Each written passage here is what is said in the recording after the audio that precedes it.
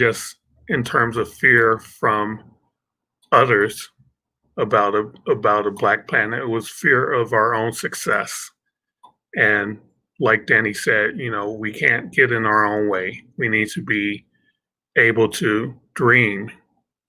Like I said, the fear of claiming a black space almost got in our own way. Um,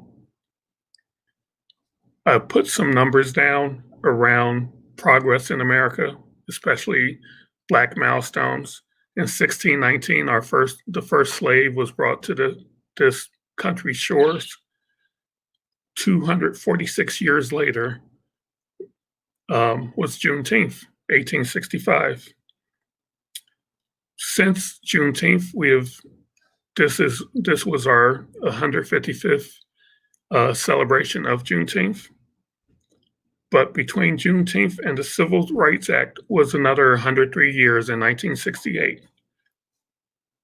Today is 52 years after the Civil Rights Act, and we're in the middle of another movement. What should we be pushing for in this movement? I suggest we should push and pressure and hound that the 13th Amendment be revised or a new amendment be made that removes that exclusion of slavery for prisoners. There are far more black men, black women, and even black children shackled in prison than there ever were slaves at the height of the slave trade. Their labor is being bought by private industries and being used for profit.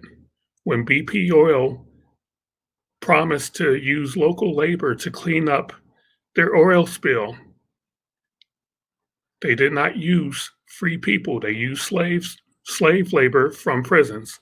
We're not going to call it prisoners because from the start of slavery in America, we've used dehumanizing terms to make slavery acceptable. They said they're savages. They said it's a white man's burden. They're bringing them to a life that is better than what they had before. All of these were lies. Now we're saying they owe a debt to society. Realize this, at the end of our justice system, there is a profit to be had. And as long as there is a financial reason, a financial benefit in our justice system, how can we say it's justice? At the very least, it's suspect, and at the top of it, it's corrupt.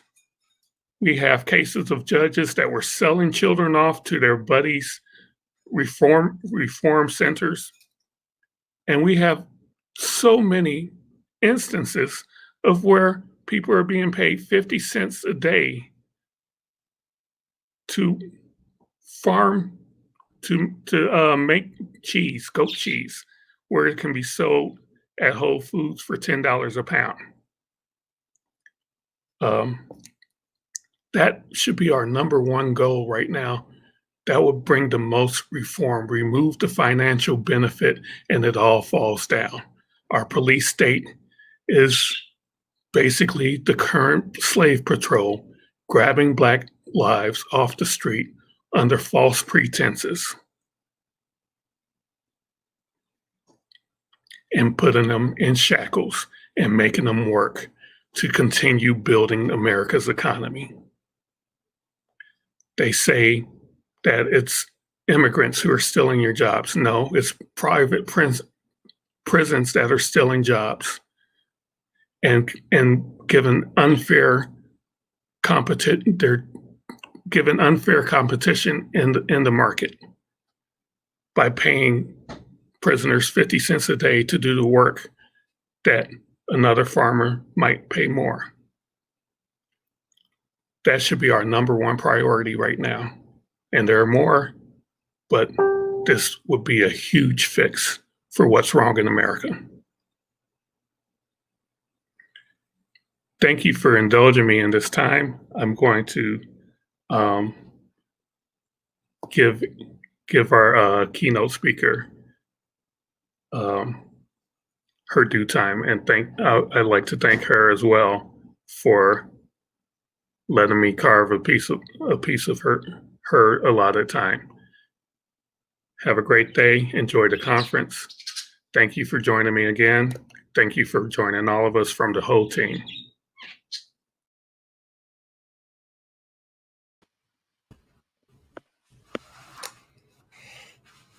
All right. Thank you, Michael, so much for sharing your thoughts and ideas. I have the privilege and honor of welcoming Angie Jones as our keynote speaker. I'm so excited about this. I have been following her work and all of her technical contributions in the community for a really long time. When I started kind of getting courage to start speaking and building blogs and content, I saw her and I was so excited to see another Black woman that looked like me, that was out there commanding audiences and just changing the world. I mean, when Angie speaks at a conference, like it sells out like Beyonce World Tour. So she is amazing. If you don't know Angie Jones, she is a senior developer advocate that specializes in test automation strategies and techniques. She shares her wealth of knowledge by speaking and teaching software conferences all over the world, as well as leading the online learning platform Test Automation University. So, without further ado, I am so excited to introduce Angie Jones as our keynote for this morning. Angie, take it away. Thank you so much. Hello, everyone. Okay, great. So imagine a scenario where you walk into your favorite department store. You've just gotten a little extra cash or bonus from work, or maybe some people have given you some Juneteenth donations. So you have some extra cash in your pocket. And you begin picking up all sorts of items in the store, and you take them back to the dressing room where you begin to try these items on. The things that you like, you go ahead and you place them in one column. The things that you don't like, you put them in another pile. And the things that are so, you're not so sure about, you put those in a third pile. Now, imagine that mirror there is actually a smart mirror.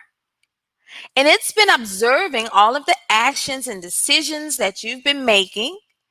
And now it's even able to recommend to you other items in the store that it's sure you'll like. Those items even have little buttons there. You can click them, and a sales clerk will bring them to you in your size. Pretty cool, right? What's really cool about this is that the technology for this exists today. So, my question to you is, how would you test this? Take a moment. Think about that. Would you even know where to begin?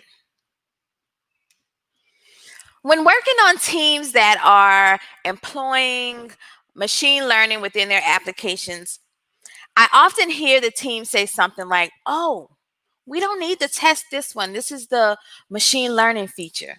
And everyone, even the testers on the team, go, "Oh, okay." And they carry on with their lives.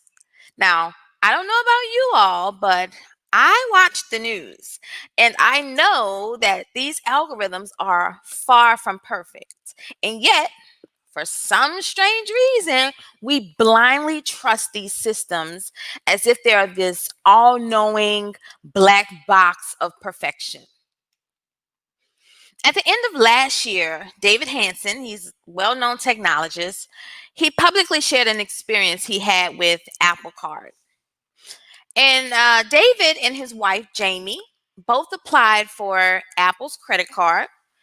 And while they were both approved, David was granted a credit limit 20 times greater than the one Jamie was granted.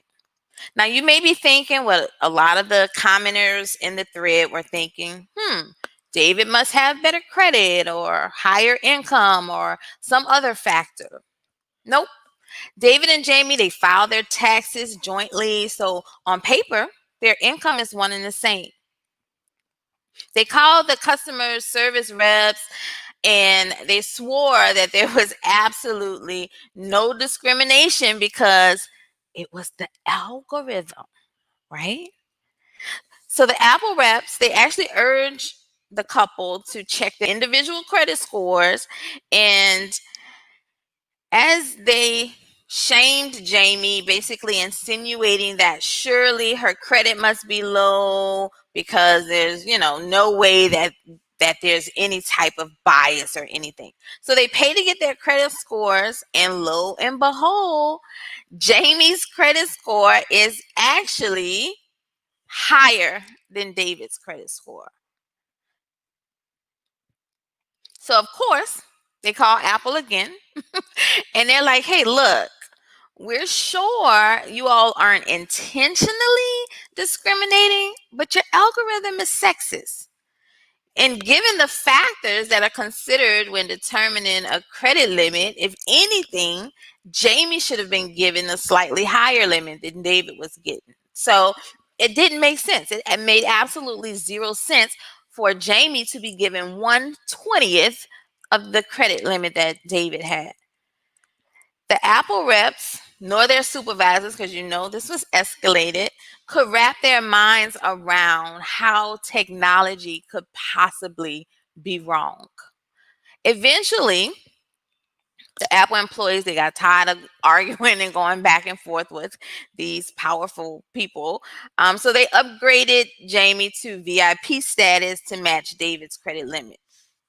So I was reading this thread. It was fascinating. And I got to wondering, how would you test this?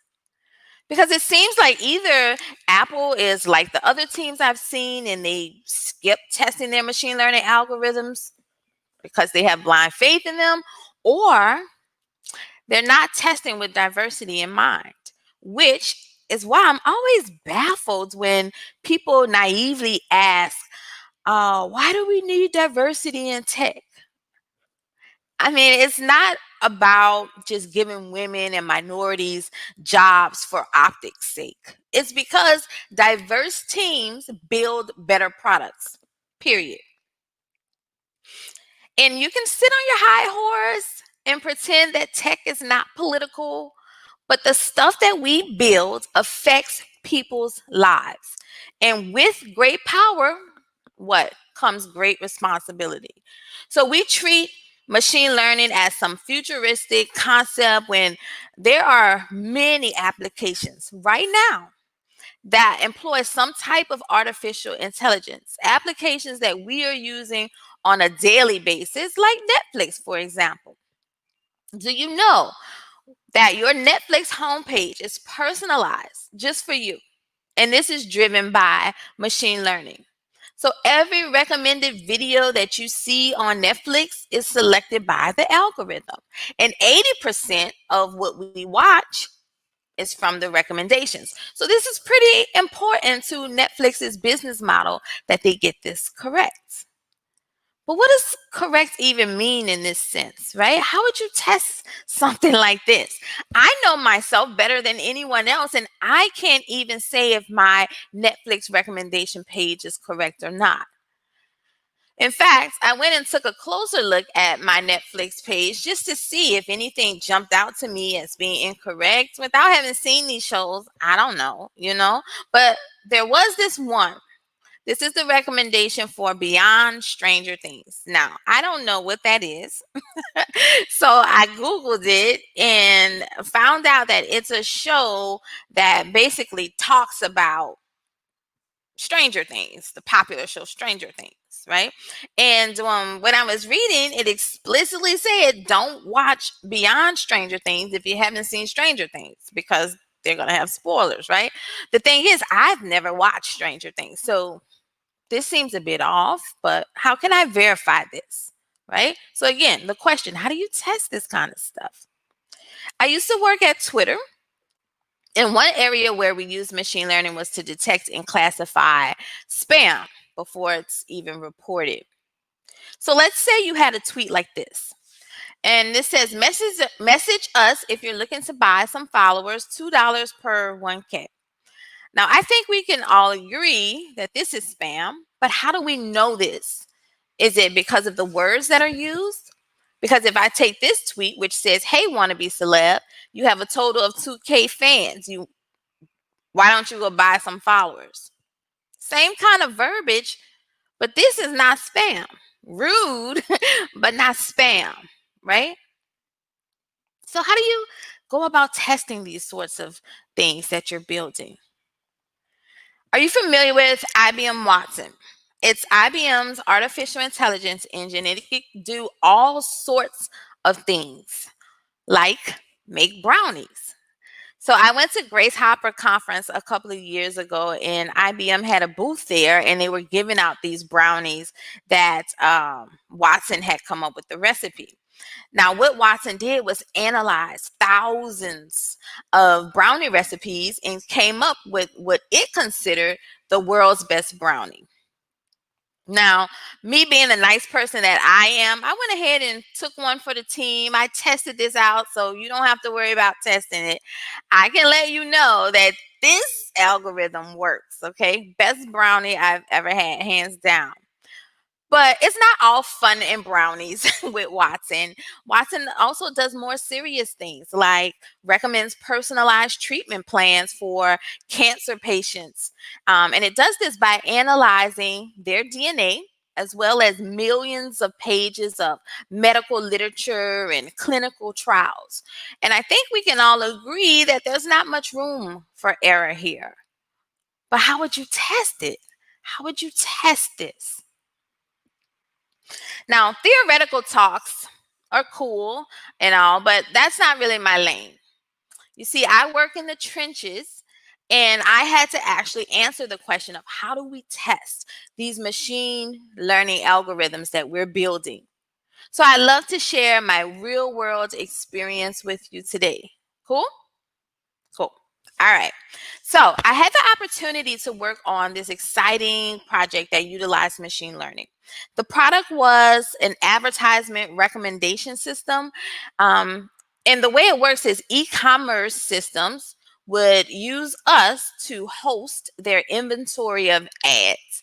And when they would engage with one of their customers, they would query our app to determine what's the best ad to show this customer in real time.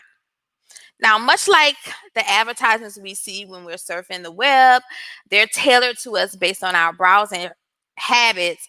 This software actually allowed the businesses to show specific product ads to their visitors based on characteristics of that person and their current context. So this type of algorithm isn't entirely new, but what gave us the advantage over the competitors was the coupling of the real-time decision making along with a learning algorithm that promised to help the businesses make better decisions or conversions over time.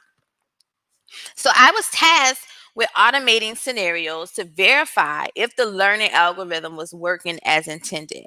And while this was exciting, it was also very scary because I had no experience with machine learning whatsoever. In fact, when I got this task was the first time I had ever even heard the term machine learning. So I had quite a bit of homework to do.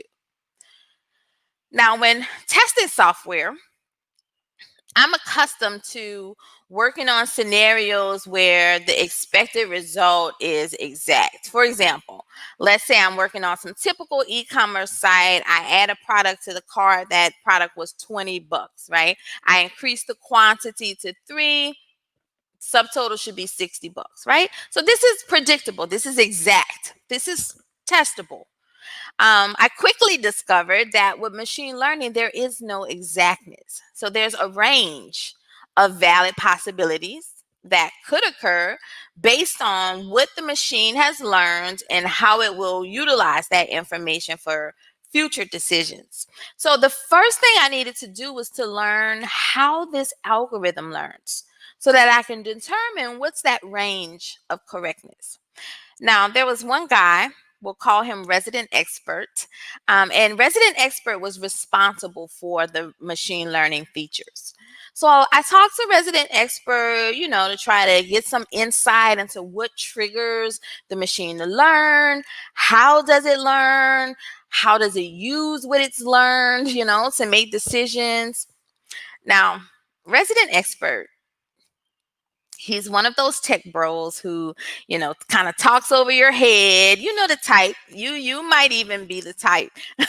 But Resident Expert, he hit me with like a bunch of jargon and mumbo jumbo that I just didn't fully understand, right? So I heard what he had to say, but then I also took a deep dive into the code, try to get some clarity on how stuff works. So I learned a few important things. I learned that when the third party e-commerce system wants to show a user an ad, they sent us an API request with information about the customer's demographics, right?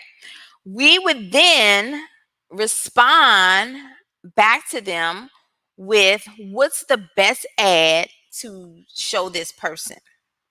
When we give them that, they present the ad, and if the user interacts with the ad and it turns into a conversion, they send us yet another API request, basically saying, here's what happened. The user bought something or they didn't, and we call this accept or reject, right? Now, before using our system, of course, the system hasn't learned anything yet, so we'll randomly just show ads to the people. And as there are more and more interactions, then our system begins to detect patterns and behaviors for certain demographics, and that's where the learning comes in, right? So one or two little interactions is not enough. Um, you need lots of interactions, thousands, maybe multiple thousands for the system to properly learn. And what our system learn is stored into what they call models. So these are like little knowledge bases, right? And it consults those knowledge bases or those models in order to make decisions. All right, so that was a lot. I learned a lot there. So I had to give the system something to learn, or in other words, train the system. So I started with this very simple scenario where I wanted the system to learn that women are more likely to buy dresses and men are more likely to buy pants. Now, remember, we need quite a bit of interactions for the system to observe the pattern. So I wrote a script that simulated API requests for 2,000 unique customers who identified as either male or female. And then I randomly generated the gender of each of these customers. So there was always like a 48 to 50% split of one customer gender versus the other. And my goal was for a vast majority of women to buy a dress after being shown the dress ad, and a vast majority of men to buy the pants after being provided with that ad. Now, I didn't limit the inventory to just the dress and the pants. Instead, I did 5 different products. So dress, pants, and then scarf, gloves, and belts. And since there were 5 ads, the chance of a woman being shown the dress ad or a man being shown the pants ad was 20%, right? That's random. And remember, the system doesn't know anything yet, so there's no models or anything just yet. To make this more realistic, I skewed the conversions a bit so that it was more like a 65% conversion rate versus 100% of women buying the dress when shown and 100% of men buying the pants. Because the last thing we need is a system that assumes that all people of a certain demographic behave the same way. Okay, so that's the math part. This essentially ended up with a pool where roughly like 1,000 customers, or 1,000 of the customers were women, and then of those women, 202 of them, which you see in that second column, 202 of them were provided with an ad for a dress, and of those 202 women, 133 actually went on to buy the dress. The rest of that column shows that a few of the women made random purchases based on the ad they were shown. So 3 or less for all the other ads.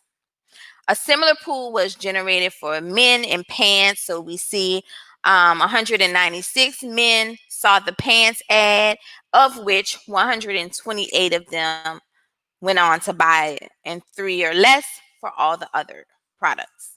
All right. Cool. So we got it all set up. We've simulated the training. So it was clear to me that the system should learn that the women are more likely to buy the dresses and the men are more likely to buy the pants. And having learned this, I expect that the system will now offer women dresses more often and offer men pants more often.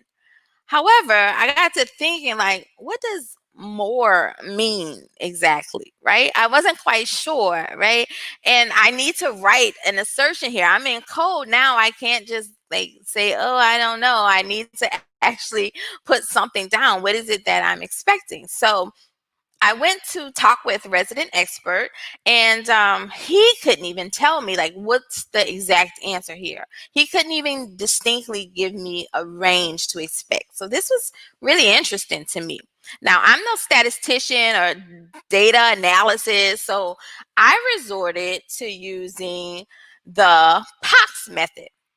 The POX method is plain old common sense.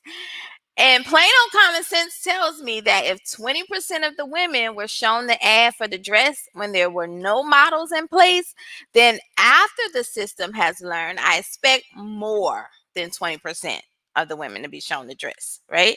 And I expect the other 4 ads to be less than 20%.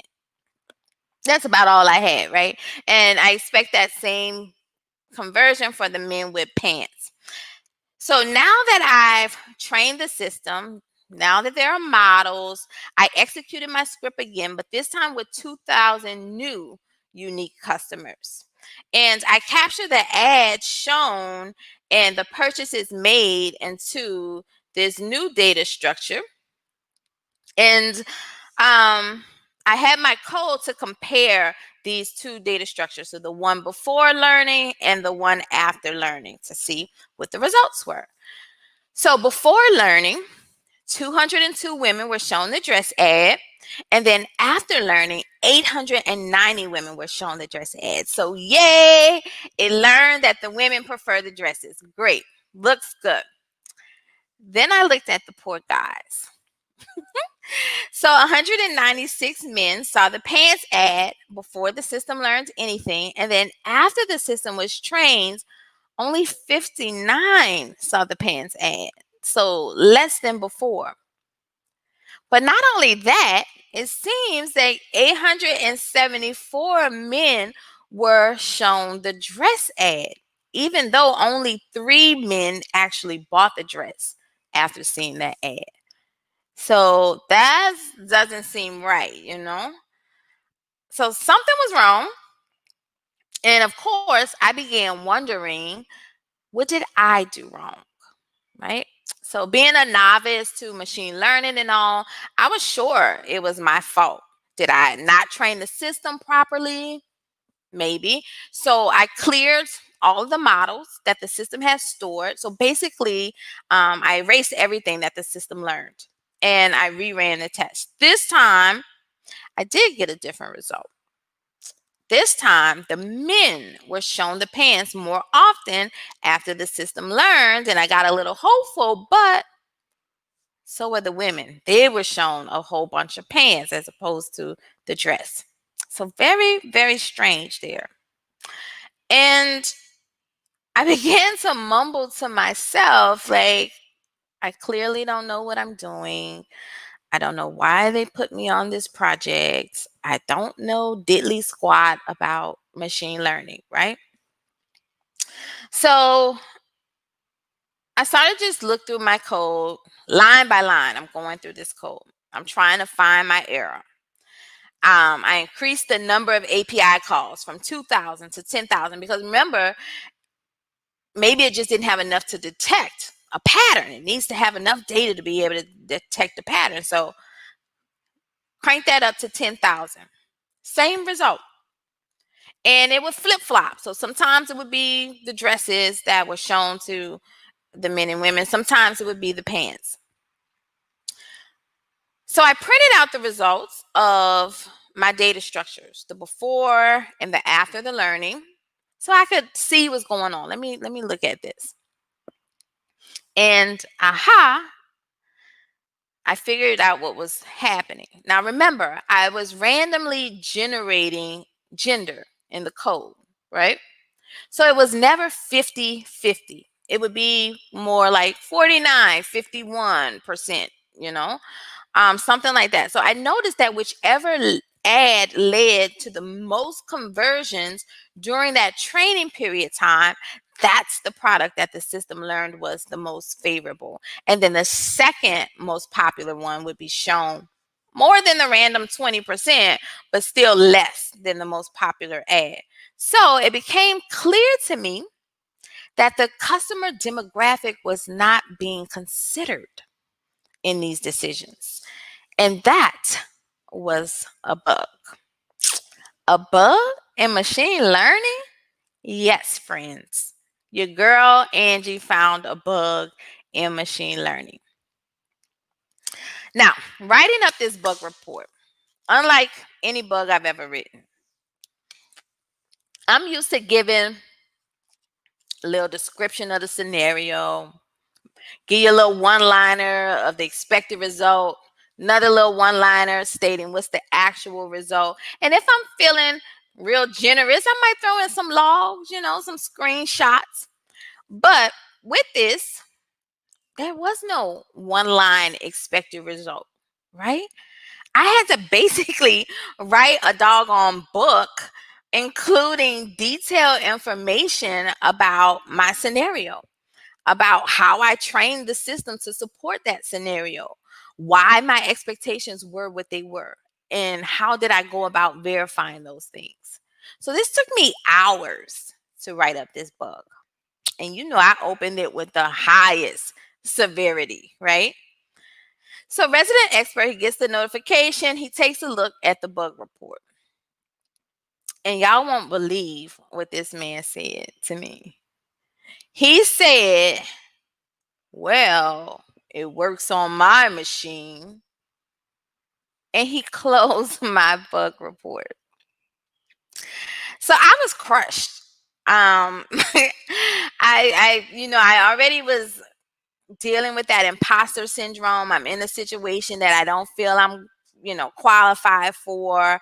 And I thought I had made sense. And I was so excited. I had found this bug in machine learning. And he said it wasn't. So, I sat with that for a few minutes and, I had to get over it. I humbled myself. I went to his desk and I said, okay, great. It's working on your machine.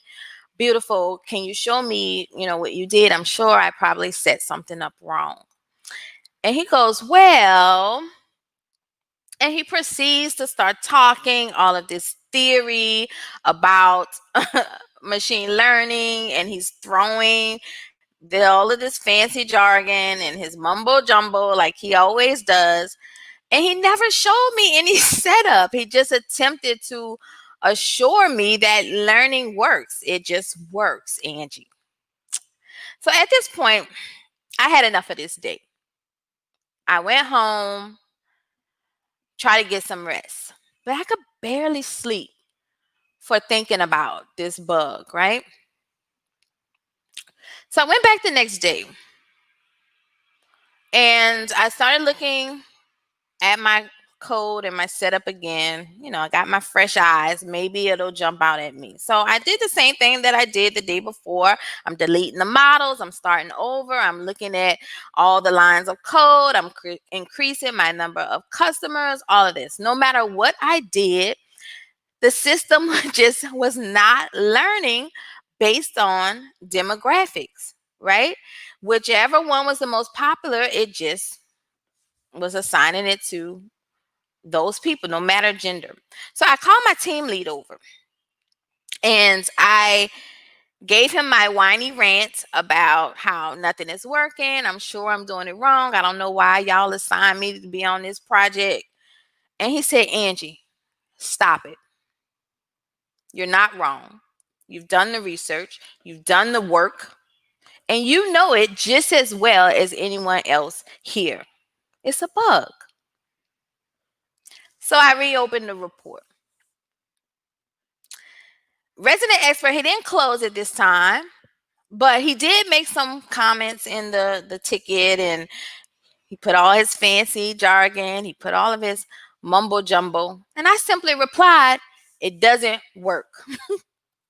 So the bug just sat there like for weeks until it became time to release the feature. Well, you can't release the feature with the highest severity bug open. So the product owner called a meeting with a resident expert and myself, and the meeting went something like this. So resident expert, he began to mesmerize the room with that fancy talk. And let me tell you, when this guy speaks, people listen.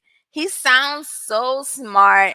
He's throwing around these fancy words and this high-tech jargon, which basically summed up to blah, blah, blah, learning works, right? And then it was time for me to plead my case. Well, I know I didn't have a shot at matching his wit when it came to this topic. So I decided to take a different approach. I said, okay, here's what's going on.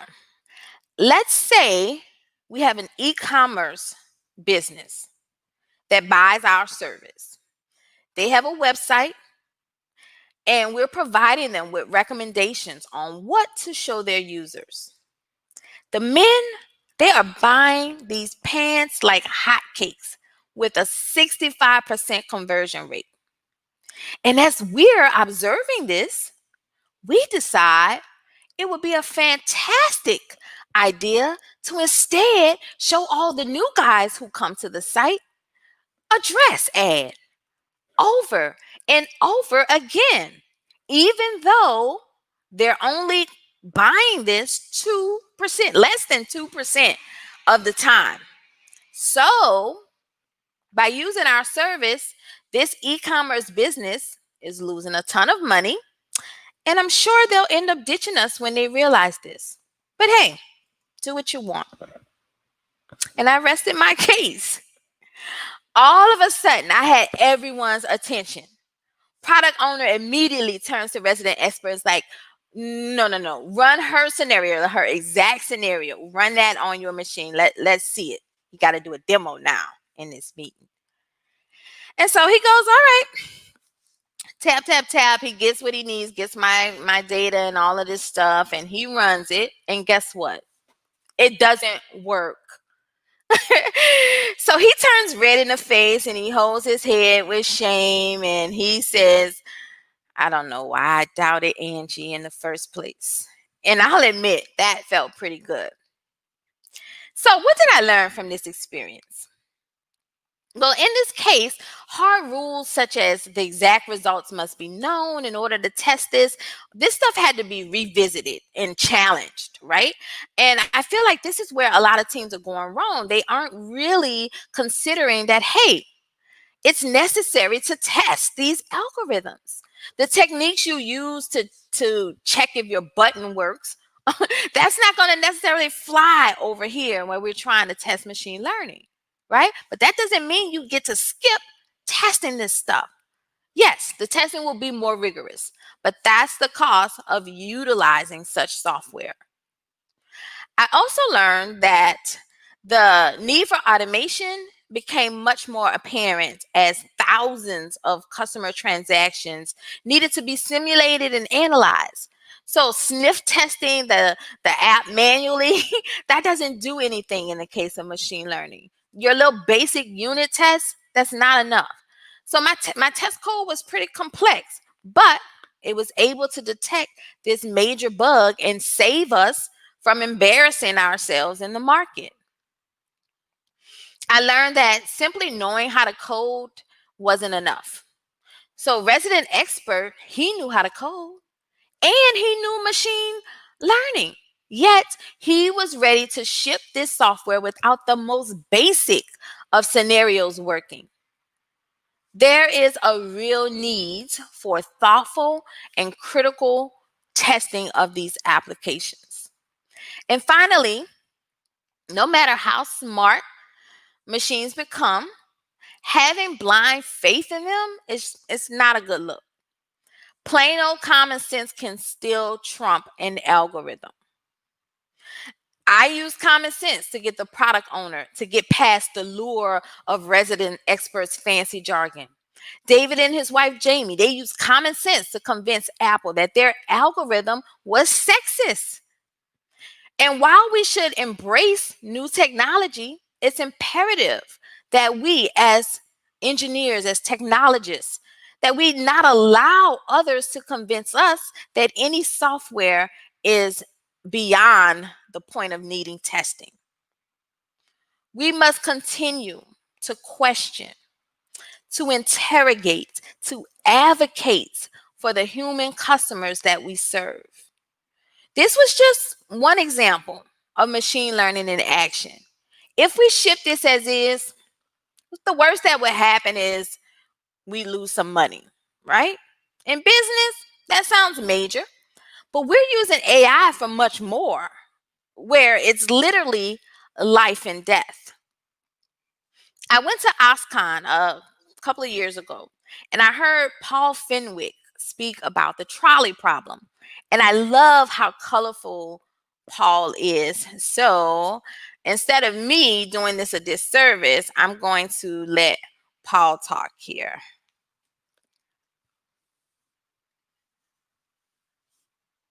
As you all know, for anyone who has read anything about autonomous vehicles or spoken about autonomous vehicles, it is required by law that if you are going to give a talk about one of these things, you have to mention this thing called the trolley problem. So I'm going to get that out of the way right at the start. So I want you to imagine that autonomous vehicles are real. And it's really interesting because 2 years ago when I gave this talk, people were like, oh yeah, they might happen, they might not. People would keep telling me that autonomous vehicles would be a long time coming. Now we're starting to see them on the actual roads. So I want you to think that forward into the future. Imagine that you have really smart autonomous vehicles and you have this situation. You have a cliff face with a single lane that's been carved out of it, and you have a car with an occupant, there are no longer any drivers, who was in that vehicle driving along the cliff face. And there's no place to swerve, there's only one single lane. And quite unexpectedly, a child runs out into the middle of the road chasing a ball and trips.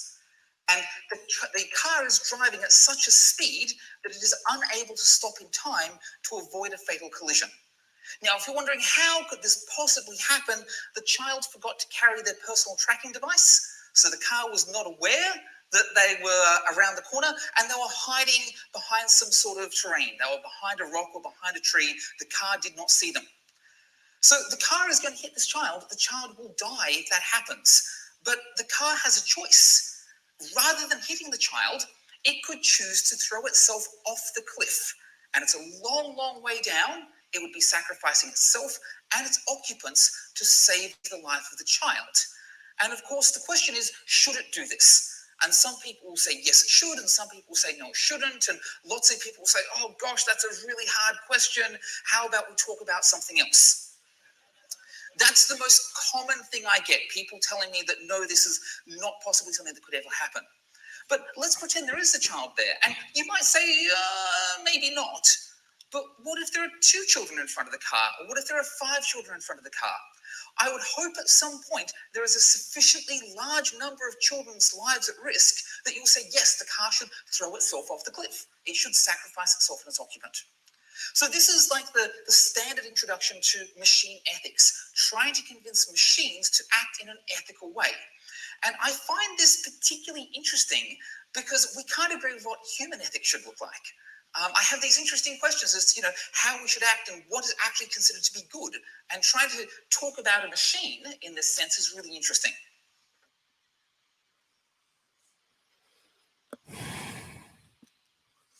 So, of course, my question is, how would you test this, right? It's not about math anymore. We have life and death here where we have to make these decisions. As much as we don't want tech to be political, we are making these powerful things that are impacting people's lives.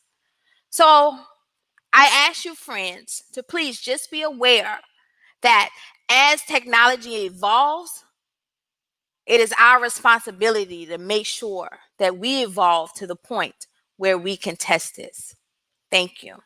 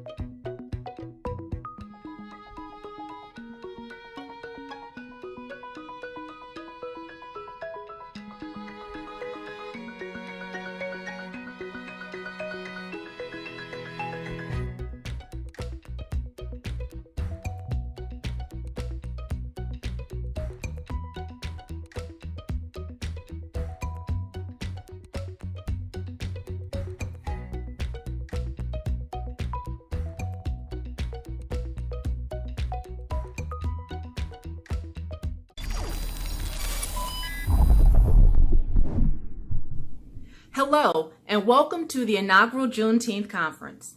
On behalf of the team that worked so diligently to bring this event to life, we'd like to thank you for joining us in this audacious dream.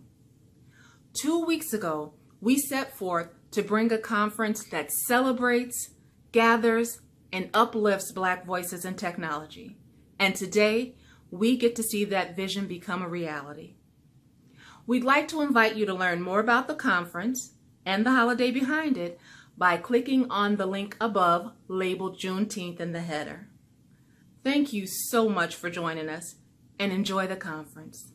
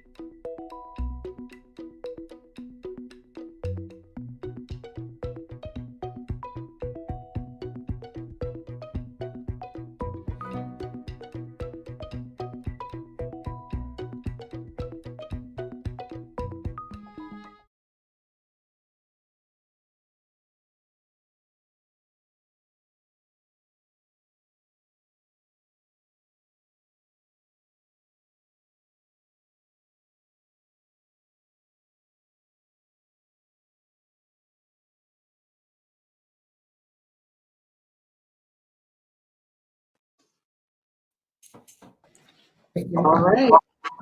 Starting twice is nice. Starting twice is nice. Okay. Hey, listen, if there were no technical glitches, this wouldn't be a technical conference. Wouldn't be a tech conference, exactly. But for those of you who are just joining us, welcome to the Juneteenth Town Hall. We're going to be discussing some current events and other things surrounding the current civil unrest, Black Lives Matter responses, and just kind of talk about what's going on, check in with folks, get some really good opinions. But first, I think before we had to start again, I was getting some feedback on how the conference is going so far. So tell us what's going on and how's it going? Oh, I'm enjoying. I'm as big a fan of all the great speakers and learning constantly. You know, we've got a lot of emphasis on why diversity matters in technology. You know, from accessibility, from new perspectives. You know, and of course, just now with the talk on AI, it's like, how do you train properly? Let's use common sense. I like the fact that her algorithm was also PLC, so it has a double edge to it. All right. That's awesome. Oh my goodness, Labrina's in the building. Awesome. Hello, Hey there. Welcome. So so before I keep going, actually, I'd like to do a round of introductions. I've full disclosure, I am across the country from most of you, which is pretty much an amazing feat in and of itself, the ability of this conference to bring folks from coast to coast together. So, I mean, that's amazing. So let's do a round of introductions so everyone knows who we are. Let's start with Labrina. Last one in, first one to introduce. Woo, okay. Well, hello, everyone. My name is Labrina Loving. I have the honor of working with Michael every day, so I'm familiar with his amazingness already. But I was a software engineer at Microsoft.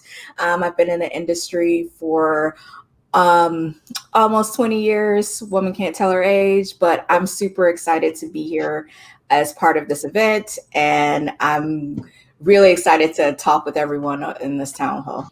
Awesome. Let's hear from Lance. Tell us about you, Lance. Yeah, absolutely. And my name is Lance Gowdy, and I'm coming to you from Dallas, Texas. Awesome. Yeah. It's not quite 100 degrees yet, but give it another 10 or 15 minutes. I was going to say. We'll be there. I've been working in technology now for over 30 years. The majority of my career has been in the nonprofit sector. I am the CEO of the Gowdy Management Group, a technology consulting company, and also the director of IT for Bishop T.D. Jakes and the Potter's House here in Dallas, Texas. Oh my goodness, that's amazing. Oh, did I let that slip? That was a bit of a humble brag, but we're gonna let it go. We're gonna let it keep on coming. I know you buried the lead on that one, Lance. That was the humble brag tip. Come out with the bam at the end. Exactly. Come out blazing, guns blazing at the end. Okay. It's an amazing opportunity. That's amazing. Been with them now for just about 20 years. Wow. Listen, we got some heavy hitters in the building. This is amazing.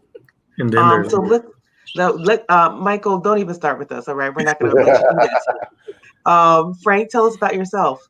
So Franklin Rosado.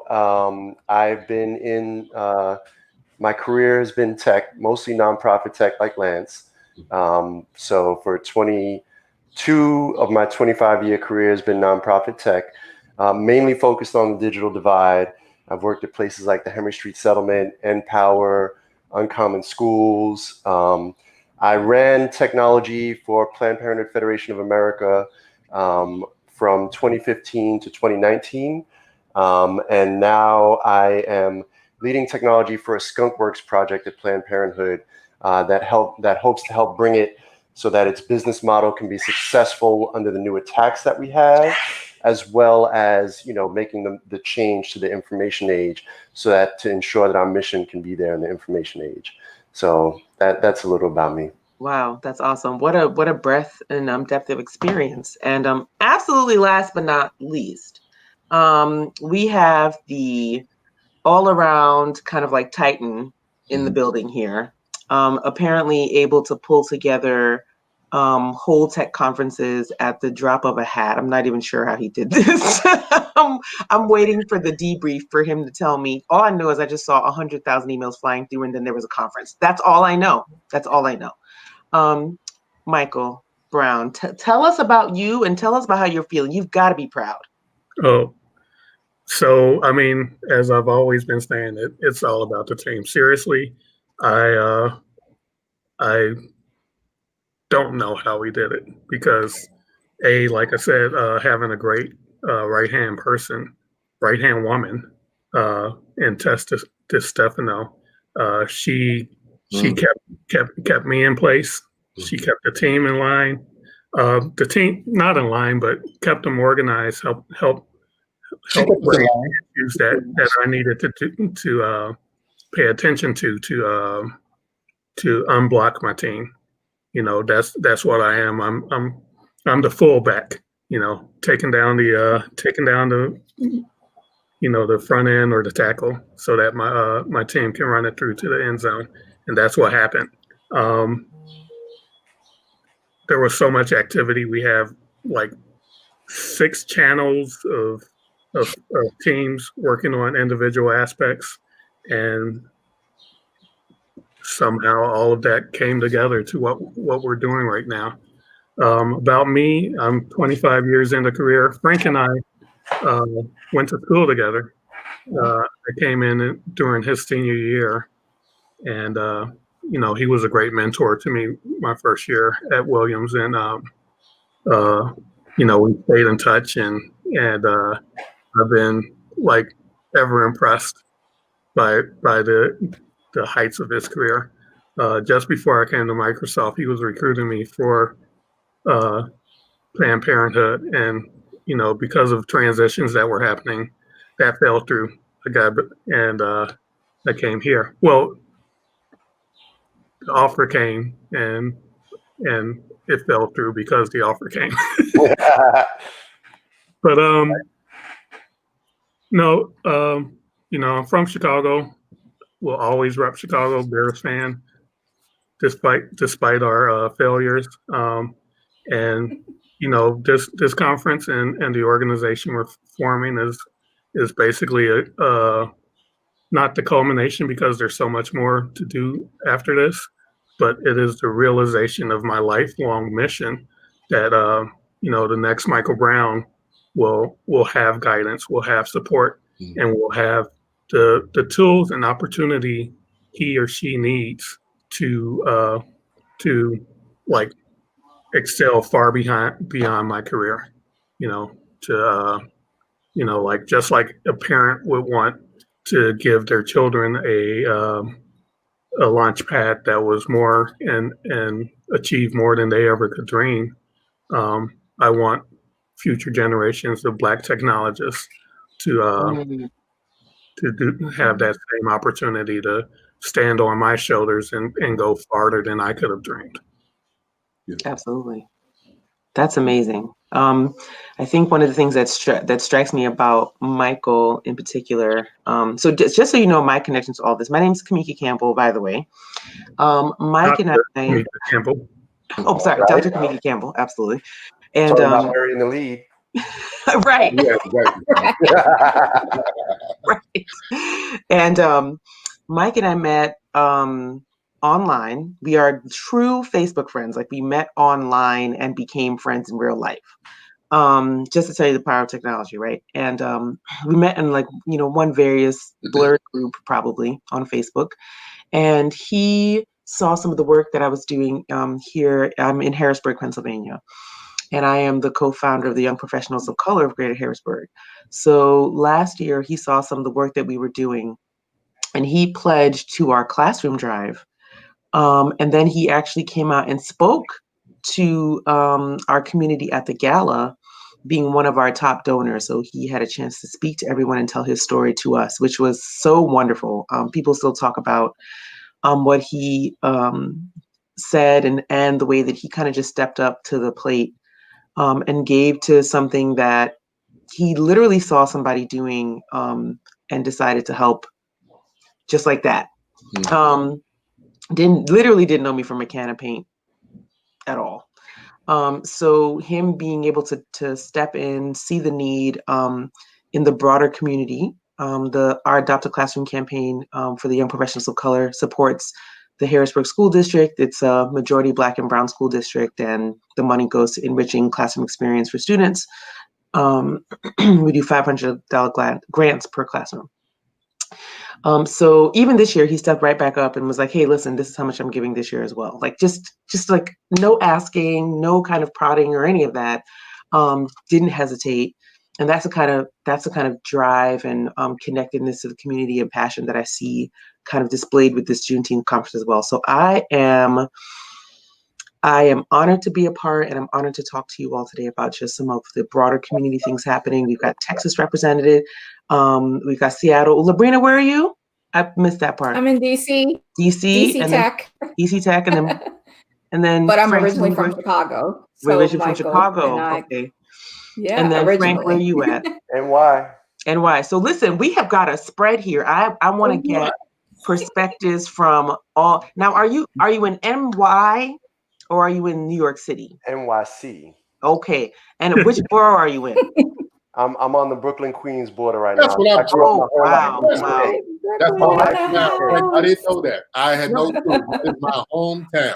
All right. Number one, just come all the way into Brooklyn. Number one, why you got to be on the border of Brooklyns and Queens? Hey. Don't do that. Don't jump on that. For those who know, Bushwick Ridgewood is where I'm at. Oh, you're in Bushwick? Okay. That's still Brooklyn. Yeah. Bushwick Ridgewood border. Right on the border. But Ridgewood is Queens. So Yep. What street are you on? I'm on Gates Ave. Okay, you're mostly in Brooklyn. It's touch and go over on Gates Avenue, but yeah, I'm sorry, I'm a Brooklyn native, Brooklyn girl. All right. But me and a couple of my friends think is people who are from Brooklyn never say they're from New York City. They always say they're from Brooklyn.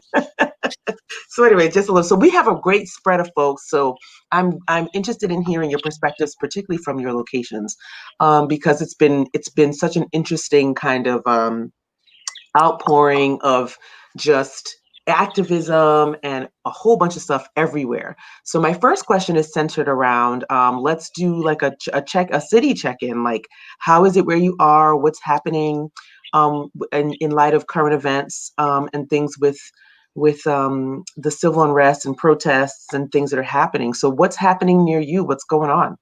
And anybody can take it. So okay, first I want to say this feels like the Black Lives Matter version of Around the Horn, right? So hopefully I don't get deduct at too many points and get silenced. I got your reference. All right. So I'll say New York is hot. Right? Mm-hmm. New York is hot. Everyone's up. You know, everyone's continue throughout. You see it big, you see it small, you see it in neighborhoods you wouldn't expect to see it in New York. New York is hot. You know, the mayor has not been handling it well, you know, and people are calling him out on it. You know, people are standing up and people are stepping up and people not taking it no more. So, you know, let's see how much this goes, but know that New York is hot and people are protesting every single day. You go to Camden Plaza, you know, you go to Grand Army Plaza over there. There's protests almost every day, crossing the Brooklyn Bridge, going to Manhattan. People are speaking up. People ain't having it right now. Wow. Yeah. Wow. Texas, it seems like we're having these waves, these rolling waves where we're hot and there's a lot of attention. Of course, the obvious protest walks and shutting down bridges and such when everything first kicked off, and then it kind of dies down a little bit. I can say that the media is definitely feeding and helping to kind of light the fire. And I know the media gets a lot of the press gets a lot of bad press at times, but this is one of those times where we really want them, to kind of keep the pressure on, because this is different. I was born in 1968, and so what's going on right now for me is extremely significant. But I don't think that we're handling it. We're not like New York and some other places around the country. But that being said, I have to consider where I am. This is Texas. And so when I came here, I didn't really know what to expect. There is a huge racial divide, but it's not. There are some places where it's not really in your face. And so confronting it seems a little more elusive at times. However, there is a shift, and we can definitely see that. But again, I think it comes in waves here. Absolutely. Wow. Okay. Thank you for that. Yeah, and so for me in DC, it's been interesting because it's not just in DC. I kind of buried the lead myself. I claim DC, but I actually live in the suburbs in Maryland. So, and I basically say I live in suburbia, USA. We got a Walmart, we got a Target, we're suburbia. And typically there's always protests going on in DC. Some are very small, but there's always. DC really has come out in DC around the White House and all of those areas. But what's been really interesting for me is to see in my neighborhood in suburbia, USA, where I live, right outside the Walmart, there's protesting there. Wow. And people from all colors, all creeds, all out together has been really, really interesting for me to see, because that kind of tells me something different, because there has been that kind of you see it here in the inner city, but you never see that in suburban. So it's been really interesting to see that. I'm excited for us to talk about what's next because it's been a cool gesture. But yeah, I think it's a good start. Yeah, awesome. And what about by you over there, Mike? What's going on?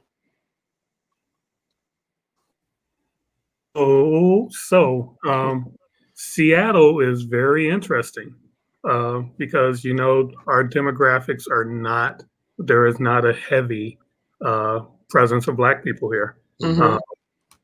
But there's some interesting things about Seattle. So Seattle is in King County, which was rededicated some decades ago, in honor of Martin Luther King. So it's Martin Luther King County. Yeah, it originally, of course, wasn't that. Right. But so there's a heavy progressive movement. I think this is where all the hippies came down to settle. And you look at what they're calling the Capitol Hill Autonomous Zone. The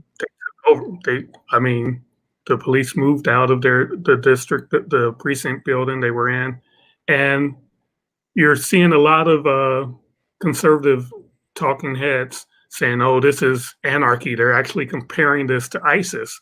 It's like ISIS is taking over the city. It's like, yeah, I don't see that. There's not exactly. There's no murder. There's a huge Black Lives Matter street painting that spreads the entire city block. And that's what's scaring people. They're like, oh, they've got these shops. They're bringing in communism. Like, you can literally go to a booth and pick up a case of water. And they're like, take a whole case. Take what you need. Take what you want. Who cares? Right. And, I think it's laying bare the myth of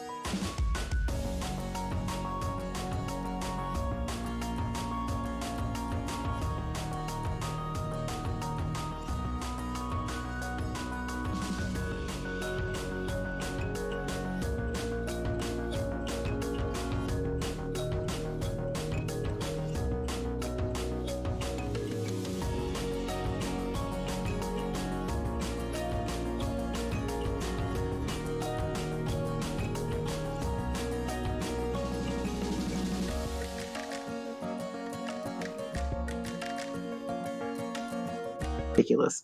But I understand that people did it.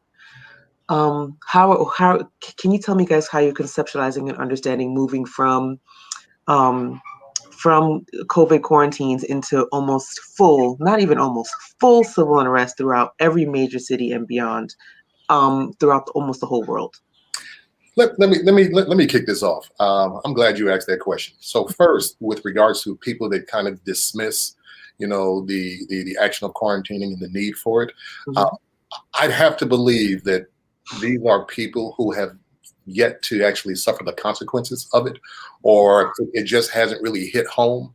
I know people that I've gone to school with. I know people in my family that have had to actually deal with it, and I'm thankful to God that in my family everyone is okay. But I lost count of the number of people in my life, one way or another, that have actually fell victim to this. I see people, and I want to get on a bandwagon here, but with the whole what's going on in Tulsa right now, is mind-boggling to me. I just really can't wrap my head around that.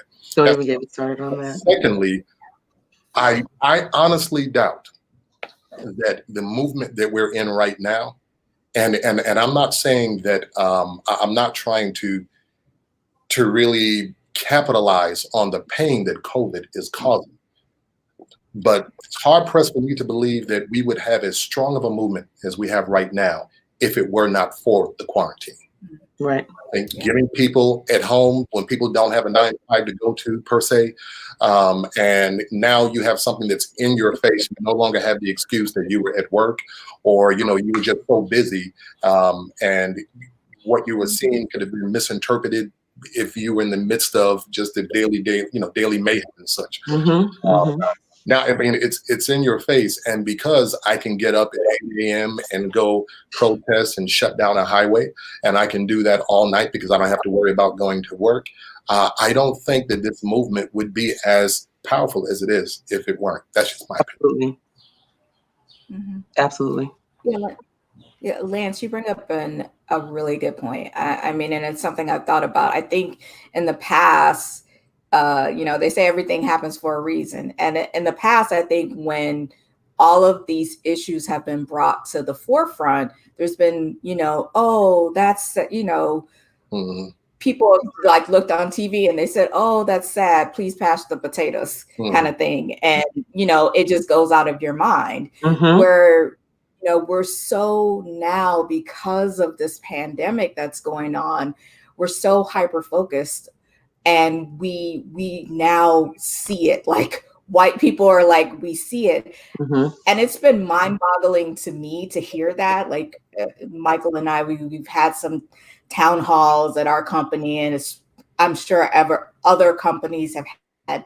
And one of the things that has been like striking, but sort of expected, is that so many people have come up to me and said, I had no idea. And I'm like, how have you not seen me this whole time? Like, I work next to you every single day. How have you not? I mean, it's offensive, but it's also exasperating. It's mind-boggling. I'm like, how have you not seen me? And I don't like. And I was saying, I think I tweeted this. I was like, like the most white privilege of white privilege things to have is to be able to live in this country and say, for the first time in 2020, I didn't see this. I didn't see this was going on. Like, it's so weird. That to be the most white privilege of white privilege things to say. Literally. Because it's literally what I face every single day of my life, in addition to coding, development, talking to customers, all the other things that I do in my 9 to 5 job.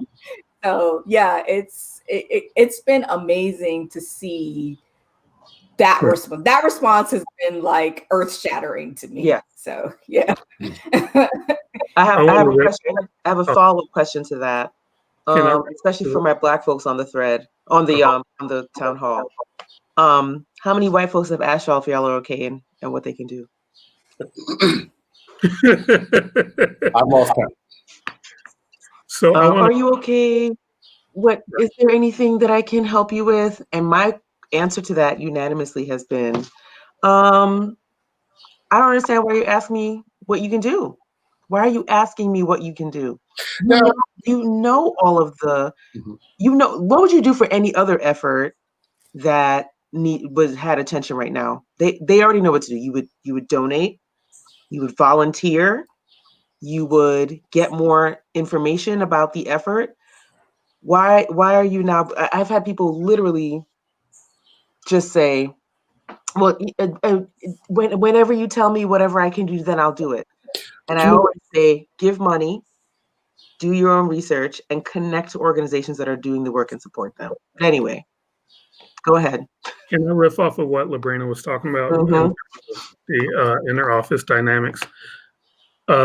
People say it's not polite to talk about politics in the office, and the problem Oh, yeah. is that this whole thing has been positioned as a political issue, and if the right to live and not be assaulted and terrorized, I just posted, it wasn't from recently, but it was like a year ago, a video of a police officer pulling someone over to give her ice cream. But if you see her reaction, she's like, no, sir. He asked, do you know why I'm pulling you over? She's like, no. And then she corrects herself and says, no, sir. You can see she's terrified. She's like, what did I do wrong? Right. And it was for a publicity stunt because they were recording it and they put it on YouTube. Even after, they didn't even notice her reaction. They didn't even notice how like a wave of relief. She wasn't laughing, but she was like, "Oh, So we're actually terrified during our reactions with police. Whenever my wife and I are driving and she notices a squad car, she like double checks that her seatbelt is on. Mhm. We know we can be pulled over for the smallest thing. So because it's political, it's been politicized when it shouldn't be. Um, you know, we all know about code switching. We all know how we have to segment our personal and professional lives. This Yeah. first hit me when Trayvon Martin was shot, and I was working at a big oil company in the in the Houston area, and there was only one other black coworker in the entire department I was working in, and I told him, I'm like, man, I feel like yelling right now. I feel so isolated, so invisible. Ralph Ellison's book, Invisible Man, like I that was me. It's like mind blowing. And that's another thing. When you say you don't see color, you're making us invisible, is what you're saying. So there was kudos to one of my teammates who said, you know what? I'm going to tell you I'm not okay. You keep everyone asking me, how are you doing? How are you doing? How are you doing? They don't want an actual answer. It's almost like a protocol. Mhm. How are you doing? Absolutely. How was your weekend? Oh, awesome. That's what they expect. If Right, you see yeah. anything else, it's like a hope because it's mostly asked in passing. You don't want to know how I'm doing. It's just a greeting. Just say hello. Move it on. Yeah. Right.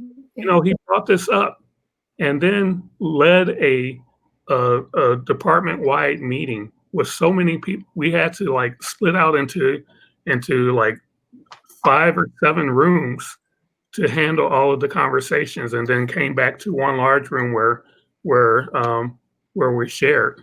And it was so refreshing to have that happen, because he was stressed out about this situation, and he was angry that he couldn't talk about it. And now, like all around the company, these conversations are happening, and Mhm.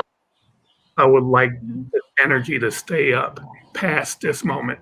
Absolutely. So the other manifestation of that is insecurities visiting violence upon us in a time when violence has already been visited upon us, right? Mhm. So, people feel like, oh, how are you doing? I'm a good ally, right? This, that, and the other. you know, there's already violence on our community, right? We get this, and then instead of, you know, two things I want to point out here. One, intentionality is really, really important, right? Mhm. So a lot of times, you know, I've heard, you know, we brought up the fact a lot of white folks are involved in this now, and you know, they're asking us, you know, how y'all doing? You know, what can I be doing? This, that, and the other. There's the intentionality portion of it, which is really important, right? People are saying like it's up to white folks now. We have to be extremely intentional with our language and what we're doing, right? Think Angela Davis, think of Franz Fanon, think of that sort of mentality when we're going into this, right? It's not up to white folks to fix this. It is on white folks to fix this, right? This stems from what was created since the inception of this nation. People just coming into this for the first time, you know, they are not only just trying to figure it out, but they're revisiting additional violence on the community that they're trying to help without understanding it. And that message very much needs to get out. People need to understand that. And the other thing that I want to bring up, what you talked about, of the transition from coronavirus and pandemic lockdown into civil unrest, the soul of a nation is indicated by what it invests in and how it treats its people. And when you think about how well prepared was our medical infrastructure for coronavirus, when you see doctors and nurses putting on garbage bags, when you see the social determinants of health and what that meant for the African American, Latino, and Native American communities in the United States and what that impact was. And then when you look at the social unrest and you look at militarized police departments, well-funded militarized police departments, fully decked out with face masks, fully decked out with full armor gear and everything. And you realize how, you know, when we talk about defunding the police, just look at that picture. Look at how you're treating your citizens who are speaking up with militarized police, well-funded, armored, well-prepared, militarized police. And when you talk about doctors who are trying to serve our folks, who are trying to save our people, who are trying to do something, and they're wearing hefty garbage bags, that just speaks for itself. Absolutely. And this is a very good point that you're bringing up, because folks have been not in any time in history. People have been talking about defund the police for years, for a generation. And not in any point in that history has the movement been more popular than it is right now. And that is because folks, I think, can rally around the fact, finally, that police, number one, if you look at the org chart of any state, who's at the top of the org chart? The citizens, right? And it's the citizens who drive funding for all of these efforts. So when they're buying riot gear, they're buying riot gear with the tax dollars and the other monies that come straight out of citizens' pockets. Straight. Well, we had money left over in our budget, so we did ABC. We should be starting and the defund the police movement is ever present where I'm at, as well as I'm sure, you know, for some of the rest of us. But we should be absolutely starting to demand accountability, if we haven't already, to where their monies are going when they say they have a surplus, where their monies are going when they say that they can switch routes and reroute money into certain things because of whatever mechanisms are in place right now to allow them to do that, and start, you know, really clamping down on the fact and that it is the money of the citizens that they're taking to terrorize citizens. This is a very important thing that I think our citizens are not understanding. These folks, not only are they not above the law, but they're not above the citizens on the org chart of any state or any city, right? They're not above the citizens. They are at the bottom because they are servants. So kind of rectifying that picture and starting to help folks understand that, I think, is really important, to understanding more what it means to defund the police, right? Because I'm sure, as all of you know, and this is the next, it was a question as he's talking, what is your understanding of defund the police, and how do you think the next phase of the movement should look if we're actually serious about what we mean when we say defund the police? So how do you understand it, and what should the next steps of that movement be? Okay, I'm going to jump in on this one.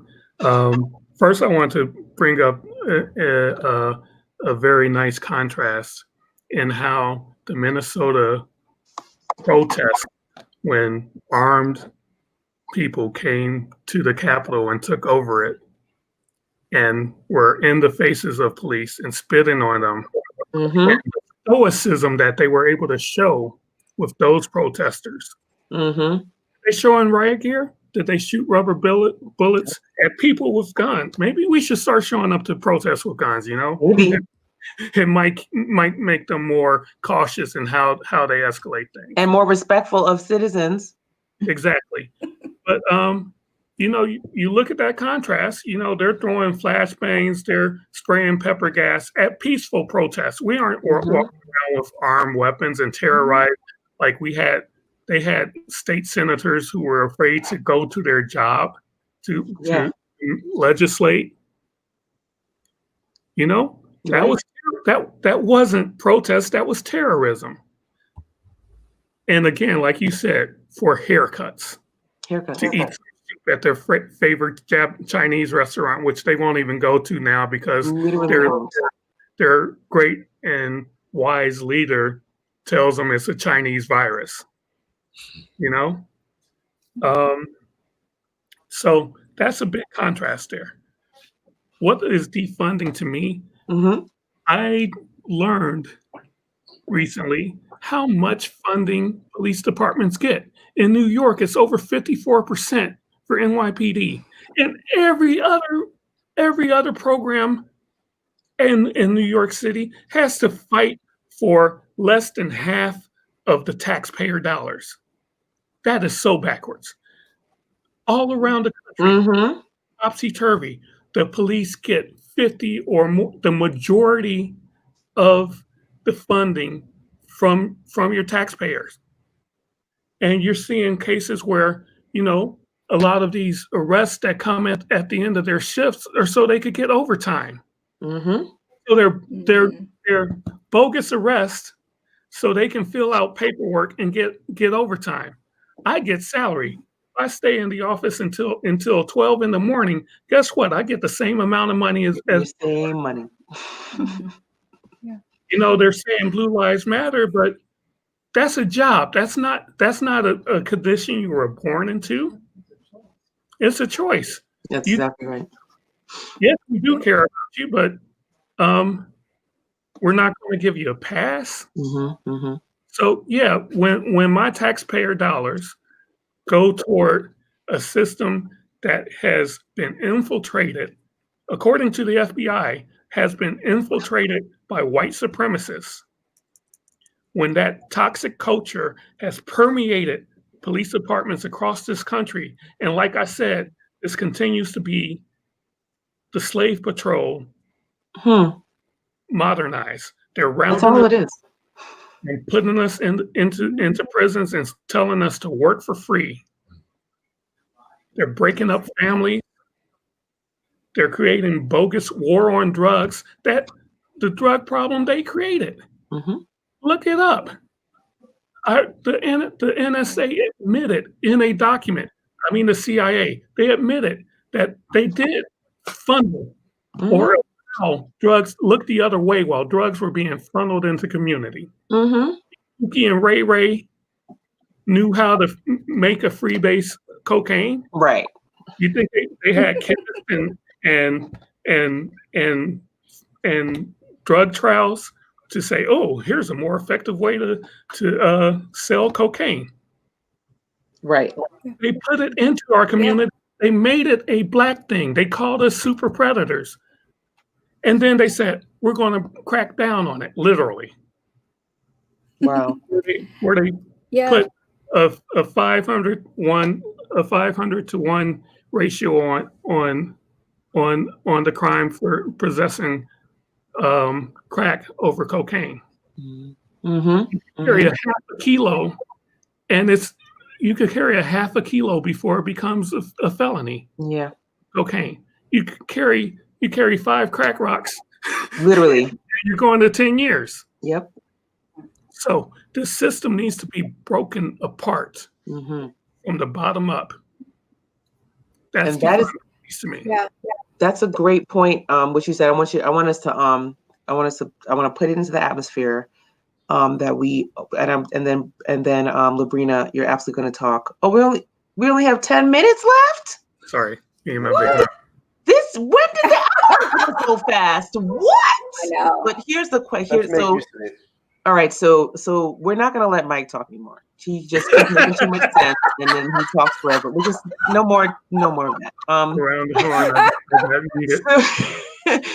horn. No, but he did raise some great points, and the point that I want to try to get us to is this idea of abolition versus reform, right? So a lot of folks are talking about abolishing certain systems, abolishing capitalism, abolishing modern day law enforcement, which, as Michael brought up a very good point, is literally not even a derivative, it's a direct result of slave patrols, right? Modern day law enforcement is that. Folks don't like, oh no, it's not the same, community policing and sensitivity and blah, blah. No, when the community policing can literally go out the window at any moment when dealing with people in the community, then it's not as upfront a concept as people keep saying. But anyway, I want us to talk about what it means and Labrina, I'm going to put this one on you. What does abolition mean to you, and what does reform mean to you? And how do you see those concepts playing out in the current times that we're in? Yeah, so it's really interesting for me to, when we talk about all these concepts around defunding the police and, and people are like, oh no, like people that, there are people that are like, oh no, but now I won't feel safe if we've defunded the police and we won't. But it's sort of like, you got to figure out, how did we get to, I'm a software programmer, so I gotta get to root cause. So it's not the now this is the civil unrest. Like, let's not we need to get to what caused the civil unrest, and let's fund those things that cause it. It's lack of education. It's lack to access to equity. It's lack of access to health care. All of those things is what is the cause of civil unrest. We're looking at the results and trying to put Band-Aid after Band-Aid, more policing, more this on it. Let's go back to the basics and figure out how do we resolve that. And as a technologist, I'm always going to put it in technical terms. So one of the things that was really harrowing for me, as I work with, I work a lot with state and local government organizations to help build technology systems for them. And one of the things that has always been really striking for me, I get to go up, talk to all these executives and go to the whiteboard and show them all these cool systems that we can build with tech. So if I go to but the thing that's interesting is there's no funding for technology we're seeing it today, right? It was so funny to me. All the unemployment systems are running on 50-year-old software. Because there's no funding for those systems. And again, all my colleagues are naively like, why are these systems running on, why is unemployment benefits running on 50-year-old software? And it's like, well, because they don't have any money. But you see the police officers, they have state-of-the-art equipment, state-of-the-art technology. I mean, it was heartbreaking for me because I worked with some really awesome organizations in certain states that had some really creative and amazing ideas around foster care, how to support youth in foster care, how to support all of the mental issues that plague so many people. And I was like, awesome, like we're on board, like here's how we could do the solution. And they told me, they're like, Sabrina, we can't get funding for that. Like we're lucky if we could get we could get a desktop underneath somebody's desk to run something. And I'm like, how can we move forward if all of these other systems are broken? And so for me, it's all about the defund the police and the abolition versus reform, about getting our infrastructure, the ecosystem that produces these results in place versus let's put more people in jail as they disrupt the system. Like like someone always said to me, it's like everyone always like sees like the person who's screaming in anger, and they're like, oh, why is that person screaming in anger? But nobody asks, how did that person, like, we got to shut this person up for screaming, but no one ever asks how that person got to that point. And so so for me, it's like we got to walk back and say, how did we get to this point? Absolutely. That's tone policing, right? It's absolutely it's right. Angry at what you're saying, the way you're saying it, and totally going to ignore the message that is very valid because you're not saying it nice enough. Oh, absolutely. So we have 3 minutes, and I want to throw out one last piece to you. And I want you guys to be expeditious in your answers. Okay. So everybody can get a turn, and we're going to start with the two who haven't spoken in a while. But tell me what, how you see the role of technology, any part of the tech world, advancing the fight in racial equity and advancing the platform of things like organizations like Black Lives Matter, and how you see things going forward from those aspects, from a tech, aspect. Frank, you want to? Oh, well, I'd like to start it. Well, let me say this. I think I don't think, but I know for so long we've been playing catch up. And we've been dealing with kind of hand-me-downs. And God bless Sister Parks. I'm grateful that we no longer sit in the back of the bus, but we're still at the back of the line, right? And so by the time you get to the front of the line, those resources are gone and they're spent and so on.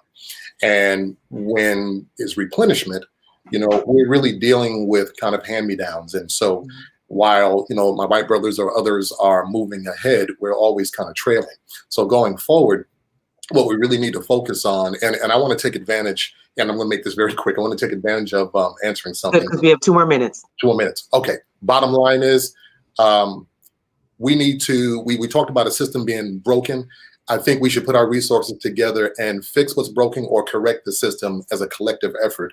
And then when white people ask us, what can we do? Take advantage of the opportunity and give answers. Okay. We need solutions.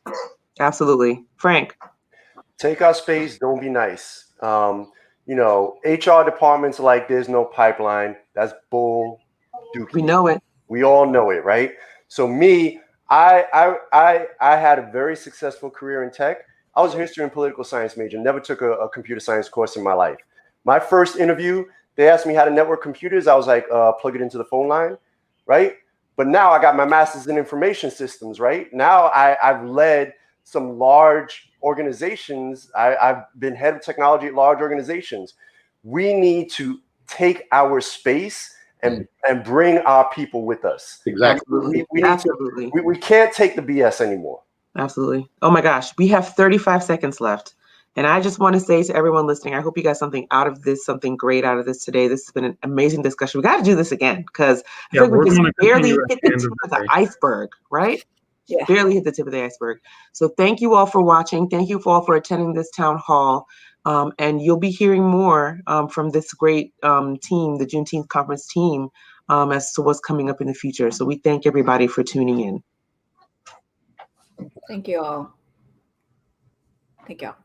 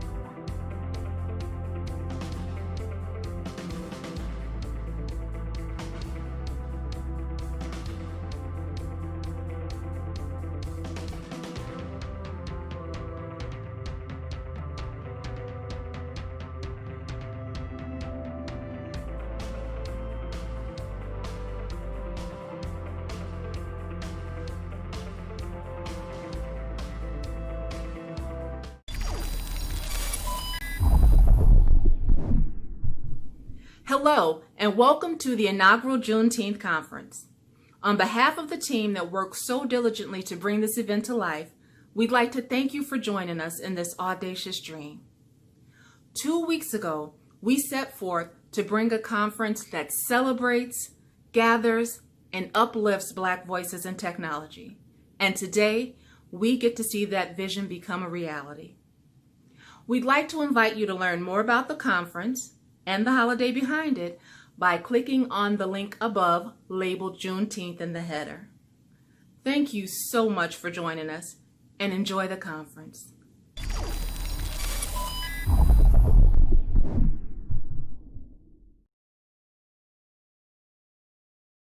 Everyone, welcome to day 2 of the Juneteenth conference. Thank you all so much for spending your weekends with us. We really appreciate it. I definitely want to say, again, like I said, I really appreciate everyone spending your time with us. Even after this conference is over, let's make sure we keep the conversation going. Make sure you follow the presenters. Make sure you, follow up with the organizers and stuff so we could keep all this positive energy and conversation going on. Now, this is track 2. And right now we're going to have a speaker of ours, Dawood Idris. He's going to come on and talk to us about the future of tech and how people could keep in touch as it evolves. So I'm going to fade to the back a little bit, and I'm going to let him take over. And for the next hour or so, he's going to talk to us a little bit about his topic. So I'll let you have it. Awesome. Thank you so much, Cecil, for having me. And thanks to everyone who has supported this since yesterday. It's been amazing. And I hope we get to take a lot away. So this talk is actually on the future of technology and how to keep in touch whilst it evolves. This is an essential topic, but let me just take it step by step so that you can just get the gist of what I'm trying to communicate to you. So as tech evolves, 2 years of my career was wasted. I felt bitter, anger, deceived, and tech not being a thing for me. I was trying, I learned, I overlearned, I'll put it, because I went through a series of C#, series of C++, C, Java, and Co. And I was told tech was the place for everyone. I was told that tech was the land of opportunity while living in my country. I don't need to go to anywhere. And I was told that tech would be the thing that would really, get me to my dream job, right? And I felt it was a lie. It was not as they said. So I felt I was deceived at a point because, investing 2 years of my career into learning a lot of, languages from here, from one point to another, and not being able to develop something was like, I felt very deceived, right? And I pointed fingers to the institution that trained me, right? I pointed fingers to that institution that gave me the fundamentals of programming, right? In 2014, I was new to programming, right? So I was trained, and I felt like they gave me knowledge which I wasn't supposed to have. They could have given me simple things. That's how I felt, right? So I blamed the institution that trained me. And I wanted to give up, honestly. At a point, I just felt like it's enough. I mean, wasting 1 year, 2 years, I was doing fun stuff, but it wasn't about fun. I wanted to build something productive for the world, right? I wanted to change. I heard I could change the world with tech, so I wanted to change it. But I knew I still hadn't achieved more, so I kept striving. And I knew that giving up was not an option anymore because, like, wasting 2 years, there was like no point of turning back, right? So giving back was not an option. And I was just, lucky to have met my savior. I had a friend who said, stop everything. Stop learning everything you are learning right now, Dawood. Let's start afresh, right? And that was a refreshing moment for me. That was like so much power for me, right? And this friend name is called Cathy France. Okay, so Cathy, we met in 2016. Cathy was studying in a university in Russia, and he was studying aerospace engineering. And in 2015, Cathy said that around 2015, he had never heard of programming, or he had never been introduced to programming. Let's keep it that way. So when he got to Russia, he was from Cameroon. So when he got to Russia, he tried, he studied, a lot. And once in Russia, he felt, lonely, right? So loneliness led him to be curious, search on the internet for, informations. And he came across programming, and then he came across some links. He clicked on them, and then he found, golden, opportunity, golden resource, which was Laracast. So Laracast is actually a website, laracast.com. Just key it into your browser, and it's managed by Jeffrey Way. Jeffrey Way is a PHP, is a software engineer, I think web developer, so to say, and he is well vested in PHP, Node.js, and all the stuff. So Kati was lucky to find this golden opportunity. The very year that he went online and searched for it, he was able to get a link that could lead him to learn whatever he wanted to learn. That was 2015, right? And by 2016, when I met Kati was building applications like Facebook clone, YouTube clone, this kind of stuff, and it was amazing, right? And when I heard Kati telling me that I had never heard of programming in 2015. I was like, wow. So you mean you just took that like 1 year to be able to do all this stuff? He said, yes. And I was like, okay, so it means I never met, the right resources. Maybe that is why. So Kati introduced me to Laracast. So I stopped learning for 4 months. I didn't go to any of the languages I used to do, the Visual Basic.net, all the languages I used to do, I stopped, okay? And I followed the rules of Kati. So I registered, took a course, took foundation to PHP. I was doing PHP, but I wasn't doing object-oriented PHP. But when I went to Laracast, there was object-oriented PHP there, right? So I took a course on that, and that even opened, my mind to understand what exactly object-oriented is about, right? So I followed it for like 4 months. And after that, I knew, okay, Dawood, now I am whom I wanted to be. Like, I'm on a path now. I'm on the right path. So I was lucky to have found, Kati, and Kati was, my savior. Now, the point is, what are you up to, right? It's not about me. It's the story. I'm relating the story so that you could pick something from it. But the point is, what can you also, take away from my, lessons that I learned? Over 2 years of wasting time to learn many languages which weren't making sense to me. I was just, learning. And the fun thing is that, when you're learning coding, you just keep doing this calculator stuff. And then they are fun. You're making progress, but that is not essentially what you are supposed to do, right? You're supposed to build something that could potentially have, a change on someone, at least one person's life, right? So let me just zoom in a bit and then show you this, all right? So in here, I'm just going to take this as an example. I have how to become a backend developer. I'm a backend developer, so I would go with this path, okay? So imagine that you are a backend developer. Let me just zoom out, give a credit to this guy, okay? Oops. Okay, I'm not able to go back. Just a minute. Zoom back again. Okay, cool. So I went through online to find guidance, right? Because I wanted to give you the best. So I went online, did some Bing search, and then I came across this article written by this guy here we never met before, and I was like, okay, this is exactly what I learned, right, to become who I am today, right? So essentially sharing that with you would really be of help. So let's just zoom in again so that you could see it clear. Okay, let me zoom again. Okay, so pick it up right from here.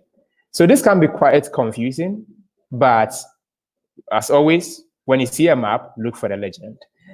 So personal recommendation, possibilities, and pick any. You can see, so the yellow talks about the personal recommendation from the guy, which I think I actually agree with, this path that he drew for how to become a back-end developer or how to become a web developer in 2017. That's what he said.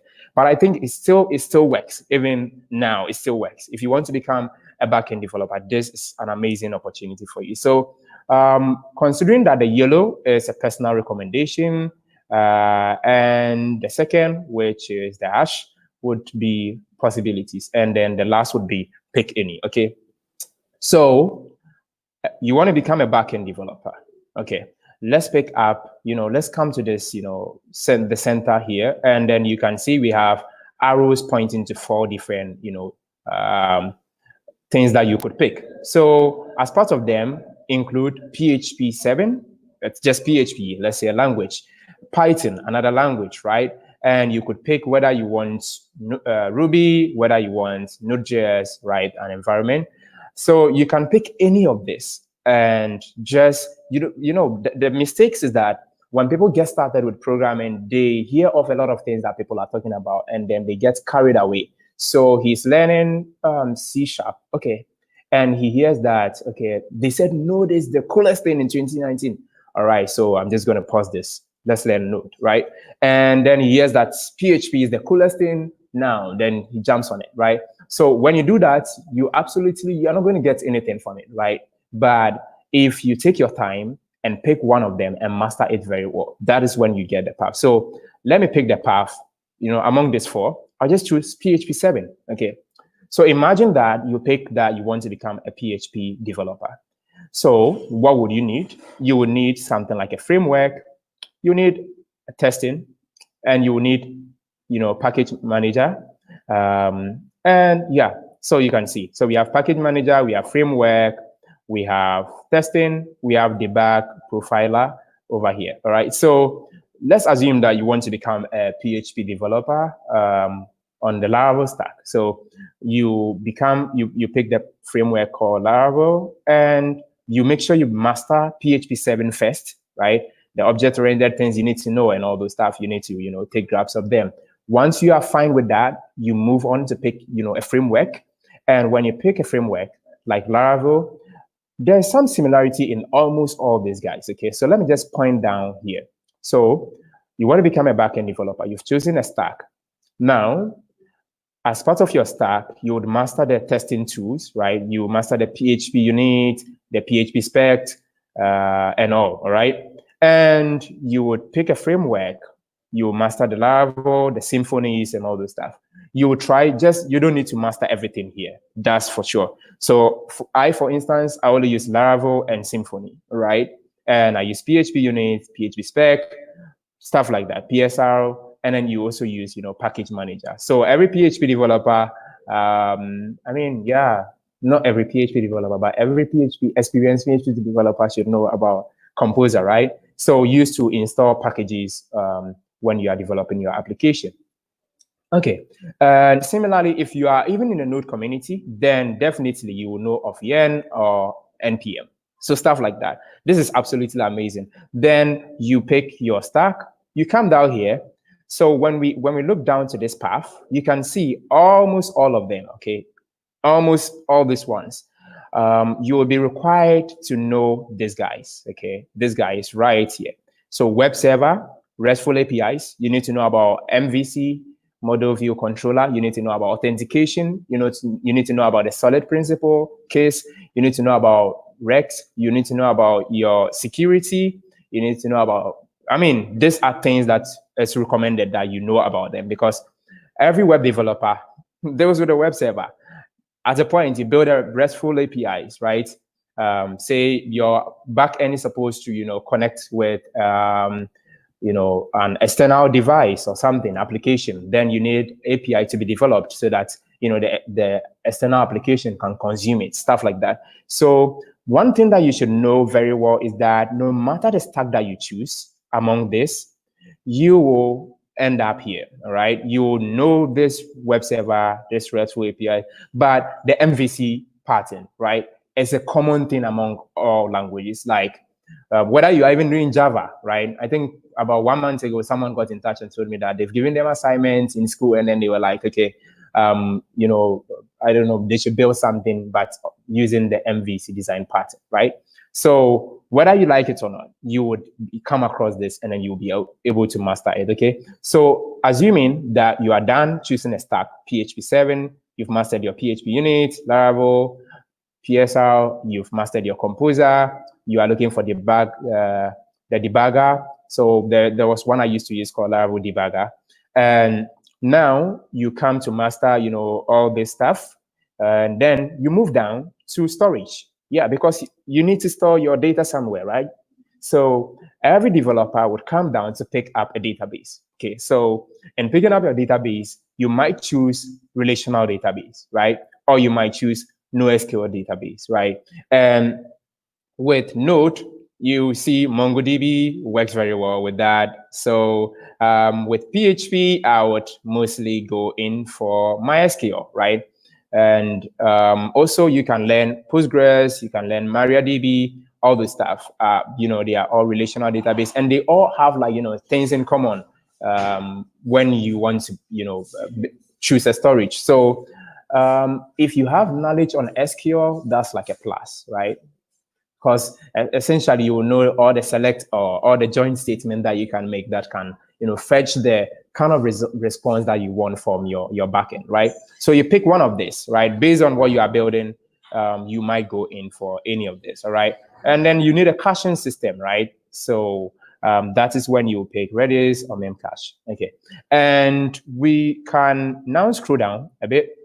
You can see the next path is that I just moved on to here and up your game, right? If you want to grow further, then you can come down here.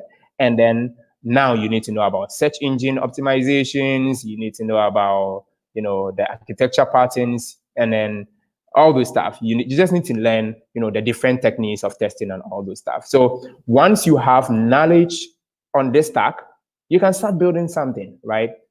A lot of people are facing problems because they just don't know this, and they keep studying and studying and studying, and they go nowhere, right? Now, because I'm good at PHP, I'm good at Laravel, I've built applications like ecofeed.com and entervarsity.com and all this stuff. I'm able to, jump to any of this. I can jump to any of this, right? So, for example, right now I'm studying Node.js, and as part of my Node.js stack, probably doing some Express and also some NPM. Yeah, that's for sure. And I mean, any of this that you might choose as your testing environment, you can also, master those stack. So you see, after all, it is not difficult at all. It is just about you picking one, right? And then just like I was doing in my Laravel, my PHP stack, I had Composer. If I go to Node.js, I'll search for a package manager as well, and then pick, the package manager. If I go to .NET, then I'll probably be searching for another package manager, right? NuGet package or something. I mean, there's just some similarities among them. Just master one, master it very well, build projects in it, and then you are able to move to, your next level of, choosing any other thing, right? And once, you understand any of this, like you understand the object-oriented concepts, your Java and everything will now make sense even to you, right?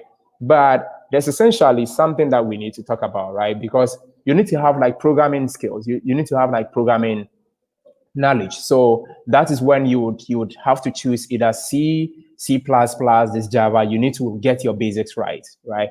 And once you have your basics, it means that you understand Q and Q, all those stuff that are the basic stuff that you need to know.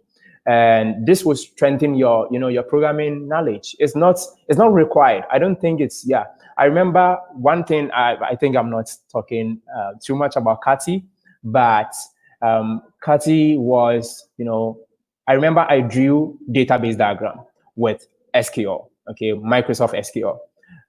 And I sent it to Kati, and Kati was asking me, what is that? Because Kati came straight, as a backend developer, came straight, picks up his PHP, mastered it very well, and he was pro in building, production application, right? And from there, now Kati is also a pro here. I think you should check up on katifrance.com. That should be his site. He has a brand new Node.js tutorial release. It's awesome. I'm going to check up for it. So just check up on it. Okay. Let me zoom in again. So assuming that you are good with this, you've chosen your stack. It means you have, a direction. It means you have a path that now you can follow, right? So we're good. You start building something on your own. Please, if you have any question, just put it in the chat. I'll make sure I have enough minutes at the end to answer some of the questions that you may have, okay? Now, you may ask a question like, how long will it take? to become good in all this stuff, right? And one thing I can say is that starts, each day, maybe 1 hour. Don't do over 1 hour, okay? Just do 1 hour. And maybe in the first week, in the second week, no one is going to tell you to take more, right? Programming is that way. Like, I mean, you always, as you go further, you are angry for more. Then in your third week, fourth week, fifth week, you'll be increasing it like 2 hours, right? It's a good choice. Then you go like, a bit by bit, then you code like 4 hours a day, right? Then you increase it, right? Then you become a good programmer. I don't know, but I do that, right? And once you get addicted to programming, then good job. 5 hours of programming, 6 hours of programming, 7 hours of programming.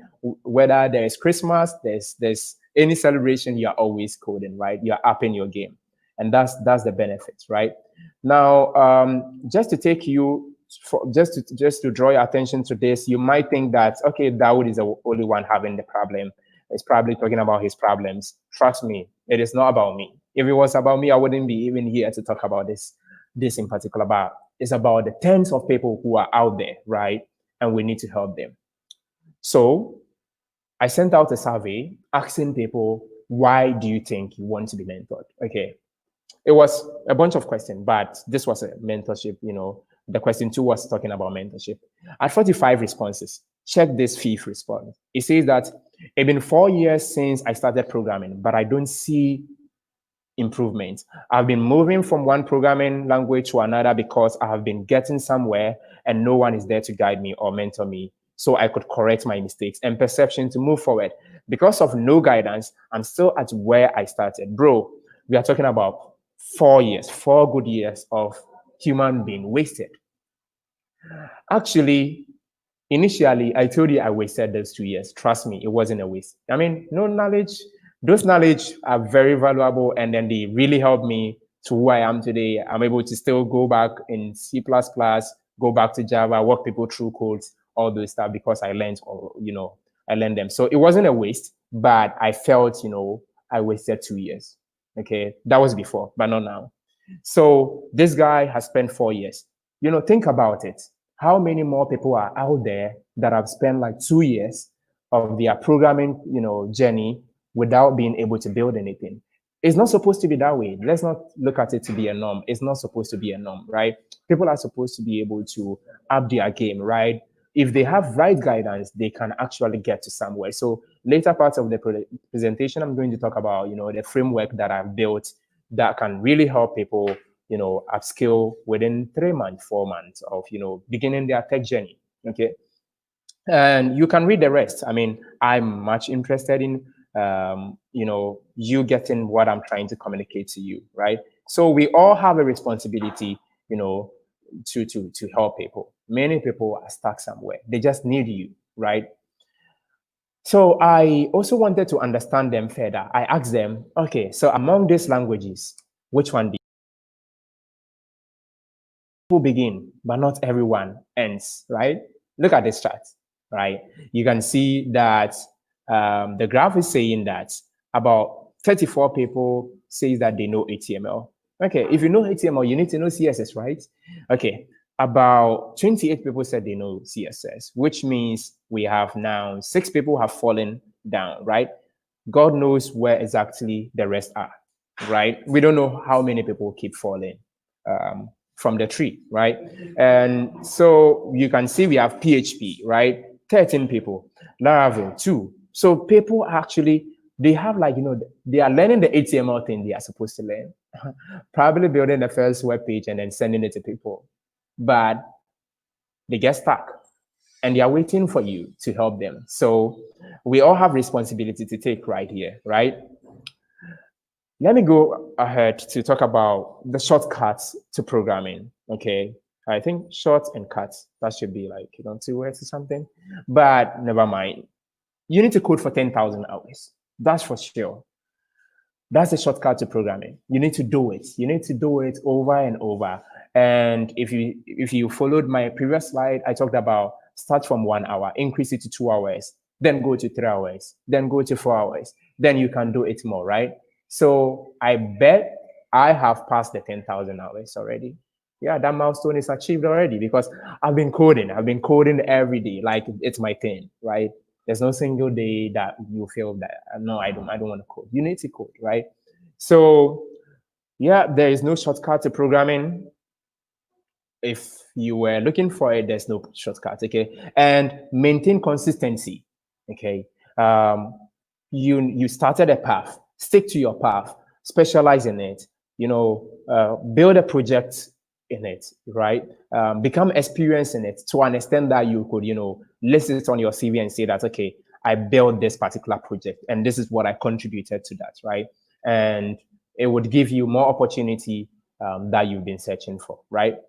Um, Now, moving on to what is the framework I'm talking about. Okay, so we need to mentor people, right? We need to help, hold the hand of the other person who is beneath that, and then it continues so that people can actually have their, can reach to the level that we are also getting to, right? So think about this. Okay, I didn't mention earlier that I'm a Microsoft student partner, but yes, I am. So there's this mentorship program, and the feedback that you saw, the histogram, and also the why people wanted to be mentored are some of the applications that applicants send in. It's anonymous, right? So, so this is how I thought of it, right? I thought that okay, people are really out there struggling. I've been organizing workshops, events. I've been teaching people, being online platform like this, talking to people, trying to get them to upskill. But I also thought about okay, build your framework that can allow people to be able to find guidance, right? Maybe mentor them for months and leave them alone. Then they can be on their own. So in the first month requirement, which is a test case, we give them a test that they should complete a cloud, in particular, Azure fundamentals. Okay, so they spend the 1 month on Microsoft Learn, trying to go through all the resources, and then Microsoft Learn has quite cool documentation that you can learn from. So just check on MS Learn, just bing it, and then you should be able to get it right. I'm sure it will be shared in the chat so you can find it out. So get on Microsoft Learn, and then in their first month, they go through their learning path, master it, and it gives them a cool idea of what it even takes to build an application, because there's so many terminologies that these guys are exposed to in their first month. Whether they are new, you have experience in programming or not, mostly it's recommended for people who have programming knowledge, but I see this to be a test case for my mentees, right?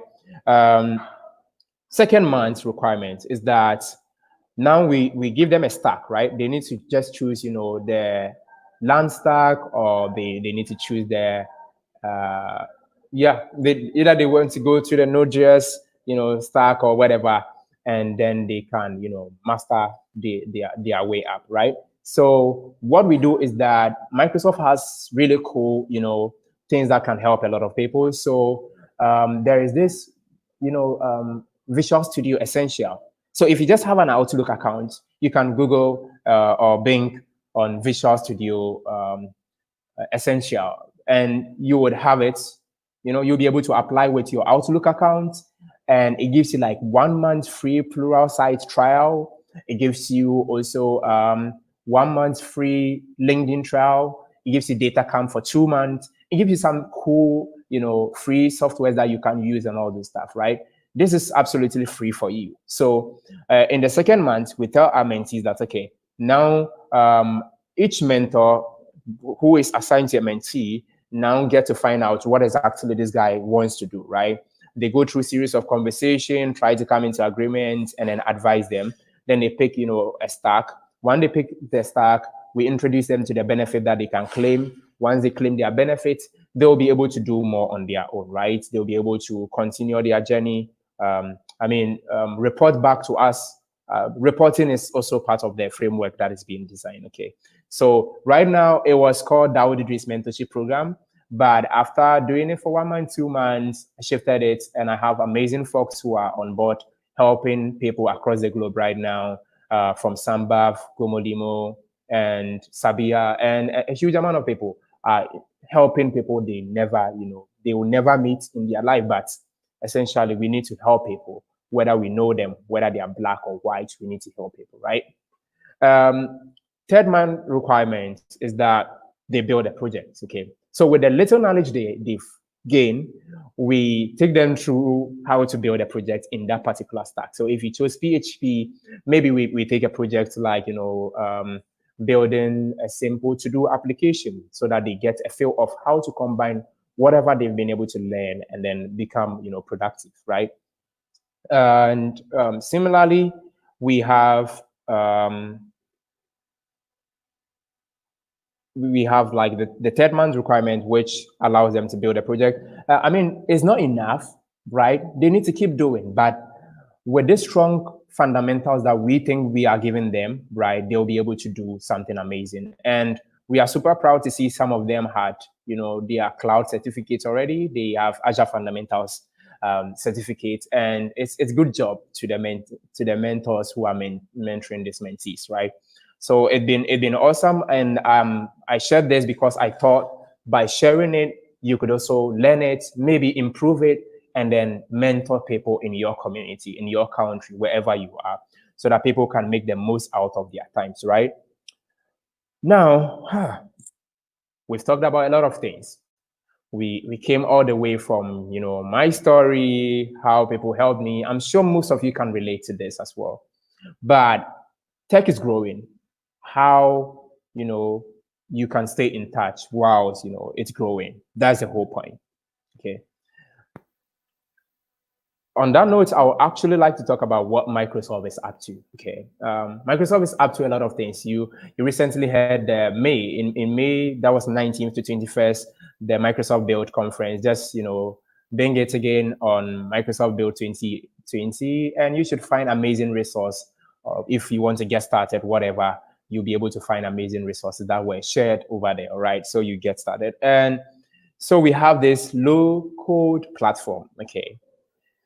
And with a low-code platform, you basically don't need to have low-code, no-code. You don't have to have programming experience before you are able to build a mobile application today. People are doing it. Huge amount of people who never knew how to program are making it in the industry, right? And my good friend, and we've been looking up to him a lot, that is Sami. So Summit is one of the good people who have been able to use Power Platform to build productive application for his company Heathrow, right, where he works. So with Power Platform, you have something like Power Virtual Agents. You have something like Power Apps. You have something like Power Automate, which allows you to be able to automate business processes. You have Power Virtual Agent, for instance, to build chatbots. You don't need to learn any complex thing, just some drags, and then you need to just understand, what exactly you want to achieve, and then you'll be there, right? And the amazing resource on Microsoft Learn to help you. And I'll talk about communities in a bit, but yeah. So props to my team, MSP Inspired. They did so much well. They actually built, this simple application in one of the hackathons we participated. And to me, it was magical. We are all software developers, Microsoft in software engineering intern, cloud solution architect intern was there, and we came together with all our skills. Then we leverage on the Power Platform. So, folks, if you're a developer, then it means that you even have an upper hand over the tools that what you can do with Power Platform, right? There are things that, trust me, coding it and then pulling it together would take months to be able to do it. With Power Platform, you take like a day to be able to accomplish it, right? So props to Sundareshwar for such a good animation. Salman MKC, one of the folks I work with in MSP Inspire. I asked him out for Azure Cloud Solution Architect. What are some of the things that people need to know? So I essentially asked some folks of, giving me more of what, in their field, what people need to know, right? And So these are some of the few things that he mentioned. So Azure Dev Test Labs, Azure Compute Options, AI solutions. And what is really important is that as I'm here in this slide, let me even take a moment to talk about it. So imagine me being a web developer, right? And I'm not a data scientist. I don't need to learn data science to be able to infuse AI into my application, because that's the future we are talking about. Right now, applications are able to reason, right? So in order to make our applications smart, we need to understand some simple concepts like, infusing AI into our application. And instead of going from scratch to learn it as a web developer, Microsoft has built really cool stuff, right? Check on AI demos, I think .microsoft.com, but just bank AI demos, and I'm sure you should land on a resource that can help you to be able to find, a path, or to be able to understand how this AI whole thing works together, right? Some demos are out there for you. But so you can leverage on the Azure Cognitive Service and then build an AI model, train, and then get APIs to your AI model that you build, and you are able to consume it within your web application. Say, for example, you built an application that allows people to submit feedback, right? And you want to make the most out of those feedback, right? So say you have an AI model that you could just build, and then and you don't need to be a data science, just some drag and drop stuff, whether you are using Azure Machine Learning or whatever. You'll be able to, it's super easy, and you'll be able to train your model to be able to understand the sentiment of what people, what your customers are saying, and get valuable insight to it, right?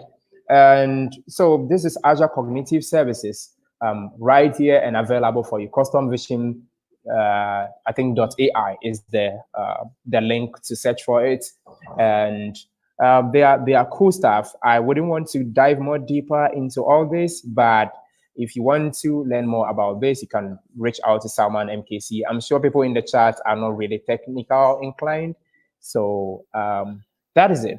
Then you also have communities which are available for you, right? If you want to upskill, you are not alone, right?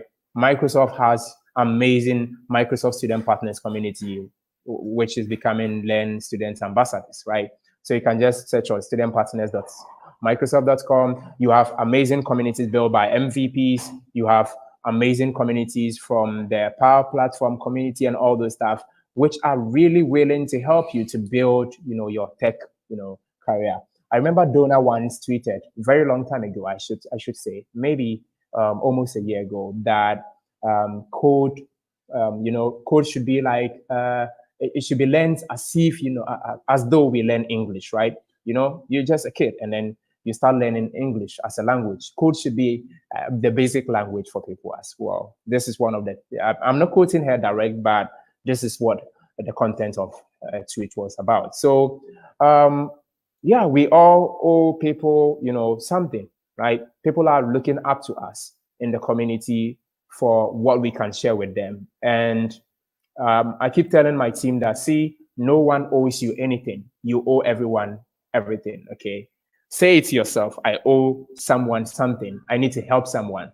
And you don't need to know the name of the person. You don't need to know the race of the person. You don't need to know, you just should be focused on how you can help anyone, because if you're able to help someone, like they say, it always comes back to you, right? In the near future. So this is some of the resources I wanted to share with you, and then tell you that reach out to someone. As tech is evolving, you don't have to learn everything. Choose a stack, master it, and then essentially learn tools. Find out some of the cool things that cool companies are building, like Microsoft, or the drag and drop stuff, or the low code, no code environment that is built for you. Leverage your skills on them. And if you want to do some AI fun stuff, you could essentially learn the Azure Cognitive Services to be able to, make your application respond more, right? So I think on this note, I will end my presentation here. Try to see whether you have any question for me in the chat, and I will try picking it up and then deal with it. But yeah, we all owe everyone everything. And I, in the past months, in the past years, have run more than 30 talks in person. Online is now huge. But we also have MS Inspire. You can just check it up on Twitter, MS Inspire, all right? And you'll be able to find amazing, tweets that is coming from us, and some of the weekly sessions that we run to help the community, to help the world to become a better place, right? Essentially, we are contributing to make, empower everyone and every organization to achieve more. So it's not about your reflection, it's what you see beyond it. Thank you so much for having me here today. I'll be opening up if you have any questions. All right, I think that was a fantastic presentation you just gave. I kind of wish these online sessions had like applause or some type of sound that we can make. If everyone really likes this presentation, like why don't you guys go ahead and give us like some thumbs up, some smiley faces, some applause or something like that, so we could all just let him know how much we really appreciate some of the content he just shared with us today. Yeah. I was just looking through the chat really quickly just to see, some of the questions people are asking, particularly about some of those comments you made about mentorship. And one of the questions that popped up was, I think everyone agrees that mentorship is important, right? Yeah. But how do we find good mentors, particularly when it comes to minorities, particularly when it comes to Black people, right? Like, where do we go and find mentors? Like, what's a good resource for us to reach out to? Yeah. Okay. So I think Microsoft had someone within Microsoft built this app. I might not be able to remember the name, but I promise my Twitter is, permanent and not suspended. So I will make sure to tweet about it. So it has this platform that, connects, I don't know, I think mostly Microsoft employees with, whoever who registers on the application. I don't know how it functions, but essentially I heard the MSP community talking about it, that there's this platform that allows you to, find a mentor, a good mentor out there to help mentor you, right? But apart from that, I think it's good I'm on this platform talking about mentorship. Essentially, it's a way that people would be able to identify some good folks out there that they might never heard of and are willing to help them, right? So I haven't personally seen platforms like that, but what we are building is exactly finding the good mentors to be able to mentor people. And in particular, we are using the Microsoft Student Partner Community has like a gold student partners, and they are like the highest level of, MSPs. They've achieved a lot, and these people are good enough to mentor students, right? And if you are looking for, next step is actually find out MVPs, right? So I do not know this website very well, but I think it should be MVP. I don't know, something like that. But just Google Microsoft or Bing Microsoft MVP, and you'll be able to find out these amazing folks who are, specialized in their field and chosen by Microsoft. And these folks are always available to help you, to mentor you, to get to where exactly you want to get to. And essentially, let me just end it by saying that these folks have been, they've gone through proper scrutiny, right? They've been scrutinized, so they have, what it takes to mentor you. And trust me, when you reach out to that site, you can just search for anyone within your country and then connect with this person through Twitter or something. That should help. But props to most of the Microsoft employees like Cecil and a lot more who are also active on Twitter, right? They are always like available, that you can always, ask questions and then they will reply you. We have Hank Bowman and many folks out there who are always willing to help. Yeah, I think those are all really good resources and really good answers.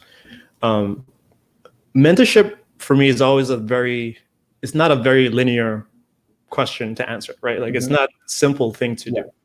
It's simple to ask for, it's not simple to do.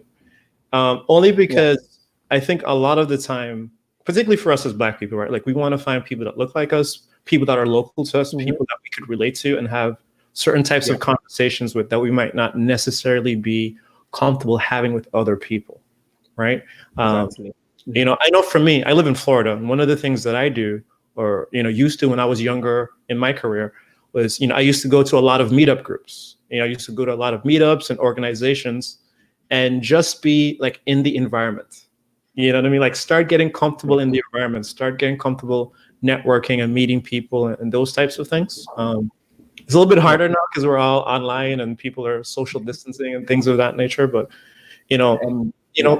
find different groups, right? If you're interested in learning JavaScript or .NET, or if you're interested in learning about machine learning or mobile applications or whatever the case is, find a local meetup group or a local hangout, or I'm sure they have WhatsApp groups and things of that nature. And we have to like break past the fear of being afraid to ask the question. You know what I mean? Because I think that's what happens. Exactly. I think that's really a problem. Right. Like we have to not be afraid to I agree with I need help.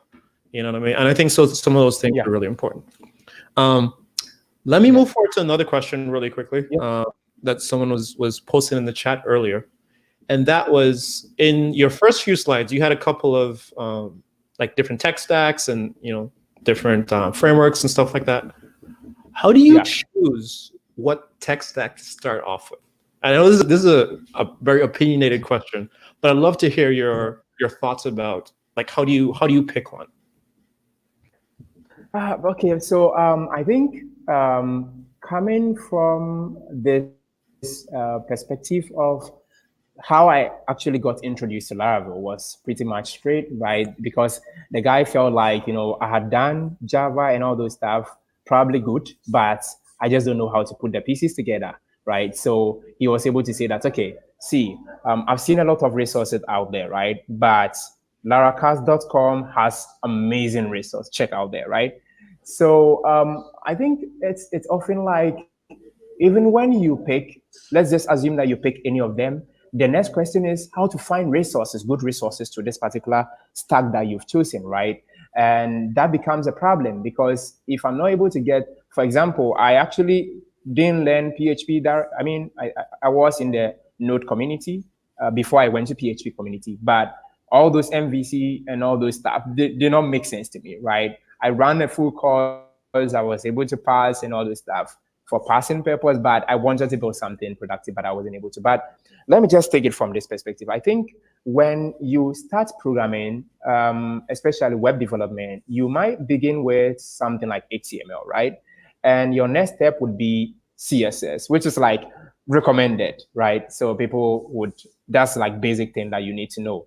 And the next step is that you probably find out about JavaScript, and maybe when you are learning JavaScript, it might be kind of a message might be communicated to you inwards that, okay, JavaScript is pretty not a thing for me. So I think I need to check out for some other thing, right? So yes, there's this kind of, testing that like you try to find what exactly you are interested in and what you think you can learn, right?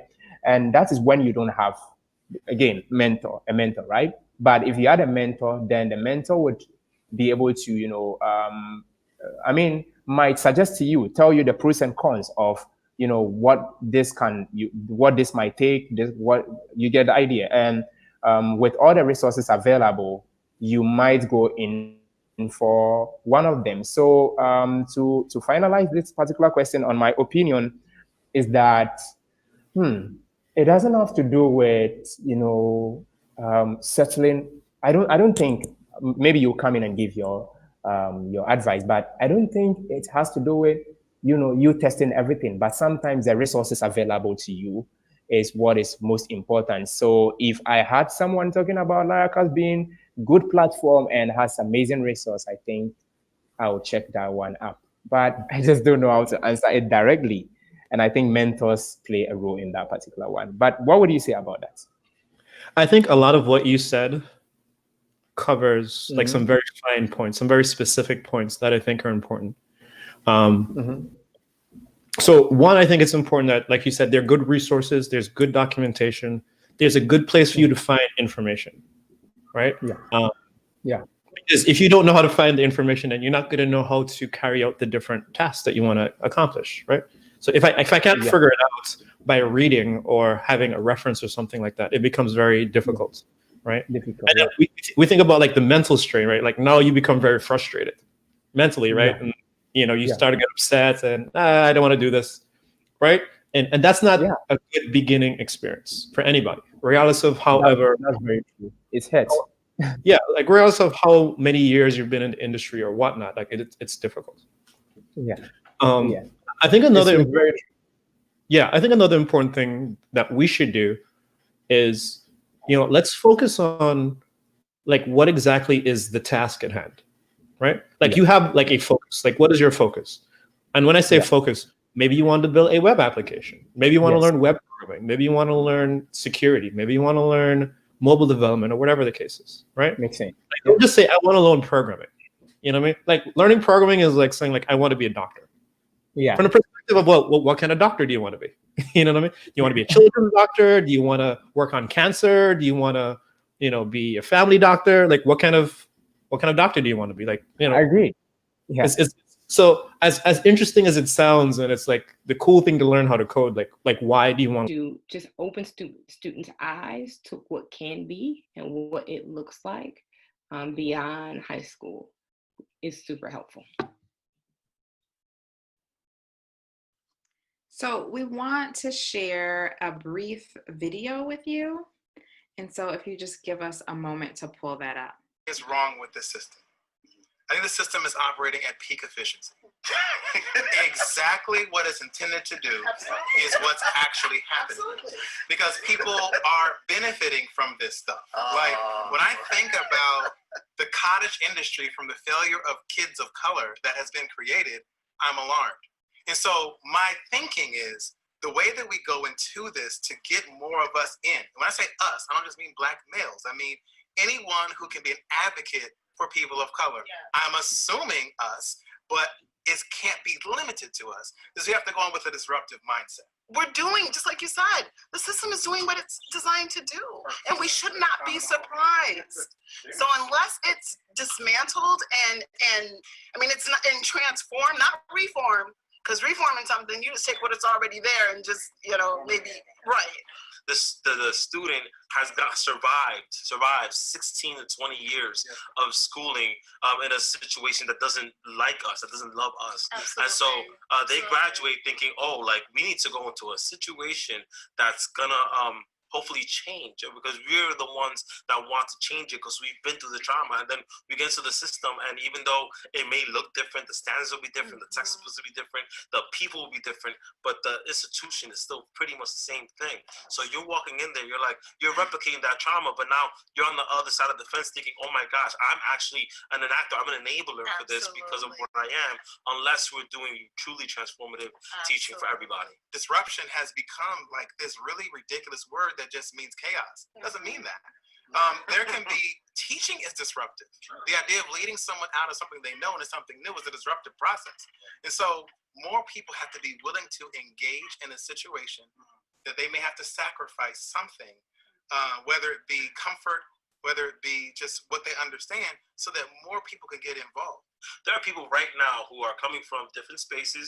They don't have names and faces or whatever, but they're telling me, oh no, but my kid is my kid and your kid is your kid, and equity means that your kid just be over there and my kid will just be safe from you.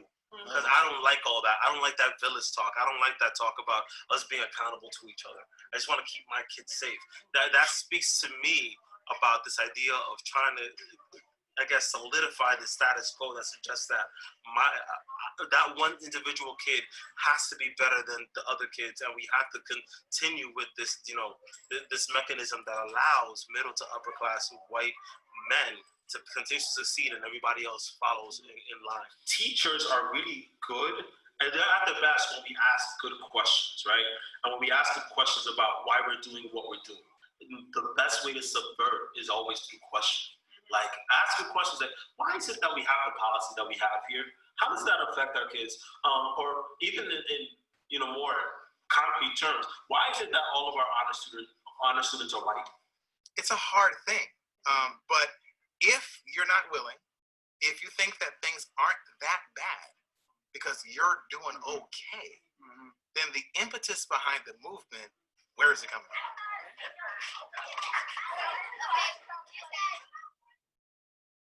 So here's what's interesting to me. And so we wanted to share this video with you as we talked about this disruptive mindset and that things have to turn on their heels to not just for educators, but for everyone. So we encourage you to be a part of this process of disrupting the way that you think about schools and youth and education and begin to take part in the education system and believe in our students. Thank you so much for joining us today. And I just challenge you to find, how will you disrupt?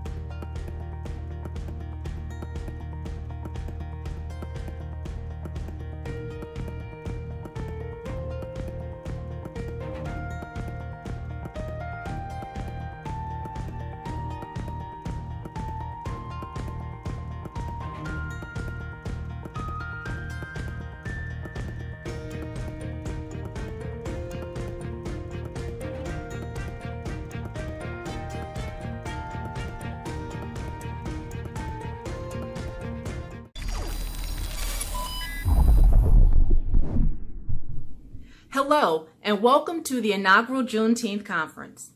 On behalf of the team that worked so diligently to bring this event to life, we'd like to thank you for joining us in this audacious dream. 2 weeks ago, we set forth to bring a conference that celebrates, gathers, and uplifts Black voices in technology. And today, we get to see that vision become a reality.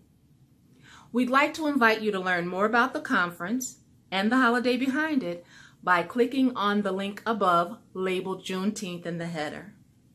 Thank you so much for joining us, and enjoy the conference.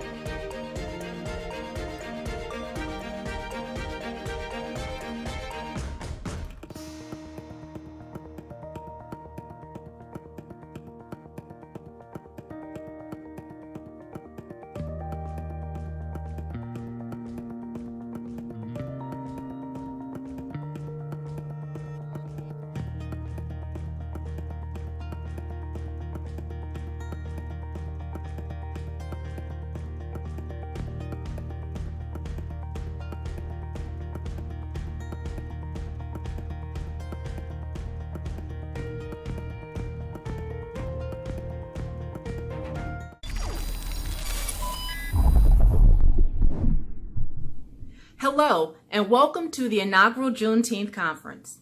On behalf of the team that worked so diligently to bring this event to life, we'd like to thank you for joining us in this audacious dream. 2 weeks ago, we set forth to bring a conference that celebrates, gathers, and uplifts Black voices in technology. And today, we get to see that vision become a reality. We'd like to invite you to learn more about the conference and the holiday behind it by clicking on the link above labeled Juneteenth in the header.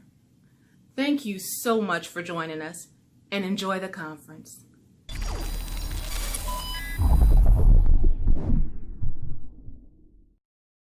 Awesome. So I am Christina Beckford. I'm currently a recent graduate. I live close to Philadelphia, and now I'm a software engineer. Thank you for doing this and taking this time with me, Christina. I appreciate that. So my first question is, what did you do before tech? Before tech, I was in the Army. So I worked as a petroleum supply specialist for about 4.5 years, and I joined the Army straight out of high school. So that was my prior background experience. Thank you for your service. I genuinely appreciate that. So why tech? What attracted you to tech? The beautiful thing, what I love about tech is the innovation. Being able to take a set of tools, because I'm also a very creative person. So I love how, specifically software engineering, you can take creativity and logic and be able to take these tools and build something. So that's always been my fascination with technology. The unlimited possibilities you can do with it, with the tools that we have today. So that's what really drew me in since I was back in high school. That's awesome. What was one of the hardest challenges coming into tech? Ooh, the respect. Gaining respect from other males, and I'm not just talking Caucasian, just males in general, just gaining respect that I have the ability to be just as good as they are. So I always felt like I always have to prove myself, and I'm not just talking like in a college setting, I'm talking work experience as well. So it's always like that little chip on my shoulder, like a Absolutely, better I can term. see that. I'm glad you're showing them because you're phenomenal in so many ways. But so as a strong Black woman, what is a struggle that you face in the industry, and how have you overcome that? A struggle that I face in the industry, I get the biggest thing I say is opportunity. Honestly, because if I could compare myself to another peer of mine, we went to the same school. We have the same amount of qualifications. We both have internships, but for some reason, he's getting all the calls. For me, it was a little bit more of a struggle to get interviews. It took me about like almost 7 months before I got my first full-time position. I had intern experience, but I was trying to land a full-time position.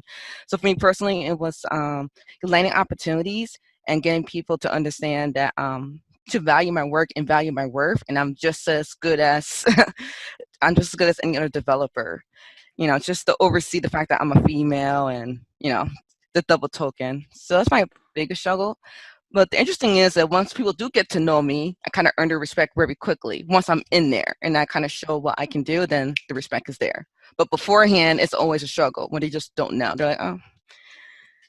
I could see that because I know, from our brief interaction, I have a ton of respect for you. So you've gone through so much and you've done a phenomenal job. What would be one piece of advice that you could offer to someone to help them become more welcoming and accepting of a person of color? One piece of advice.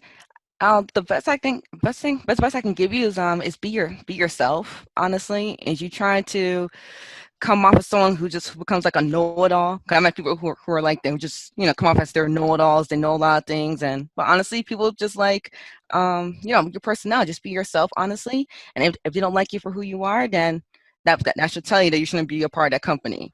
So just be true to yourself. That's the best advice I can give you. That's awesome.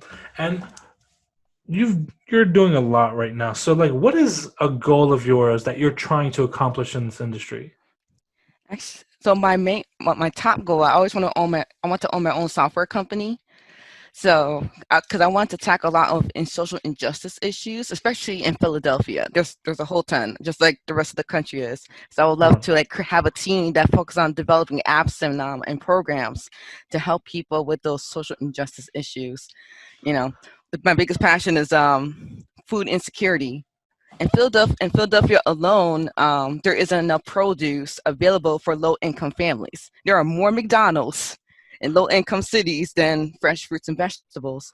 So like last year, I created an app called U Farm, and you were able to like you put in your zip code, and you're able to locate to the nearest urban farm area, in your neighborhood, and they give away free produce. So that's more like an Wow. informational awareness type of app. But I can see myself having a team dedicated to that, because we have the tools, the technology is there. We're able to give people more awareness, and everybody has cell phones, so why not? I love that. I love that. Yeah. Well, Christina Beckford, software engineer, thank you for doing this with me. I Of enjoyed this very course. much. No problem. Thank you. Thank you for inviting me. It's been fun. Hope we do this again. All right.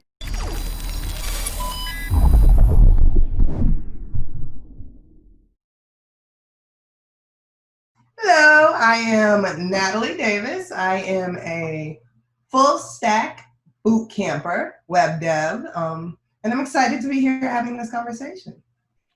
Hey, Natalie, thank you so much for doing this with me. I genuinely appreciate you taking your time to do this. So my first question would be, why tech? What attracted you to tech? So I had a pretty long and successful career in retail. And not to diminish retail work by any means. It's incredibly necessary. It's integral to the functioning of society. But it wasn't fulfilling me anymore. I'd reached a point where, while there were still things to learn, I wasn't being truly challenged. So I started looking at like the different options that I could have. Some things were closed off to me. I wasn't interested in another $100,000 worth of student loan debt. I definitely wanted to do impactful work, but there are some things that prevent me from going into like the medical field and things like that. And then I just started paying attention to the world around me, and I started seeing these articles about how algorithms had implicit bias built into them and how that was affecting my community. And that made it really clear that like the future is being written via code, and it's time for more people like me to sit down at the keyboard and make sure we're a part of that. Absolutely. So what about tech in particular do you find yourself going towards? What would you like to learn more about? What doors would you like open for yourself?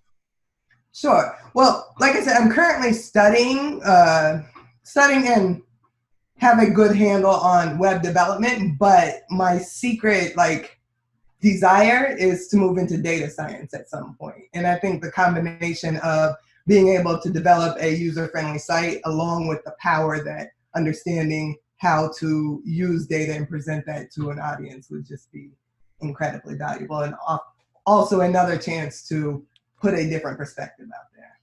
Absolutely. What is one thing that you find being very challenging for you at this stage in your career?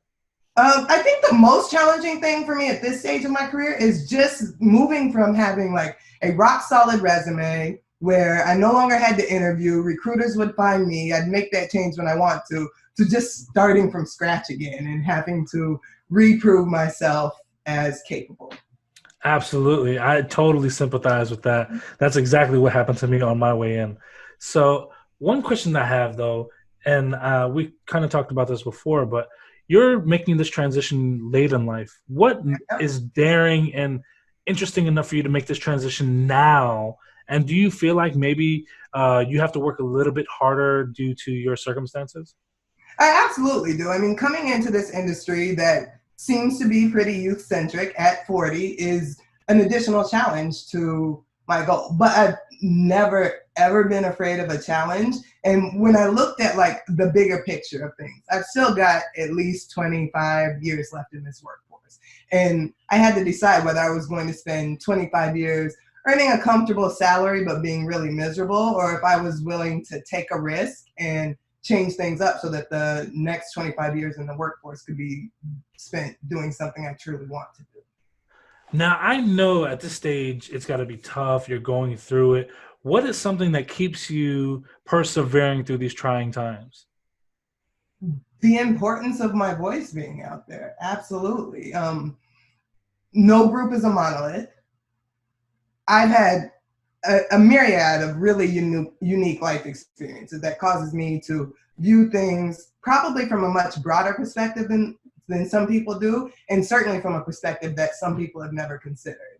And I think until we're really kind of listening to all the voices that exist in this country, we're going to continue to see turmoil. But it's not enough for me to just sit at home and think about those things. I have to position myself to be heard. And one of the ways that I can do that is by developing a rock solid skill set that no one can argue with. And I think that coding offers that, because you can say what you want about me being female or me being Black or me being elder or me being a combination of those three things. But what you can't do is argue with my code. It works. Absolutely. I always say code is colorblind. You know, we make it do what we want it to do.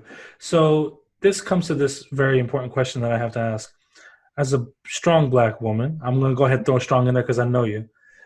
As a strong Black woman, what is one piece of advice that you can give to someone to be more welcoming and accepting of a person of color? I mean, a part of it's got to do with self-education. There's not like a simple answer to that. But I guess if I had to like dilute it down and really simplify it, be empathetic, be a human being, like be more than the sum of your limited education. I love that. All right, Natalie Davis, future software engineer and data scientist. Thank you. I appreciate you taking this time with me. Danny, thank you for having me. It's been wonderful.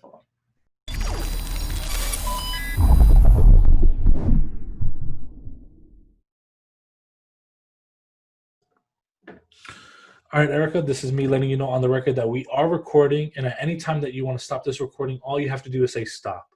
All right? So the way we'll start this is me clearing my throat first, and then just introduce yourself and we'll go from there. All right. All right, so my name is Erica Miles, and I am an Atlanta-based front-end web developer. Thank you for doing with me, Erica. You know personally that you're a huge inspiration of mine, so I thank you for taking the time out to do this with me. So my very first question, we'll just get started right away, is what did you do before tech? Before tech, I did various things like retail, customer service, mostly in that vein, and then I was an auto claims adjuster right before transitioning into tech. That's awesome. So why tech? Funny thing, my sister-in-law had posted a story about like top careers without a college degree.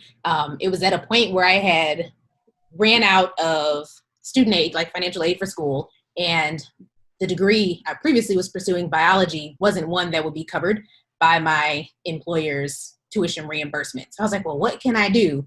And tech came up, and it sounded like something that was always changing, so I wouldn't get bored. It was a vast field. I'm a person who kind of likes a lot of things, so it's hard to pigeonhole myself into one thing that I like.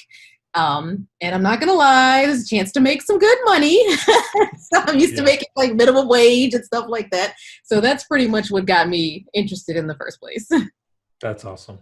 So what was one of your hardest challenges coming into tech?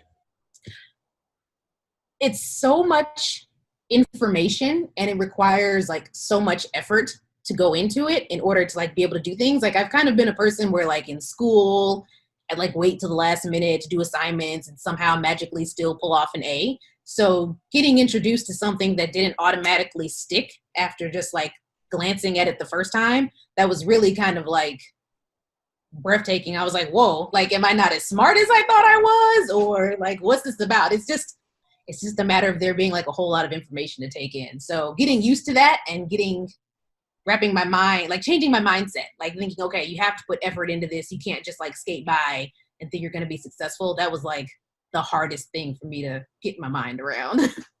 Yeah, I always feel like I have to work 5 times as hard as someone else just to retain the information. Forget about, coding, but just to understand what's going on. What's the question? As a Black woman in tech, what struggles have you faced in this industry and how have you overcome it?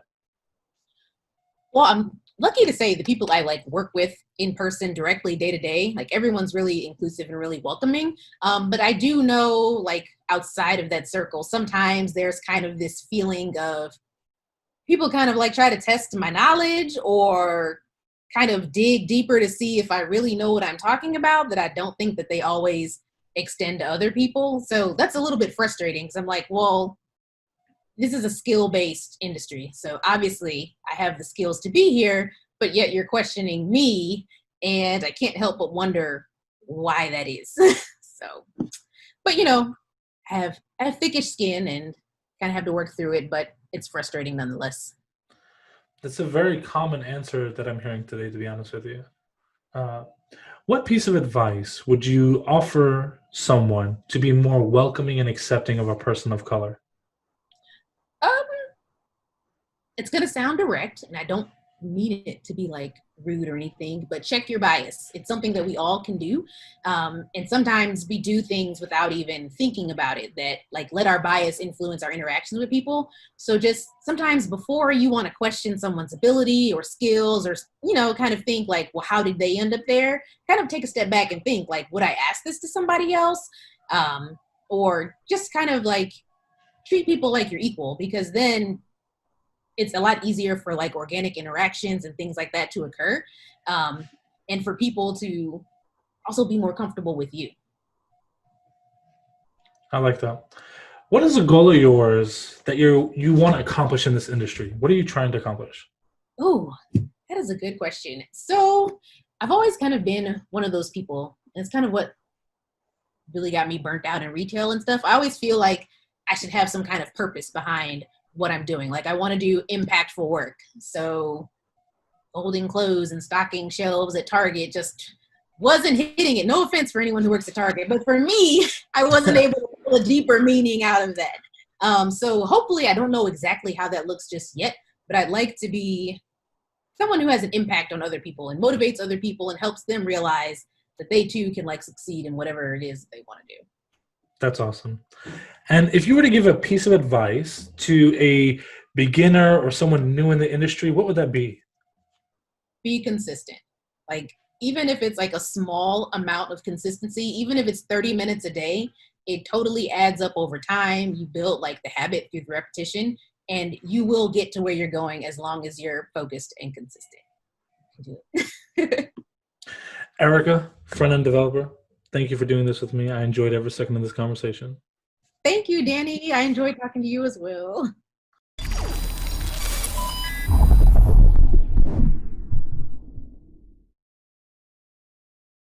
My name is Laren Hampton. I am founder and CEO of Bison Mindset, an IT consulting company for tech schools and universities, and excited to be here. I'm so excited to have you, Laren. You know, I've always appreciated you, so thank you for taking this time to be with me. So I'm just going to start with the first question. What did you do before tech? Oh, before tech, I was in the marketing world. My roots started with the Dallas Morning News back when the newspaper was a hot thing.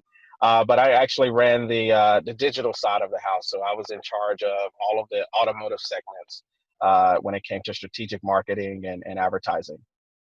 That's awesome. That's awesome. So why tech? You know what? I've always had a passion for innovation in technology, and I knew it was the inevitable. I think I fought it early on. But, you know, I had the opportunity. There was a massive, massive layoff. I think this is when the economy truly tanked.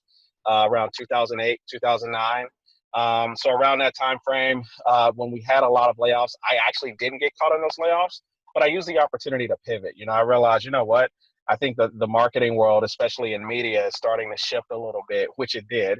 I think this is a great chance for me to jump into tech, right? Let me find my entry point to just get my foot in the door and really make something happen. So around that time frame, I used that opportunity to just truly jump into tech. So I started with a mom and pop IT shop. Nonetheless, it was a startup that ended up being very successful, and that was my entry point. I took off from there. That's awesome. That's awesome. Yeah. What was one of your hardest challenges coming into tech, especially for marketing?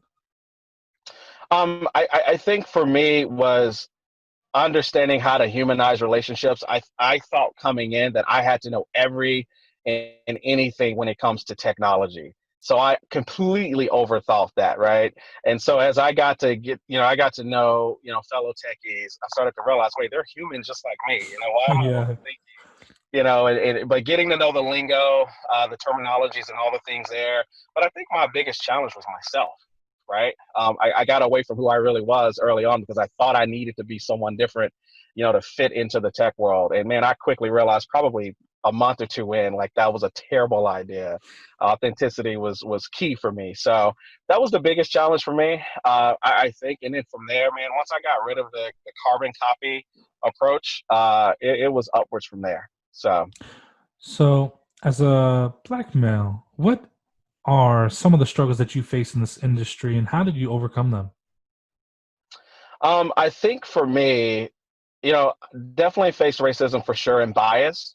I overcame them from just ignoring them, right? And it doesn't mean that it's not there, but I didn't give it as much energy. I made my goal more important because what I started to realize was there were other African American males, whether they're friends, associates, that were paying attention to my decision making and paying attention to what I was doing.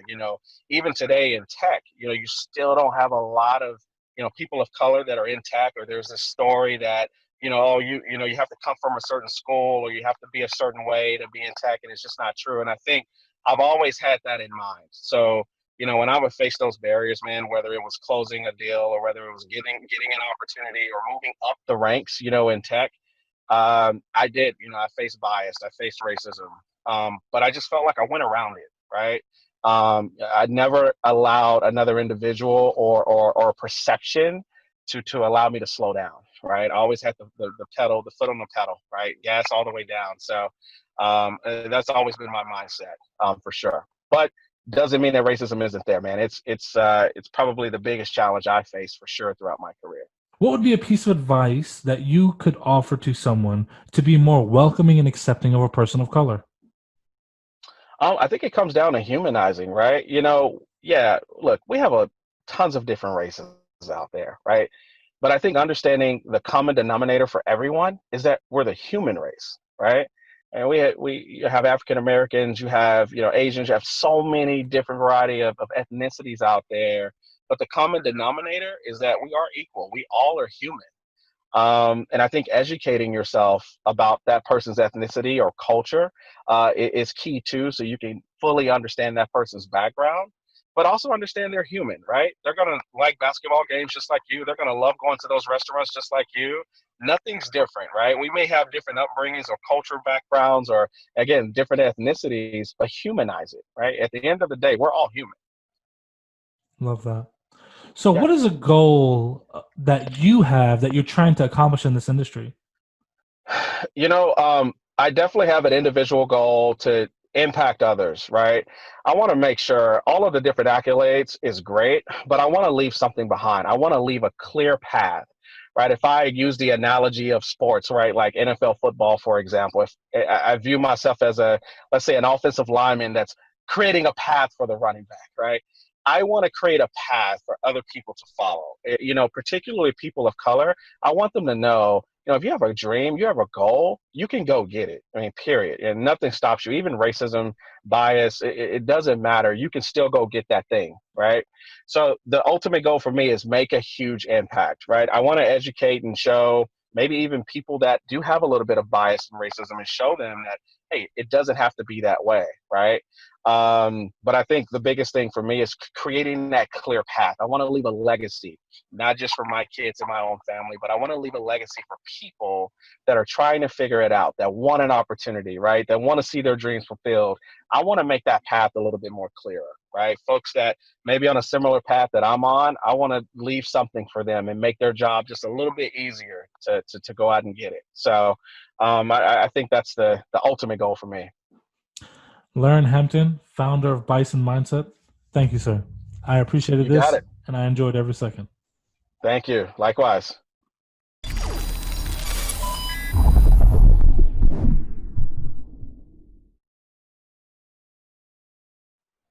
All right, well, hello, my name is Lawrence Lockhart. I'm a developer here in the Memphis, Tennessee area, even though I live in North Mississippi, to be technical, representing Mississippi, and I'm glad to be here today. Thank you, Lawrence. I genuinely appreciate you doing this with me. So I want to start this off because I know you're a huge inspiration of mine. What did you do before tech? What was your life before tech?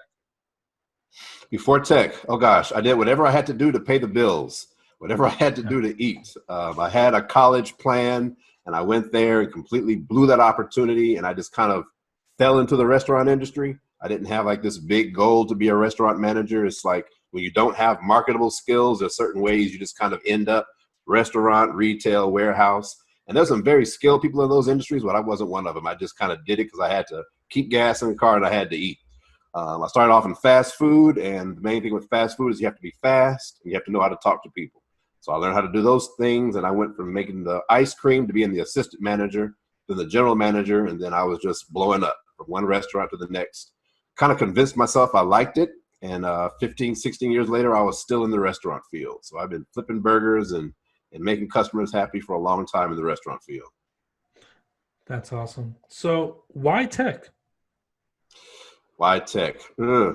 I guess the better question for me is why not tech? So I mentioned bombing out from college, right? My whole plan, like for life, was a technical career. From grade school, I was always the science fair guy, the math club guy. I enjoyed math classes, and my math teachers were my favorite teachers, and that was my plan. And like I said, I just took an opportunity to go in that direction and blew it. Too young, too immature, no discipline, and it's ended up in the restaurant field. And so basically ended up taking a very long route, like going around the world to visit my neighbor next door kind of route to end up in tech. But that was always where my passion was. One of my favorite things as a kid to do was read popular science magazines and just sit in my bed and look at futuristic cars and the artist renderings of moon rovers. I would do that for fun, but I blew it. The cool thing is we kind of have a mantra in our family: as long as you're still alive and you're still interested, there's no such thing as too late. And so many years later, I came across opportunities and great people like you and many others that inspired me to get started into tech. So just for this, how old were you when you made your transition into tech? Let's see, 47 now. I first had an inkling around 43, 44. And I was actually in between two different restaurants. I was working with a career counselor, and she gave me all these tests, like, the Myers-Briggs and just like a bunch of them. And to my surprise, it actually rated me very high for technical acumen and logical skills and reasoning skills and mathematical skills, which surprised the heck out of me because I hadn't touched a book or done any kind of problem solving in a very long time. So I was like, okay, well, what kind of careers does this end up, can this lead to? And it was like actuary, and I looked at what an actuary was. I was like, oh, heck no, I'm not doing that. That sounds very boring. And then the next one was like software engineer, developer, web developer. And I was like, well, what's that? And looked it up, checked it out, and I said, I can do this. And just started hitting a bunch of self-taught resources. Didn't really know what my direction was, and so I kind of lost a lot of time there, just kind of wandering from one thing to the next, but eventually found my way. What was one of your hardest challenges coming into tech? One of the hardest challenges was probably my own brain. Just believing I belonged here. When you have a picture and kind of a mode and a model in your mind of what a certain type of people are, or what a certain type of industry, what kind of people they are, and you don't see yourself like that, it is a monumental task to get over that hump. Like, that's a huge hurdle. And that just took being around a lot of encouraging people, reading examples. I'll never get tired of reading the blogs, watching the YouTube videos of how I made it. How I made it to engineer in 9 months or 2 years. I'll never get tired of those because those reinforce the idea to me that it can be you too. But that was my biggest hurdle. And a lot of times, like I said, I started when I was 43, 44. I would go for a while, 6, 9 months, get discouraged, and I would just stop.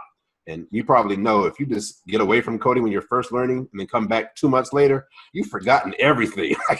You're at square zero. So that was one of my biggest hurdles because it caused me to waste even more time. As a Black male coming into this industry, what was struggles that you face in this industry? How did you overcome them? Interesting. So, full transparency. I, in my tech career, not in my life, because I got a lot of stories I can tell you about life, and not in my restaurant career, because I got some booger stories in that career. But in my tech journey, I have actually not had any of the issues that you might think of associated with racism or sexism or any of the other isms, which is amazing. And that's actually kind of fodder for me to say, hey, I know a whole lot of other people are going through stuff. What can I do to make life better for them? I've been surrounded by so many amazing people that were open, that were honest, that were show me the way. Even where I work at FedEx, they have made so many great grounds with their diversity and inclusion efforts, resource groups. I'm very proud to work there and very proud of their efforts. So I haven't run into those barriers. But I say that actually from kind of a position of privilege, knowing a lot of other people have. Like a ton of folks just hit glass ceilings before they get started. So I really try to endeavor myself, what can I do to help somebody else? Fantastic. What would be a piece of advice that you can give to someone to be more welcoming and accepting of a person of color? Wow, that's a great question and very timely. And let me just say this very conference, Juneteenth, and shout out to you for all your efforts in this, Michael Brown, the guys from Microsoft, and all the team for putting this together, because it's very necessary. You know, the adage is we're all the same, right? We're all the same. We all bleed the same red blood. We're all equal. Race shouldn't matter. Sex shouldn't matter. And the advice to get to that point is make decisions where race, sex, color, creed, background doesn't matter. The fact of the matter is, and I put it in real plain language in one of the Slack groups I'm in, you got to get rid of the racists. You got to be honest. You have to be honest about it. That is not a left or a right or a Republican or the Democratic philosophy. It's a philosophy that is anti-business. And so for whatever business and whatever corporation you run and you make decisions in, if there are people who are going to be against people from different backgrounds, different ethnicities, different geographies within the country, they have to be removed from positions of power and allow people that look at all of us as being the same to make decisions. Then we're going to get there. I completely agree with that. What is a goal of yours that you want to accomplish in this industry? Man, I have so many goals. How much time do we have? I'm always coming up with more goals, because the more you learn, the more you realize you don't know, and like this thing is really big, and then you learn more stuff. Like this could be even bigger. But just for the sake of brevity, I'm looking forward to kind of just to riff on what I just said. I'm looking forward to the day that my example, my efforts, my presence in this space can make it where my young kids and your young kid and their kids can go into any industry they want to and know the only thing that matters is the value they bring to that company. Straight up. And so a lot of what I do is, yes, for my company to, increase our stock share and our market value. But a lot of what I do is to help open doors, knock down barriers, kill stereotypes so that our kids and the kids that come behind them don't experience the social unrest that we're doing right now to try to get over that hump. That is a huge goal of mine. And if someone was new in the industry or learning or about to join the industry, what would be one piece of advice that you'd bestow upon them? Biggest piece of advice, number one, is never too late and don't give up. Absolutely. And I honestly gave up many times on this journey when I didn't think I could make it. I didn't think I was cut out for it. Maybe I'm just too old. Maybe my brain doesn't function the right way anymore. All kinds of negative beliefs. Just don't give up. If you're interested, you have the acumen for this, you can do it. Break. Sweating. Wow. All right. Cool. You're good. All right. And Lawrence Lockhart, software engineer, developer extraordinaire. Thank you for doing this with me. I genuinely appreciate you. Hey, man. Anything for you, Donnie? Follow Danny Thomas. That guy's cool. Thank you. Thank you.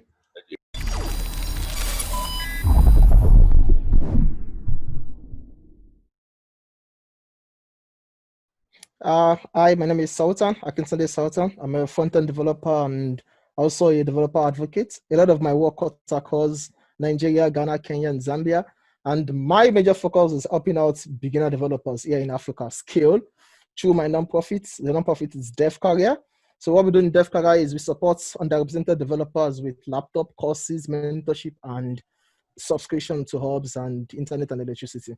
So it's a way for us to build up the local ecosystem here. And a lot of amazing people that want to come into tech, but they don't have the financial capabilities. For those that don't know Sultan, I'm a huge fan of his. I've been following him for a while. He is a developer. He provides laptops to aspiring developers that pass certain criteria that would show that they would basically do well in this field. So it's going to people that can actually utilize it to its full capability. I also believe he probably fights crime part of the time because he's so amazing. He does so many amazing things. Thanks. I guess the first question I want to ask is, what did you do before tech? Okay, well, it's kind of an interesting answer. So you see, what actually brought me into tech was not because it was not actually because I wanted to code or so. Just because I was looking for cheap internet, actually. So internet is to be very expensive. $1, like $3 should get you just, was it 100 megabytes? If you could do that math now, $3 was about 100 megabytes before. The way I learned how to code was really, really tricky because I learned it upside down. I learned from PHP. I'm telling you, I started from PHP. And then I went back. I went to was it JavaScript? Then to CSS. HTML was what I learned last. What I felt HTML was for is, oh, you want to create a table, go and copy how it is and come back to the website. That was it. So you've helped a lot of people with your organization Dev Careers. How many people have you helped, and what do you see as your way to continue to be providing resources to people in that area? So we have 2 cohorts right now in Dev Career. The first cohort, we had 22 developers, so both male and female, and it was just in Nigeria only. So it was in 3 states in Nigeria: Lagos, Abuja, and Oyo states. That was the first pilot program. We had to just run things, and we raised £5,000 on GoFundMe, and we got support on iSAMS. So that was how we were able to afford the laptops and courses. We partnered with Pluralsight also. Pluralsight gave us the courses. Yeah, thanks to Julia Laman. She was the one who made that possible with Pluralsight. Wow. All right, so we trained 22 developers, and I think right now about 70% of them are now working as a software developer at various companies. Like, I think that number is huge for me. I was expecting maximum of 50, but the first cohort ended in November last year, and as of now, about even more than 70% of them, at least the first person who got a job after finishing Dev Career, got the offer before the program finished. That was the first person who got a job, got an offer before the program finished. Had a 3-stage selection process. One was the first registration where we select based on states and numbers. Then the second one was an aptitude test to get into Dev Career. Then after that, you do a coding test. So after then, if you now pass those 2 tests, the test is just basics for the mobile phone. If you pass that, then you can now come for a physical interview. So the second cohort is now, and it's in Nigeria, Ghana, Zambia, and Kenya. Now, the reason is because Nigeria is not the only country in Africa. And that was how we started up with Ghana, Zambia, and Kenya. But then we are still in Nigeria also. Nigeria is the base. So, of course, we're still in Nigeria also. But then the vision is not just Nigeria alone. As long as we can help you in Africa, we'll try our possible best to help you with that. So in total, you've given away 72 laptops. Yeah, 72 laptops now. That's amazing. And you're still... So what is your overall goal? Like, what are you trying to achieve in total with Dev Careers? Like, what's the big picture? It can't be to just hand out 10 laptops here and there. Like, what do you really want to do? Yeah, well, now, when somebody asked me how we are actually seeing how we are calculating our progress in Dev Career, before I would have said, oh, it's just the people we train. If we're able to train 1,000 people in the next 3 years, I mean, those fancy stuff you read online, that was my answer before. But then, when I saw that, okay, this is way beyond training. I mean, these are people that they've never had a job before. Some of them have finished the university, and some are yet to even get into university. And now they have a life. I mean, they are working as a developer and they love it, and they are growing with time. So I think it's more like you empowering and you supporting people's life and career. It's not just about tech any longer. It's about you trying to empower fellow Africans and try to support their career in different parts you could. We do front-end with React, back-end with Node.js, data science with Python and Android. The first cohort, we used Java and Kotlin for Android, but now we're using Flutter for mobile app. So it's cross-platform. So it's all about the life, the improvement of life. It's not just about the tech. So I think that's like the base goal. That's like the vision I'm saying, that we could improve the quality of lives of people over here with the tech that we know. A lot of people are doing this with different aspects in their particular field. So I'm a tech guy. I feel this is the way I can do it with tech also, which is just that for me. to be honest, that's what motivates me as well. I used to be so obsessed with trying to make the most money, trying to make, get as much as I can for myself. And then something happened, and now I no longer really care about trying to make the most money for myself. I'm focused on how many lives can I affect. And I really get so much joy when someone reaches their goal that they're striving for. When I see someone get their first job in tech, they almost want to cry. They're so happy. I'm telling you, the feeling is amazing. When somebody sent me a message I think it was 2 a.m. I was like, oh, I just got a job right now. I was like, wow, this was a long time ago. The lady sent a voice note and she was very happy that this was my first job. I never believed that I could do it. Like, well, welcome to the club. Somebody sent me a message also recently. It was midnight also, I think probably 11 p.m. I woke up the next morning and I saw the message. Like, she said, it's like, I couldn't keep it till the morning. Let me just quickly tell you now. So that feeling is really amazing. I'm grateful I'm able to do more. So one thing that we discussed is there is a big problem with Nigerian candidates applying to companies that want to hire international workers, but they don't want Nigerians. They're showing favoritism to other countries. Can you tell me about that? Well, it's in a lot of companies, and it's really something that actually affects me a lot. Maybe not physically, not personally, but I've seen this community strive to actually achieve certain goals and certain milestones. And when the issue of nationality just comes in, it's like a roadblocker. I've seen amazing developers that they are really amazing and they are great and they are good. I mean, when you meet developers that are good, you know this person is good. And then they apply to a company, and after passing all the stages, the only roadblock there was, oh, you're a Nigerian? No, I'm sorry. I think there was a time where the company actually said, okay, if you could leave Nigeria and come over here, and then we would actually accept you, but you can't stay in Nigeria and work for us. Things like that is not really helping the ecosystem. Now, there are some companies there are a lot of reasons why companies won't hire from Nigeria. It's on them. You can't actually force a company to hire from a certain country.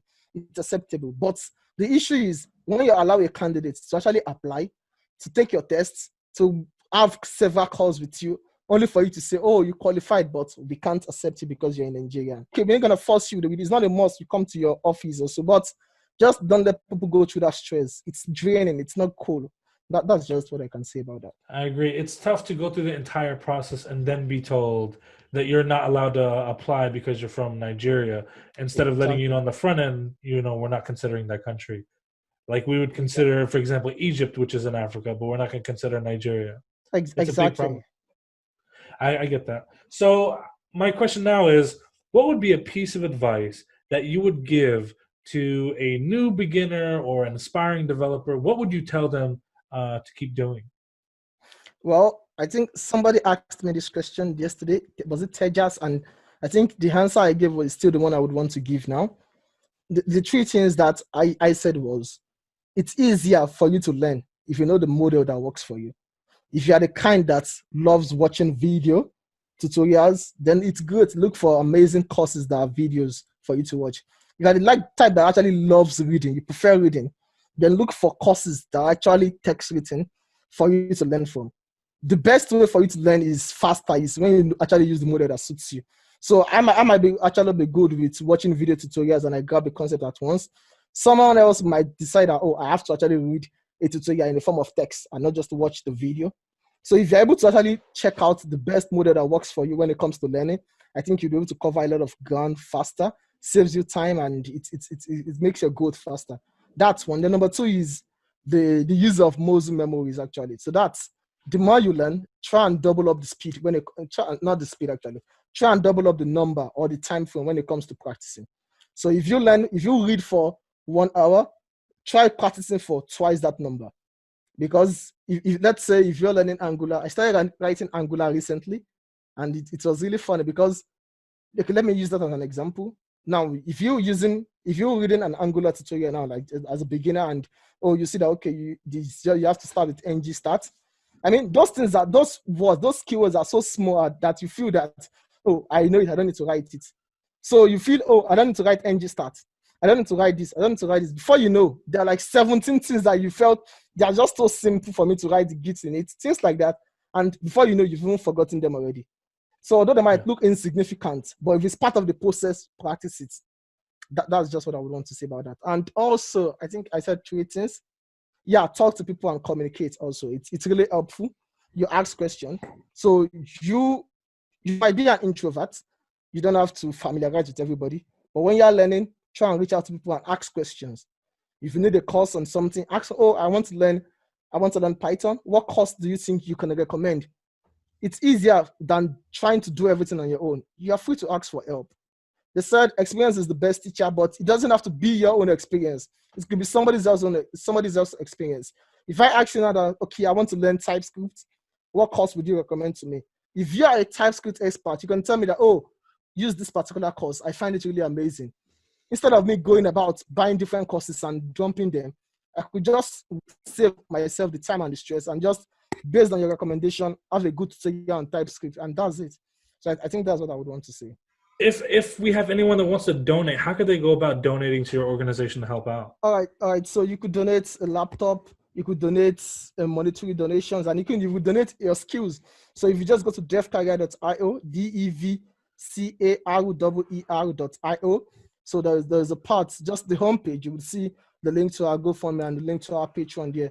And also, if you'd want to donate laptops, my handle is Axelton and DevCareer's handle is DEV_careers. So you could just send us a DM and we'll work out the shipping details. Sultan, Dev Careers, developer, thank you. I enjoyed every single moment of this interview.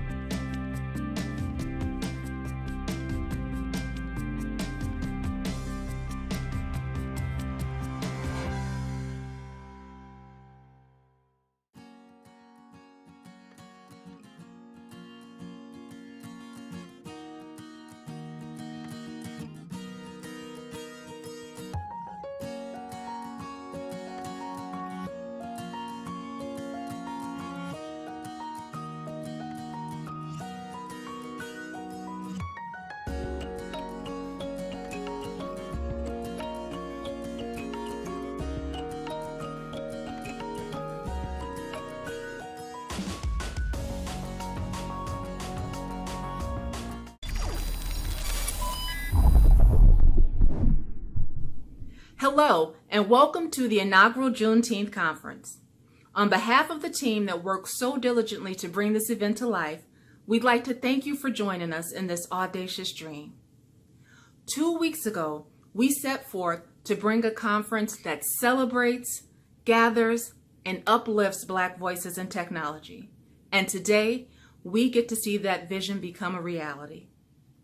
We'd like to invite you to learn more about the conference and the holiday behind it by clicking on the link above labeled Juneteenth in the header. Thank you so much for joining us, and enjoy the conference.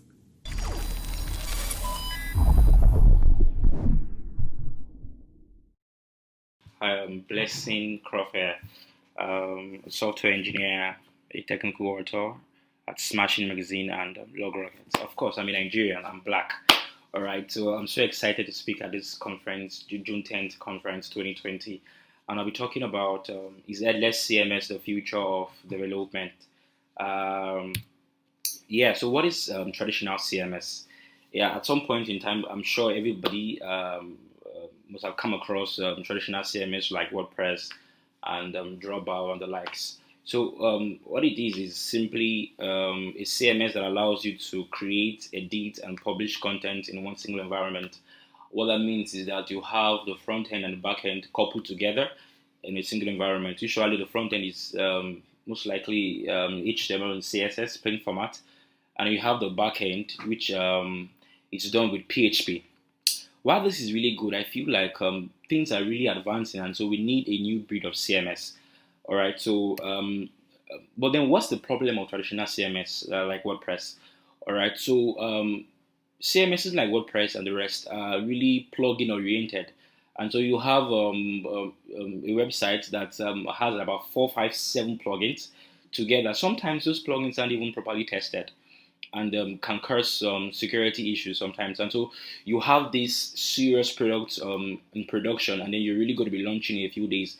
And then all of a sudden, somebody wants to really test stuff, and then boom, you receive the shock of your life. There's a downtime in your app. Why? Because a single error in a plugin that wasn't properly tested, and then you used it, made that issue. While this is really, really funny, but I think it's a matter to really discuss about. And that's why I want to present to you today a new breed of CMS called headless CMS. Yeah, so what is headless CMS? Pretty funny name, yeah? So what it means really is that headless CMS is pretty much a content repository that delivers content to any front-end framework or devices via an API. So what I'm saying therefore is this.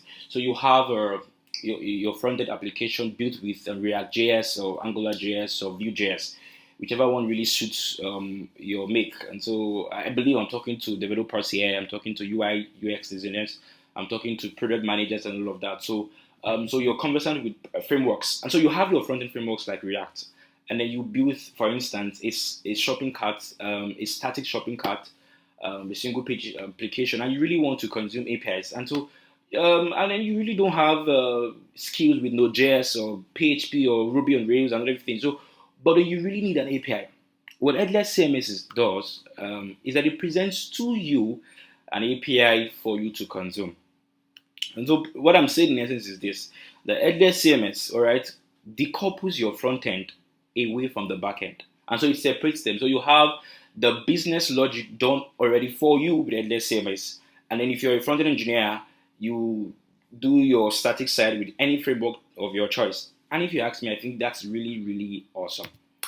But the big question is, why do we need headless CMS? I mean, a lot of us are really, really used to using traditional CMSs like WordPress and the likes. While this is really nice, I mean, WordPress for me is a good platform for building blogs and web applications. I mean, it's really nice that it helped a lot of us to quickly do things without having to write core crude logic. But why this is good, as we begin to evolve in content creation and in consuming more content, there's a need for us to scale without having to sleep and think about errors popping here and there the next morning. That's why headless CMS is pretty much a good one to consider, because it's entirely separate from your front-end application. In fact, you can have as many applications anywhere and still interface with it. It doesn't matter where it's hosted. So if you host your front end maybe in Netlify or in AWS or in Google Digital Ocean or something else, it really doesn't matter where it's hosted, all right? Because the backend does all of the database logic for you and everything. So all you need to do is just get the API endpoint and then consume data. And if you ask me, I think that's really, really nice. All right. So, but let's see a few comparison between traditional CMS and headless CMS. All right. So yeah, so this is a graphic picture of what the traditional CMS looks like. And so you have the backend written with PHP, which I feel like a few of us really I don't know, but then I left PHP about 3 years ago, and I'm a Node person. I do more of Node.js and React now. So you have the backend for a traditional CMS. You have the backend built with PHP. As a matter of fact, that's what you should use, or that's what if you're using CMSs like WordPress, that's what is available for you. You can't change anything. And then you have the front end all together in the same environment. All right. And then with the backend, you can manage your code, you can, manage your stuff, and then you have available to you a rich text editor to like something like what you see, what you get, WYSIWYG, in that format to display content to you. And this is really nice because you have everything together. But why this is an issue is because if there's a problem at the backend, it affects the entire application. Yeah. If there's a problem with the front end, it affects the entire application. And so there's really no room for creativity and customization, as it were. But here you have the headless CMS. You have the backend business logic that manages the content and your database somewhere else with headless CMS. And then you have the middleman, which is the API that would interact with your front-end application anywhere.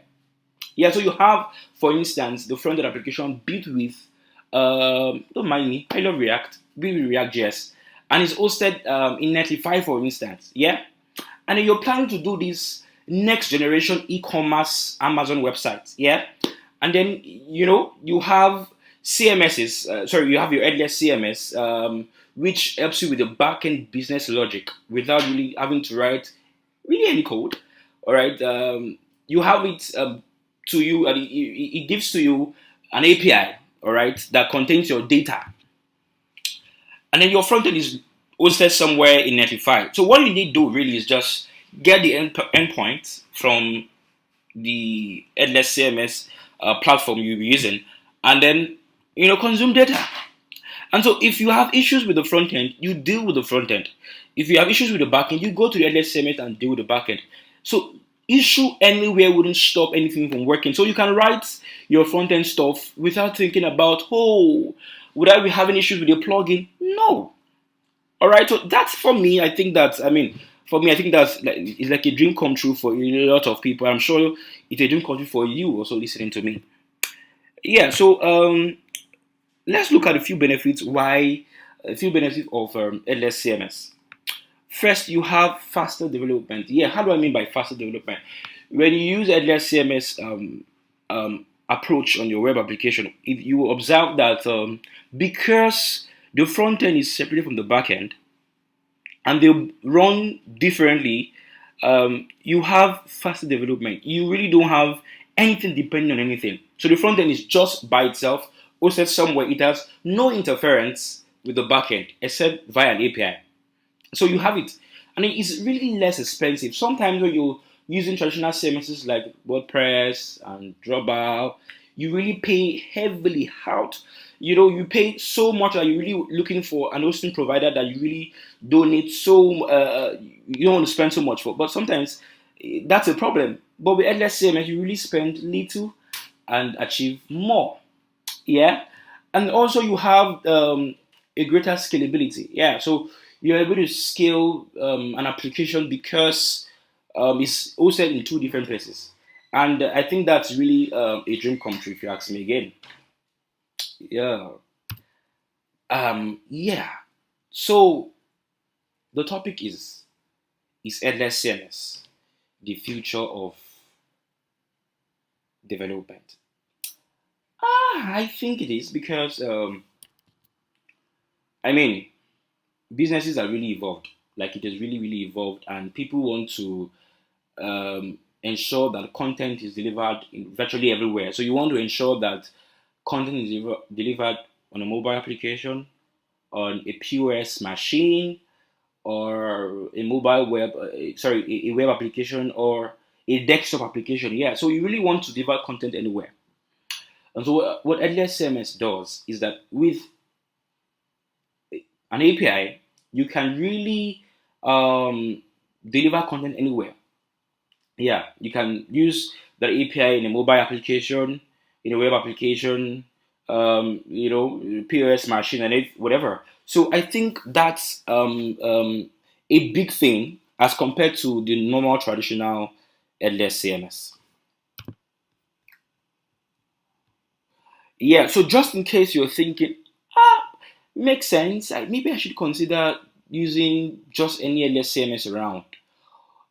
Before you really go about that, I feel like there are a few things you need to consider. There are a lot though, but then just to mention a few because of time. What are those things to look out for if you really want to, choose LSCMS, anyone, whatever? You must ensure the following. Number one, you must ensure that your editors can manage all aspects of pages. Yeah, so you want to ensure that the LSCMS you'll be choosing can manage the name, can manage the search engine optimization, and can manage content very effectively. And you want to also ensure that that headless CMS, all right, is capable of handling URL redirection somehow. Like so, you want to ensure that URL redirection is really specific and then it's properly managed for you.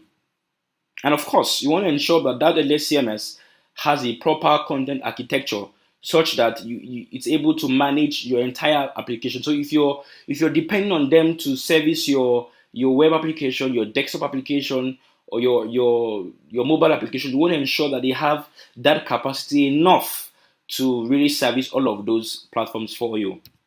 Yeah, so if you're looking for an LSMS, there are a lot out there. There's Contentful, there's Graph CMS. Graph CMS is really cool if you are into GraphQL, and you may want to consider Graph CMS. You have Sanity, you have Butter CMS. So there's really a lot of CMS, but I've tried a few of them, and I think that Agility CMS is really a cool one because number one, it helps you with a global content delivery network. Yeah, so you can actually via a CDN, you can actually host your static sites. Yeah, via a CDN, and of course, it helps you with your content infrastructure. And it has really one of the things I really love Agility CMS for is that it has a really rich text editing support. Yeah, because that's what you really want to consider. You want to really create data without having to think about, okay, how's it supposed to go and all of that. Yeah, so it has that rich editing support, and it comes with a built-in page management system. Yeah, it does come with that. And I think one of the reasons why I really love Activity CMS is because it embraces the Jamstack approach. Yeah, it does. I mean, very recently, everybody really trying to adopt the Jamstack approach for their next big web application. I think Agility CMS stands out when it comes to Jamstack approaches, right? Because it helps you with it gives you the platform to really build Jamstack web applications with ease. It has support for Next.js, which is a static generator. It has support for Gatsby, and it's really a cool one. Yeah, so surprisingly, I got to meet a few of the staff, and then I've been using Agility CMS for some time now. It's really cool. And then, so if you really want to check out Agility CMS, just go to the site agilitycms.com.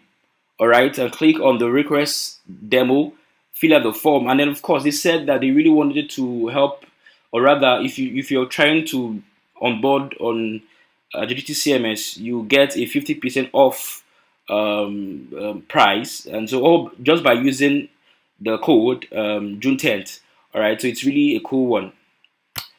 Yeah, so I wrote a few articles on headless CMS and Jamstack. They're available at Smashing Magazine. Yeah, that's a link so you can actually go through it when you're alone to see a few things. So in conclusion, really, we've seen that Endless CMS can present to you one of the best platforms for building cross-platform applications, whether it's a mobile app, whether it's a desktop application, or whether it's a web application. It's really a nice one. So I really can't tell you to migrate right now from a traditional CMS like WordPress to Endless CMS, but I feel like you really haven't had the benefit it has, haven't seen how flexible and how creativity you can actually be with Endless CMS. I feel like if I were you, already I have a few of my products, my personal stuff, migrated from traditional CMSs like WordPress down to Endless CMS.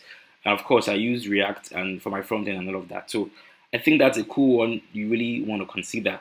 Yeah, so thank you very much for listening to my short talk.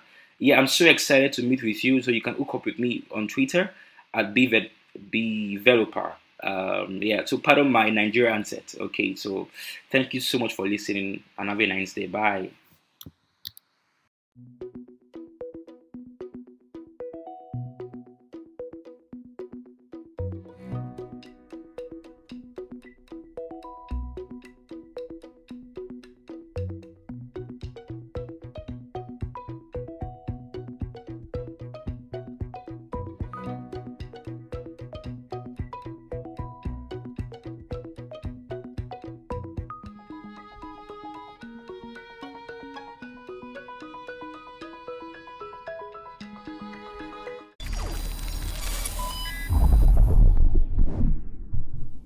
Hello, and welcome to the inaugural Juneteenth conference.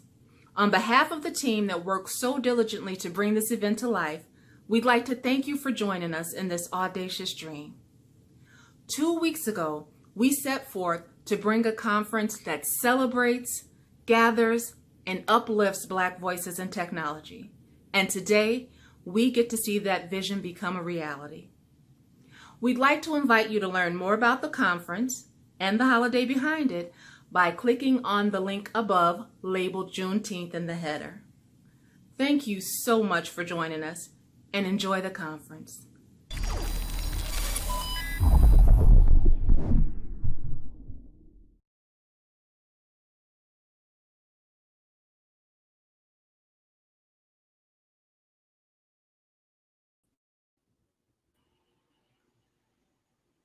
Yep.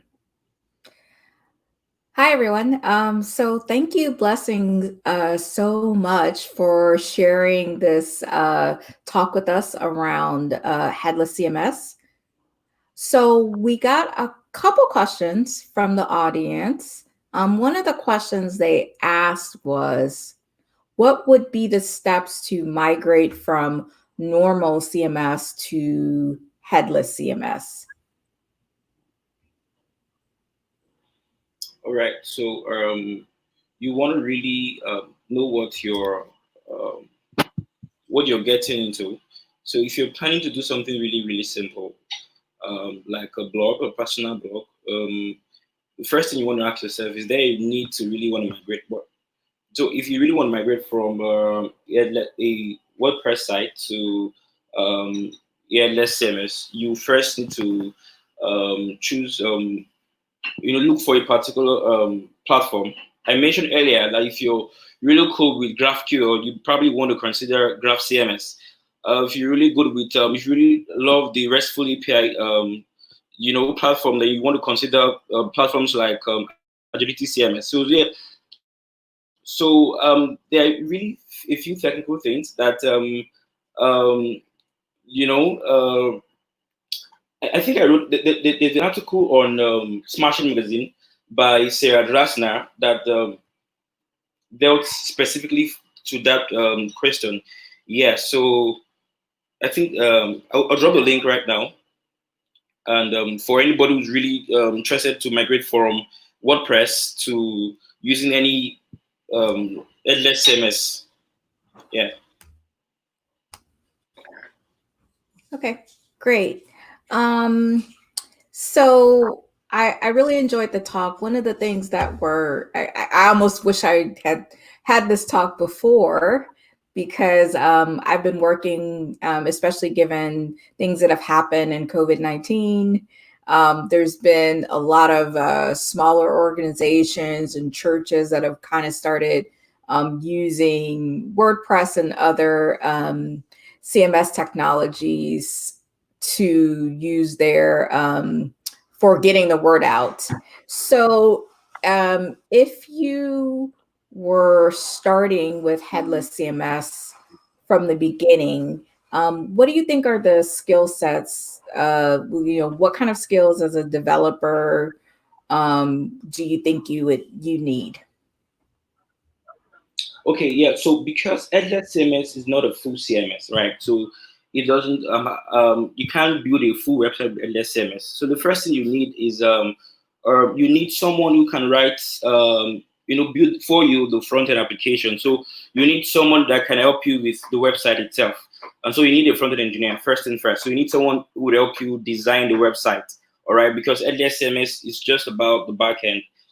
You get so that's the first thing you need, and then of course headless CMS aren't really so technical. So because all you need to do is just create content, manage content, and publish content. So I think one of the major thing you need, or one of the major skill you need, is just be cool with your front end skills, and that involves maybe React JS or Vue.js or Angular JS or whatever framework you really like to do. Yeah, so I think that's like the major skill set. The rest, headless CMSs nowadays are really very easy to learn. You really don't need a special tutorial to go through them.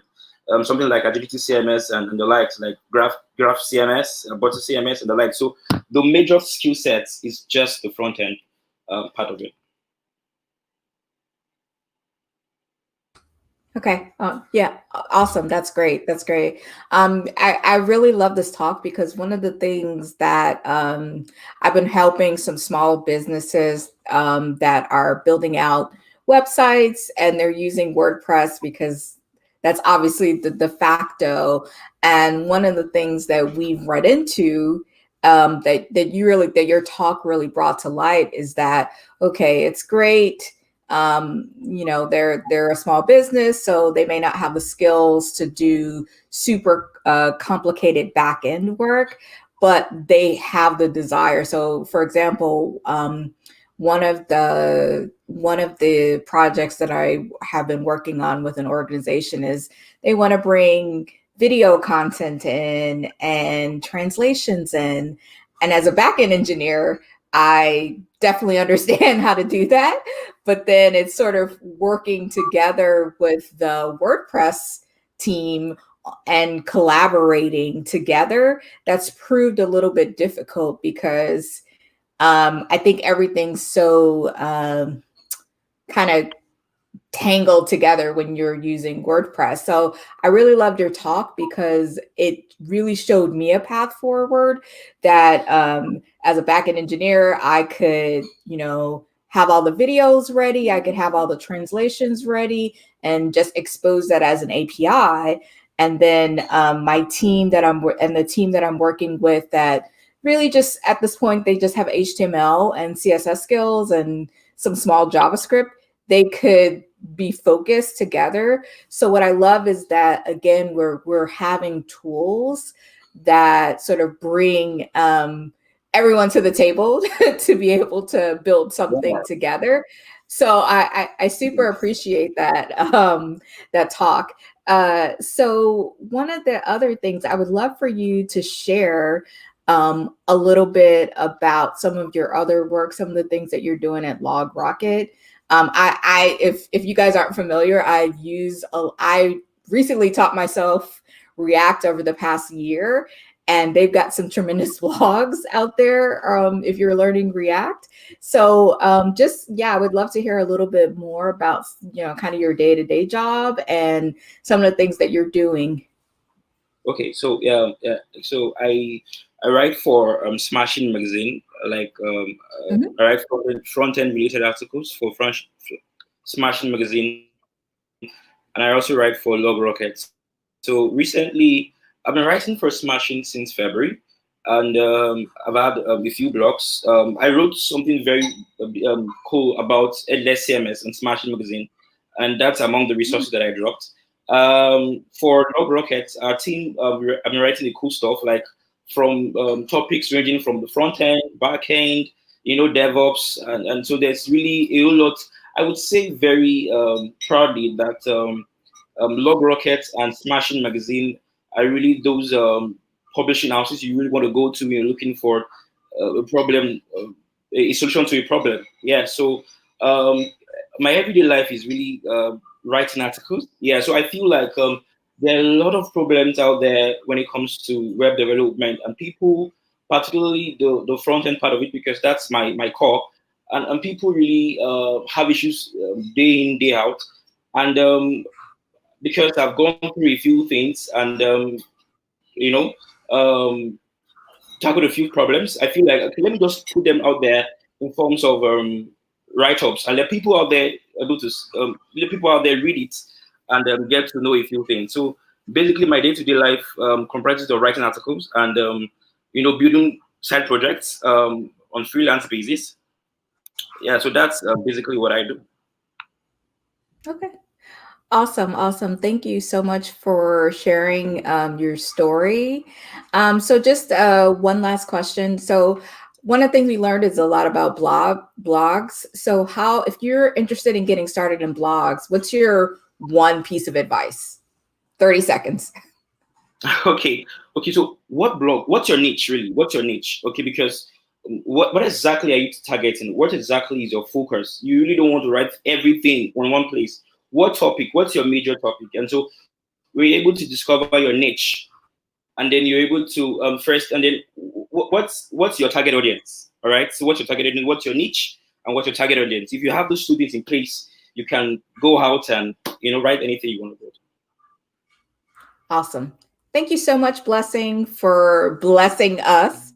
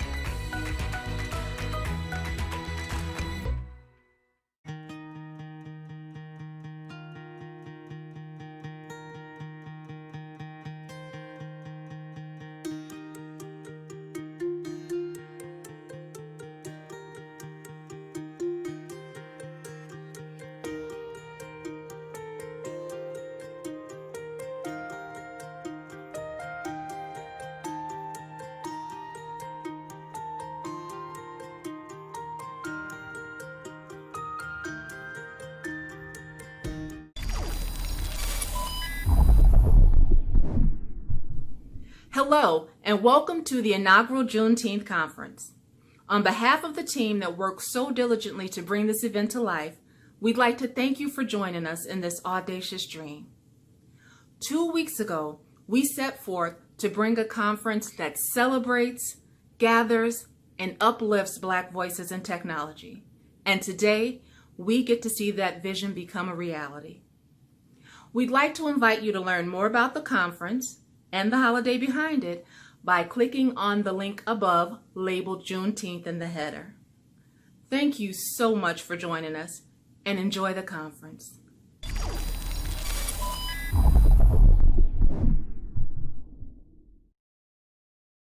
Hello. I hope you are well in all your ways. My name is Shugri Abdullahi Janagale.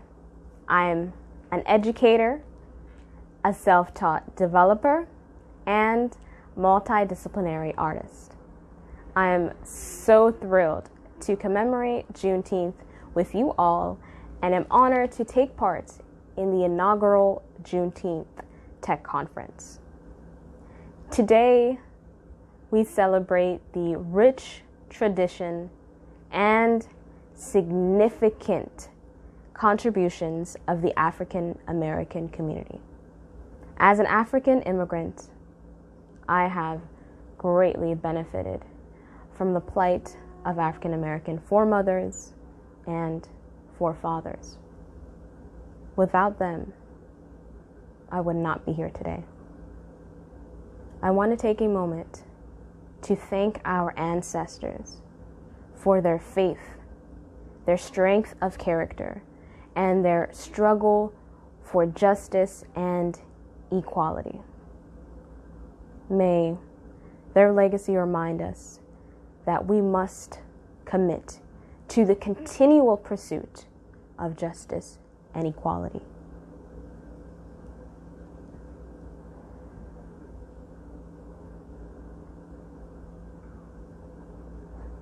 My apologies for the long interlude, but these great men and women must not be forgotten. We must honor their legacy and remember, we must live our legacy every day. Each day, we must challenge ourselves to do better for the past, present, and future. And as we all know, the future is tech. So today, I will be sharing how programming made me a better artist, how the skills of an artist are an asset in the programming world, and why more artists should learn to code. So, let's be real. I know you're all wondering how programming can cultivate artistic improvements. You're familiar with 100 Days of Code, right? Well, last year I committed to something similar. But it wasn't quite 100 days. The 365 daily art challenge, meaning I was creating art daily. Venturesome? Yeah, I know. A week in, and I realized I needed to make some changes, like adopting digital art as my medium of choice. As the challenge continued, I began creating composite images, which basically is combining two or more images to make a single image or picture. This is when I found certain aspects and tools in the drawing software to be tedious. It's just so time consuming. That is until I learned I could manipulate the software's code to resolve my discrepancies. I created automation functions to execute macro commands and run a flow. Yeah. These automation functions allowed me to speed up the editing process. Essentially, programming allotted me more time to focus on developing my artistic techniques and simply create. Art led me to programming, and through programming, I was able to improve my artistic ability. So, what are the skills of an artist that are assets in the programming world? Well, artists have very strong visual abilities. For example, through visualization, artists are able to thoroughly conceptualize ideas. Coupled with higher observational capabilities, they often see what others don't see, literally and figuratively. These skills enhance a programmer's ability to find potential issues in code and debug, which is how we spend 50% of our time as programmers. You're probably asking, well, why should more artists learn to code? Well, coding requires a lot of creativity.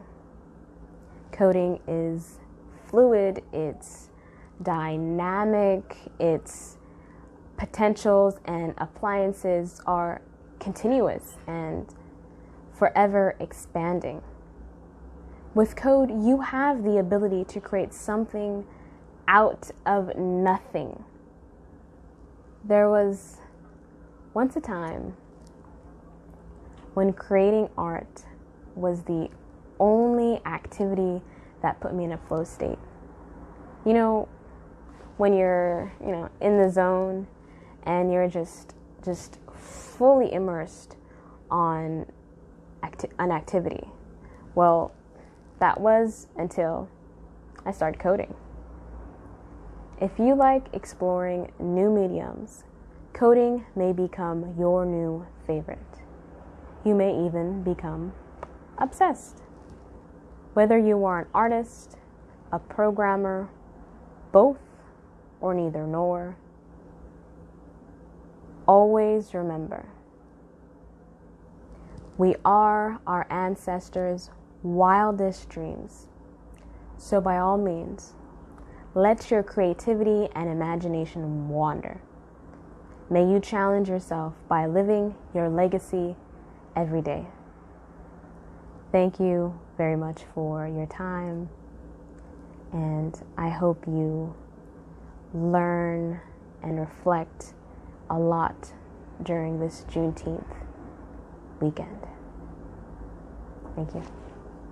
Bye-bye.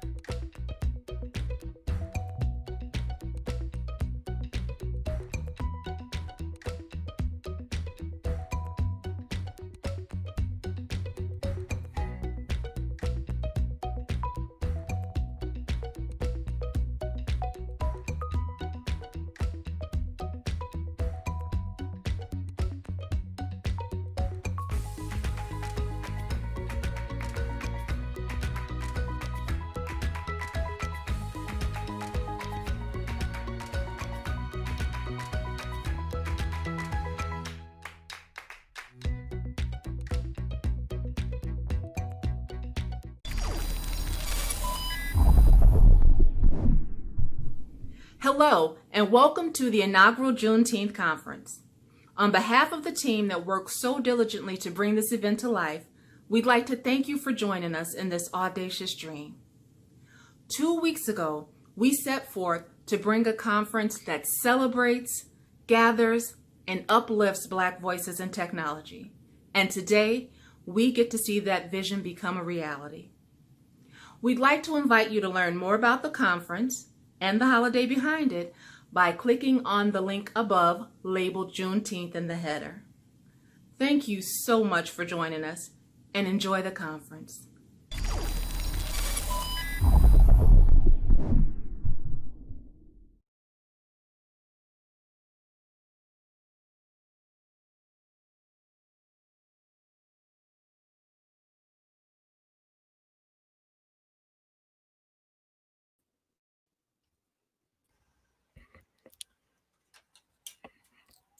Hello. Hi.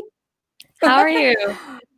I am great. I am so great. I am so thankful for your presentation. Thank you so much for sharing your journey as an artist.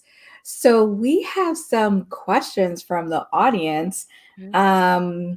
So one of the questions they asked was, what inspired you to make art daily? Well, what inspired me to make art daily was the fact that I wanted to create more often, and I set a goal of doing it, every Friday or on a weekly basis. And what I found is that I wasn't sticking to my own promises in that sense. So I just wasn't creating on a weekly basis. So I decided to up the ante and commit to doing it 365 days. So it was just out of a necessity to not just want to continue having this outlet, but also wanting to develop my skills as an artist. Okay, great. Love it. I think we've been hearing this recurring theme around that commitment. I know Danny talked about this in our keynote around just committing to your passion and doing it daily. So love that. Thank you. So next question we have is, what kind of automation tools do you build for your art? And or what kind of tools would you like to see more of for artists? Well, the automation tools that I created was one that allowed me to have certain presets with the dimensions that I intended to use. So it was just manipulating the tools that were already there. I actually was able to find a lot of code already available online. I was using a software called GIMP, so it's created for you to manipulate it. And prior to using GIMP, I was using just a general software that didn't allow that extensive of manipulation. So I found the relevant code and was able to just utilize it. In the future, what I would like to see is actually, I'm not sure, but the 3D realm of creating, art is a whole nother ballgame. And I haven't even explored the tools available for the 3D art. So I know that it's a lot more extensive because you're actually able to manipulate so many different aspects of the code to create your artwork. And it's not even, it's to the point where you're not just even just drawing.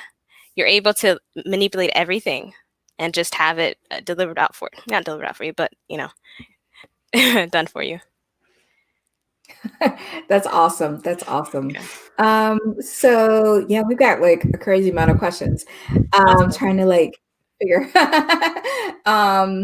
So do you find coding has inspired you to make better artwork? It's interesting because for that time that I was doing the 365 art challenge, it just gave me more time to just focus on my art and remove that, that unnecessary processing involved. But since I finished my 365 art challenge, I've been coding almost daily. So what actually happened is that I've actually started creating less because I'm kind of obsessed with coding now. And it's like the rush it's similar in the sense of like, I'm creating this, or, I've come across this problem, and it's like I want to fix this problem. So it's just opened like a whole new world for me where I'm an addict now. I love art, but I think, coding is definitely my new medium. Okay. Awesome. Awesome. I love to hear that. I love to hear kind of the evolution. Someone yesterday talked about, Aaron Saunders talked about, you never know where coding will take you. And I think it's really like listening to your story. I think whatever your medium, art or coding or whatever it is, it's sort of like so important to follow that path, and you just never know where it will take you. So this question is actually super of interest to me because I have a stepdaughter who is a super creative person, and she loves art. And she's also, I drag her along all the time to all these STEM events as well. Very good. So, so what advice would you give to artists with no coding knowledge that would like to explore this field? I would advise them first to just do some research, because there are a lot of artists that are also, programmers and coders. And there's even a lot of programmers that have become artists. What I would say is just do your research, find, those artists and those programmers, and figure out what type of work they've been doing. But also what I would suggest for them is to, just take a class. Just take a class and just get started on learning to code. And I think that they'll find that, that not the, I guess, like that aha moment, or that realization that like you're getting closer to your goal, when you're, for example, creating a piece of art. You have something in mind, and this is what you want the outcome to be. And I think it's like that same type of process exists with coding. So I think it's just about getting started. Like, don't fret about what your skill level currently is, but if you just attempted to try it, then I think you can really develop your skills as a coder. Okay. Awesome. Awesome. Thank you for that. You're welcome. So what advice would you give to young and upcoming artists? So I do a lot of volunteer work with a lot of STEM organizations like Black Girls Code. And one of the things I do see, as much as they actually like STEM, they really, really love the creative expression of art. And so, what advice would you give for young and upcoming artists? What the advice that I would give to young and upcoming artists is to not feel as if they should be limited by wanting to adopt a specific style. I think in the art world, we're all trying to achieve, a certain level of recognition where someone can just look at your artwork and recognize, oh, that's by Shuguri Janagale. But what tends to happen is that it really limits your overall experimentation, and in a sense, it really limits your overall variety. Like, you have an option to develop your skills as an artist. So don't feel as if you should limit yourself with just digital art, or only portraits, or only landscapes, or just explore as many mediums as you can. But of course, as an artist, we have to be conscientious of the desire to want to make a profit. So understand what's for you and what's for, the consumers. What would you want to share with them? Because I think it's very important to create solely for yourself as well. That's awesome. That's awesome. It's so funny that you mentioned that, because I get the same question, but about technology and STEM, and how do I get started in tech? And I almost have the same exact response, because I think it's important when you're starting out to really, people in tech really get who are starting out, they really get drawn to, okay, which technology is going to make me the most money, and which one is hot now. And I really encourage everyone to explore and learn tech, and then learn all different types of tech and become very well-rounded. And Yeah. then you can start thinking about kind of how, okay, I've explored all of these different things, sort of like the buffet. Like I tried a little bit of everything, and now I can go back for seconds for the thing that I know that I really, really love, and that's Yeah. my passion. So it's really cool to kind of hear that the parallels in that. So our next question is, how much time do you spend coding every day? So I think if you were mentioning you're now kind of turning more to coding. Yeah. So how much time are you spending there now? Okay, so on average about 6 hours a day. Like it can vary. Some days, the minimum for me is always 4 hours. And then I try to make up those hours because I'm on a set regimen, just like how I was with my art, like a set regimen of how much I was creating daily, but now it's like creating a certain amount of hours. And it's interesting that it's coding is creating. But so yeah, 6, 5, 4 hours a day. That's typically my norm. Okay, awesome. And are you working on a specific project, or are you so how do you spend that? Are you working on a specific project, or are you learning? Are you studying? Like how does that break down? So I'm doing like a lot of project-based learning. So currently I'm working on an interactive website that is intended for people that want to order like meal plans type of deal. So just really creating it's a static website, to be honest, but I really want to get a good hold on the front end development before I begin focusing on the back end.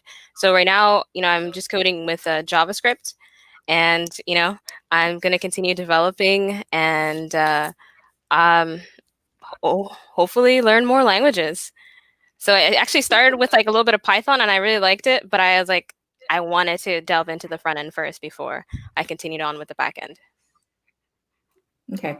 I love that. I love that. I get asked that question all the time, a lot of, how do I get started in coding? And I love that you're starting with even how you went from working in art to coding. It started with, hey, I know that I can, some of the things I was doing with my art was very tedious. Yeah. And here's a problem, like here's a way that I can speed it up. And I would say that's a really, really, really good advice for all of our coders that are starting out is, figure out a problem, either your own personal problem or a problem in your community that you want to solve, and solve it through code. So I think I love that you shared that story. So we had another question here.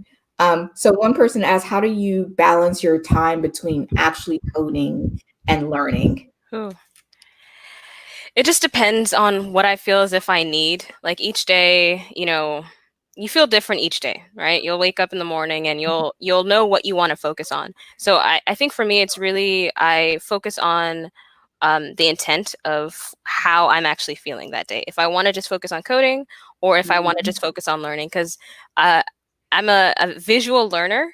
And finding certain programs that allow me to watch like instruction that's done over like a video, and then from there try and work along with it, that, and I'll do in a mix of like pair programming as well. I think that's really important.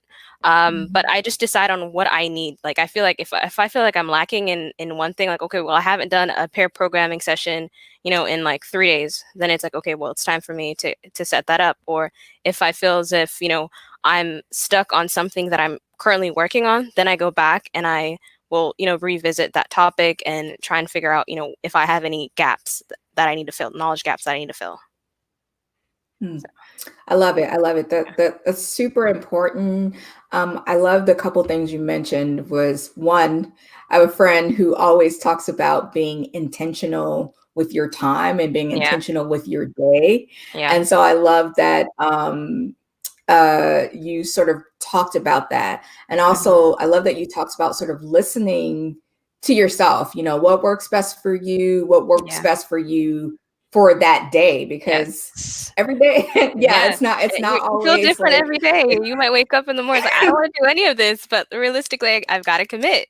So it's just about, yeah, you know, kind of negotiating with yourself. It's like, okay, well, you don't have to really, okay, let's not code today. Let's just yeah, focus on something else. Yeah. yeah, So that coder self-care is super important. So we've got one last question, and I love this one. So I really want to hear, you know, what inspires your art. So can you talk a little bit more about your art and what inspires it? well, I've always been very much drawn to portraits. From a very young age, I was, obsessed with drawing portraits. So from there, I wanted to, showcase the beauty of, African and Black people, and because of that, I chose to focus on creating portraits of, people of African descent. So it was it's a mix of, you know, seeing people like living in the world that inspire you, and it's for me it was pulling from, their beauty and wanting to just showcase it for the world to see. So it was heavily on that, just wanting to show the beauty of my people. Yeah. Hmm. Well, thank you so much. I think just in 30 seconds, tell us what's your next goal? What's next for you? And What's next for how can we me? contact you? Ooh, what's next for me? Well, what's next for me? Well, what's next for me is definitely just focusing on continuing learning. We're all lifelong learners, and the beautiful thing about being a programmer is it's kind of a requirement for you to continuously learn. So I want to get to the point where I, am not just taking on, you know, uh, you know, website designs, but I actually want.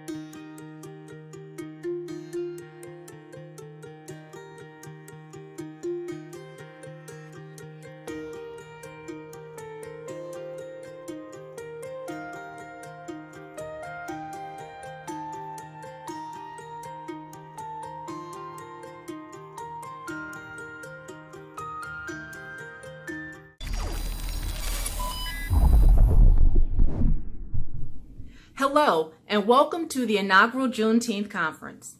On behalf of the team that worked so diligently to bring this event to life, we'd like to thank you for joining us in this audacious dream. 2 weeks ago, we set forth to bring a conference that celebrates, gathers, and uplifts Black voices in technology. And today, we get to see that vision become a reality. We'd like to invite you to learn more about the conference and the holiday behind it by clicking on the link above labeled Juneteenth in the header. Thank you so much for joining us, and enjoy the conference.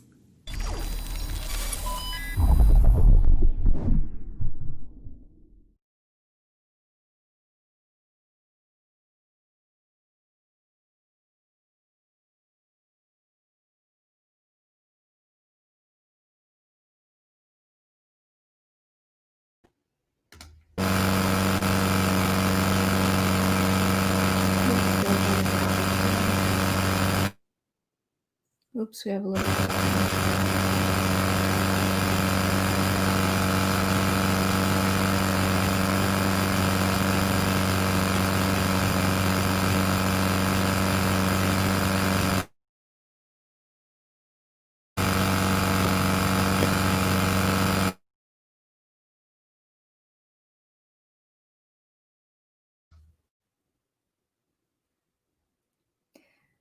Hi, everyone. Okay. Sorry. So hi, everyone. Thank you for joining us. Today, we're going to be talking with Mark, and he's going to come to us and talk about intellectual property rights in the technology sector. So Mark is a trained lawyer and mediator, actively building a career in tech and innovation, corporate practice, intellectual property, dispute resolution, and impact investment. He enjoys speaking to people in emerging areas of law, impact investment, branding, and personal development and startups. So I am super excited for you to be here and share your work. And without further ado, take it away. Thank you, Brianna. Okay, I'm very excited to be here too, and it's more exciting because most of you are prepared to hear a law talk, but it's not going to be a law talk. Well, part of it is going to be a tutorial on law anyway, but then it's going to be me talking about how you can make deliberate decisions to make the Black community a much safer and a much better place. It might not seem like it from the topic, but trust me, it's going to be an interesting one. So let's just go right into it.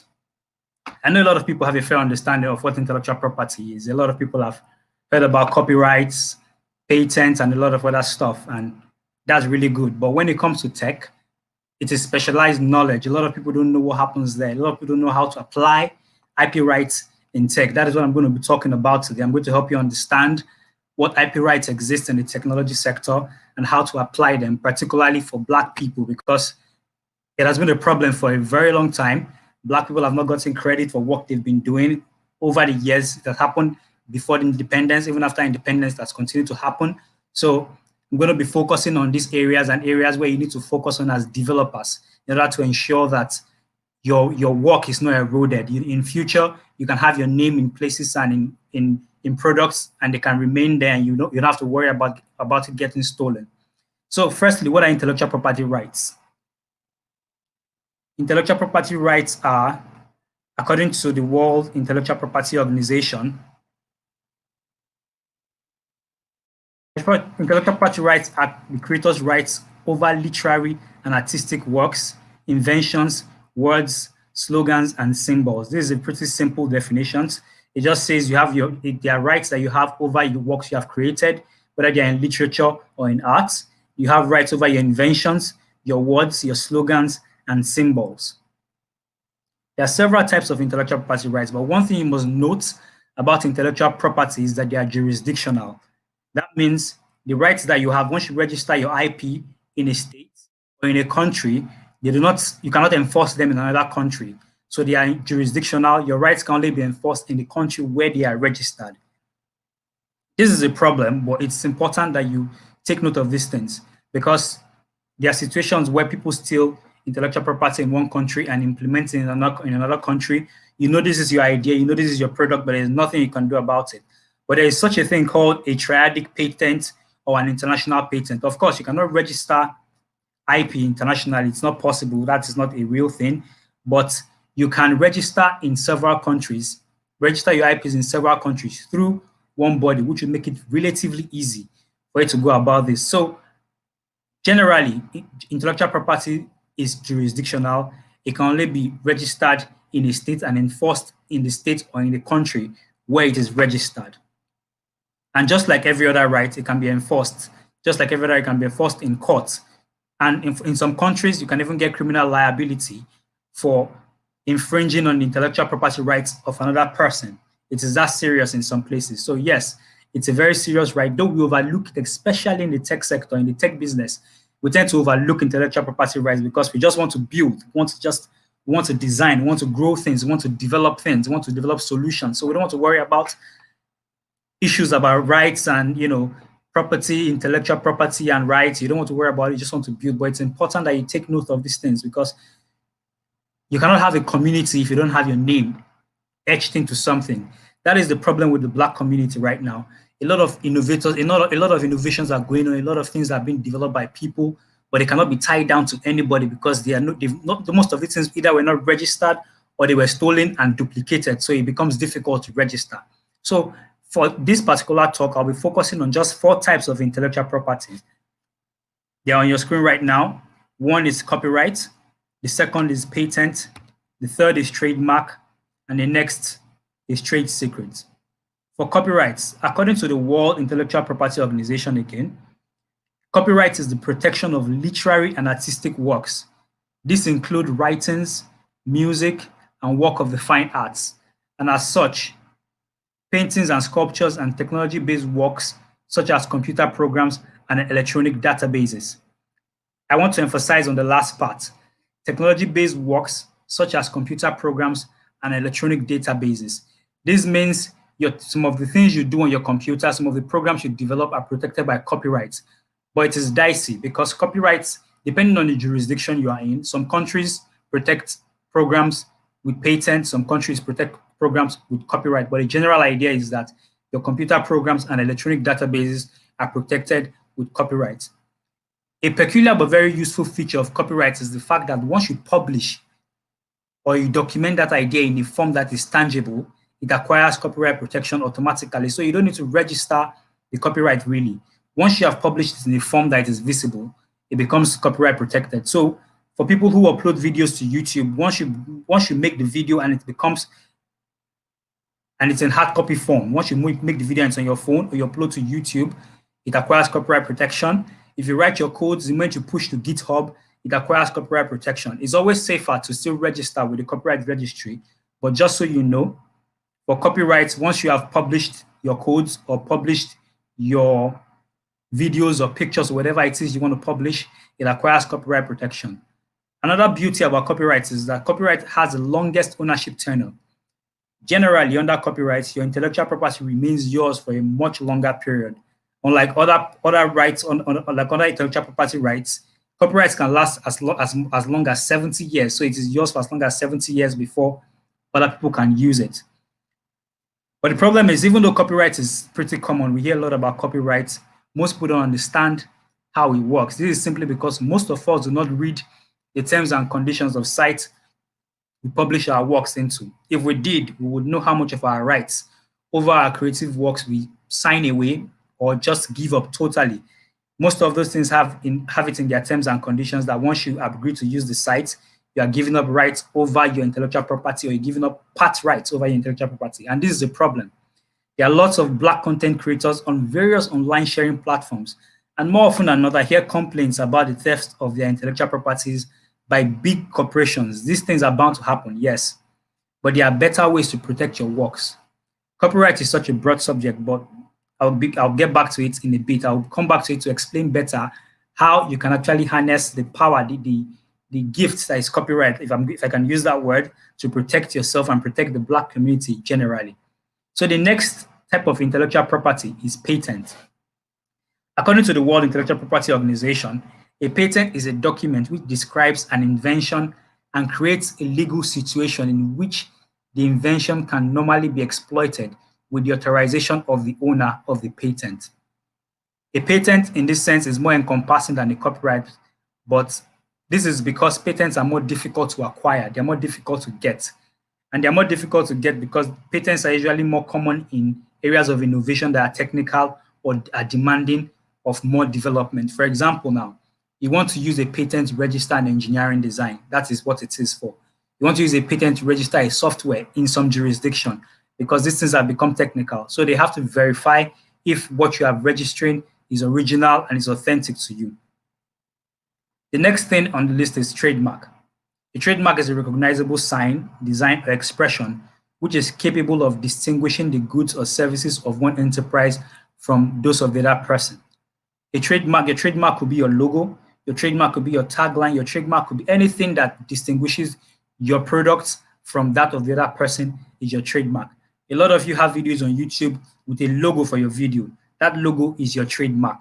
A lot of you have content on GitHub. Some of you have avatars.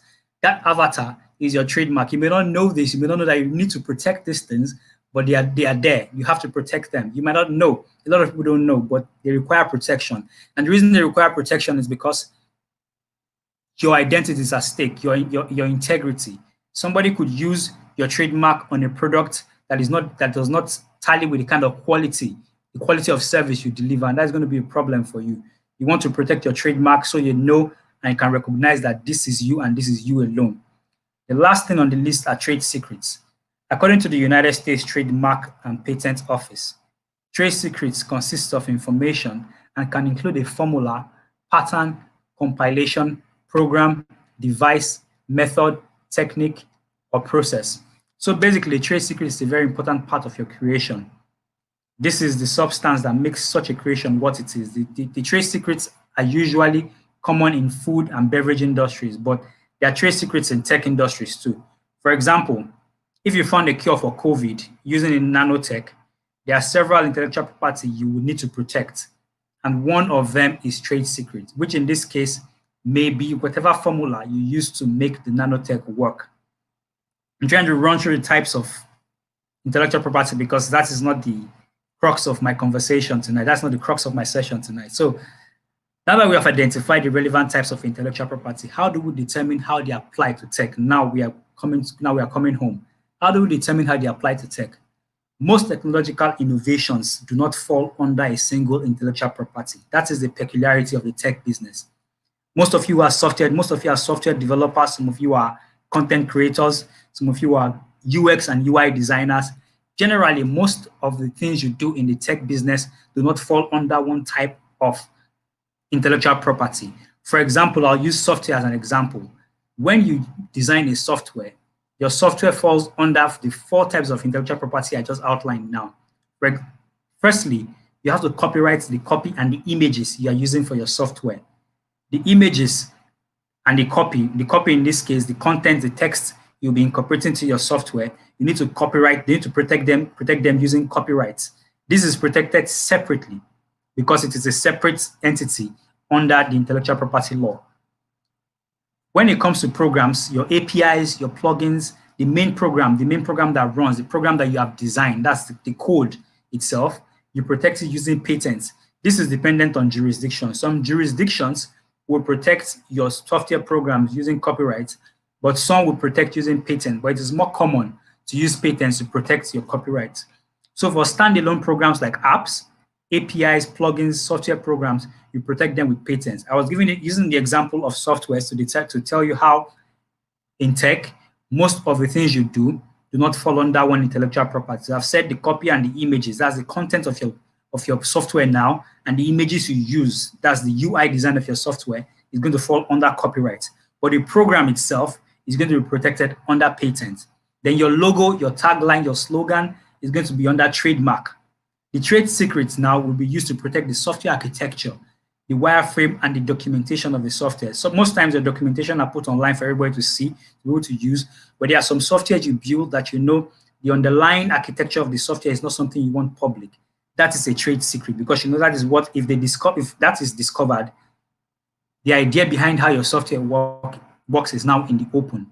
So as you can see, as I've outlined, the peculiarity of the tech industry shows that for one program, you would need at least 4 intellectual property protections for them to ensure that they are fully protected. Because if you leave one arm open, if you did not protect it in one arm, you risk losing every other thing. It's risky to leave any part open. This is the reason why you should always speak to a professional, so he or she would be able to tell you how and what parts of your program or your technology or your innovation requires protection. So how do you protect your intellectual property?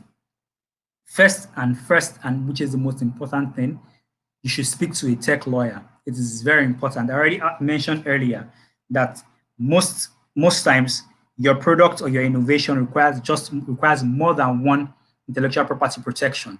So you must speak to a tech lawyer. Sorry, I forgot about this slide. You must speak to a tech lawyer to help you understand the areas your protection should cover, the things on your program and the specific protection that will be required for those parts of your program. The next thing is you should not wait till your project is complete to begin protection. I've had an issue come up before me where the innovator, the creator in this case, was developing a software. He waited until he had finished before pushing it. But that was a mistake he made because his partner went ahead and used the same program and registered the patent. So the patent was not in his name. That's where the problem came up. So once you have an idea and you can document it, do not wait until you've built before you can register. You find a way to register your patent or your design immediately. Thirdly, do not use another person's IP without their permission. If you use another person's intellectual property without their permission, you risk losing your own. You risk losing everything you have built the intellectual property around. The second to the last thing, document and track your changes. This is very important because the thing about intellectual properties is that they are time bound. Usually, the rights over intellectual property accrues to the person who registered it first or who published it first. So when you document and track your changes, if you are developing something, during your iterations, you are making changes to your software, you're making changes to your UI or your UX on Figma or Adobe XD, whatever you are doing, keep track of your changes. So if an issue arises, the timestamp on those changes you made will be what will show that you were the first in time. It is this timestamp that will show you were the first in time and will, in that case, protect you from any liability or help you enforce your rights. And again, I'm emphasizing this point again, speak to a lawyer. Speak to a lawyer who is specialized in this area. Now, so I'm done with the lecturing part of this session. So I'm going to go to the main substance as it relates to the Black community now. The whole world runs on innovations. Every big corporation is born from innovations. Someone created something that everyone wanted. That is basically what business is about. Somebody creates something everyone wants, and it does not matter if the idea is stolen. The consumers will not bother themselves with that. They just want a product, and if you provide a solution, they buy into it. And that's a problem in itself. But that is not what product designers or developers should bother about. As Black people, we have invested so much ideas, so much innovations into the world, and we get very little credit for it.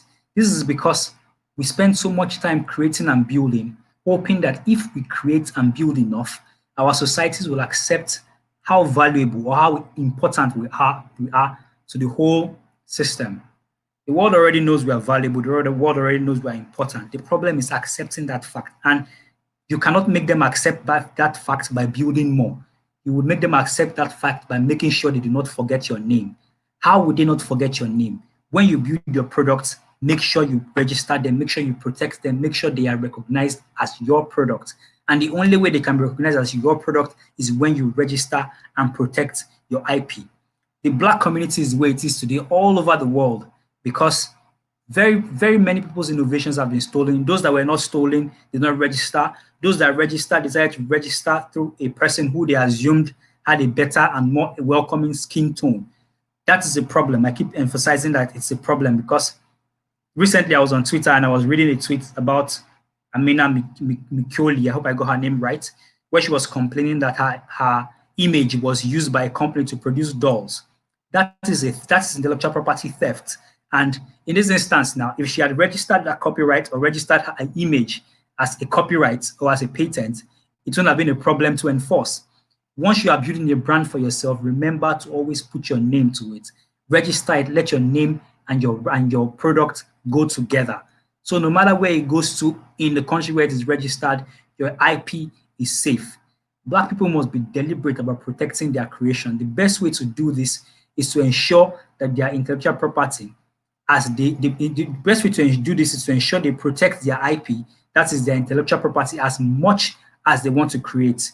I know for developers, I was a front-end developer for a while, and I know this for developers, we generally do not want to bother about the legal aspects of things, policies, compliance, and all this. We just want to create and provide solutions, but it's important that you take note of these things. If you do not take note of these things, you will end up becoming a sub to somebody who stole your idea. You'll be in the living room one day and you'll discover that your product is somewhere being used by somebody else. Your name has to be there. Big corporations all over the world now are built, like I mentioned earlier, are built on ideas, are built on innovations.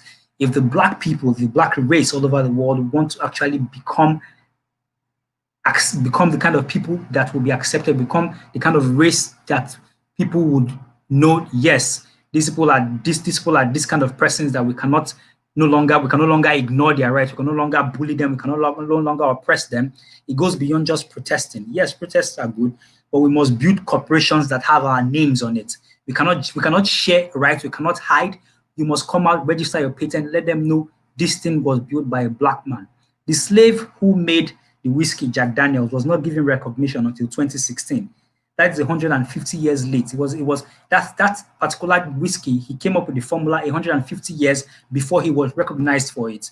Understandable, this was during the slave period, but this erosion of ideas, this erosion of innovations has continued up until this moment. I read it all the time on the internet, especially from content creators, people stealing your ideas, people stealing your posts, people stealing down to big, and these thefts occur from big corporations mainly. I hear people post things on their website, post videos, and CNN is using it without asking for permission. I hear people create images for themselves, and CNN or a bigger corporation is using it without permissions. These things are littered all over the internet. Yesterday, I was in Harold's session, and I could not help but wonder what he was doing to protect his image, because I don't know if he's listening, but whether he likes it or not, he's building a brand for himself. He has to protect that image for himself. So no matter where it is used, no matter who tries to use his image, it can be traced back to him. Even if he decides to give the right of use to everybody can use his right, that's not a problem, but it should be traced back to him. That is the same thing for every Black person. If you are creating anything, even if it is open source, you want everybody to be able to develop, build, and iterate on your design. Ensure you register it as yours first, so it can be recognized as your original invention, that it came from you. It is important that we begin to do this to help build corporations, to help build bodies that can be identified to Black people. A 2010 study found that from 1970 to 2006, Black American inventors received 6 patents per million people, compared to 235 patents per million people for all of US inventors. Another 2016 study found that Black Americans apply for patents at nearly half the rates of whites. That means Black people have less than 50% chance of owning any IP. And even if they do, it means they have less than 50% chance of owning corporations that are big enough to scale all over the world. Intellectual property is a complex subject for everyone, not just because of its nature of jurisdiction, but because it's specialized knowledge, especially in the area of tech. People can mix it up, people can, get it wrong when it comes to how to go about it. That's why most times people give up on trying to understand how intellectual property works, because they just think, how do I break this down to know which parts to protect? How do I go about protecting my IP?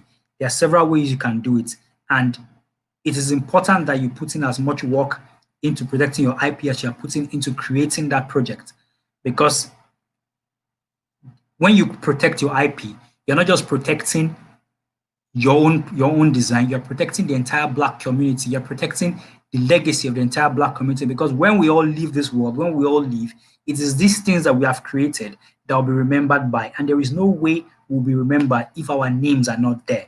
They should not forget our names. They must not forget our names. We must put our names to every design we build. We must put our names to everything we do. You're a UX designer, you are a UI UX designer, you are a software developer, you are whatever it is you are doing in the tech industry. Make sure you register your IP, because in the long run, you'll be building a profile for every other young person who is coming up.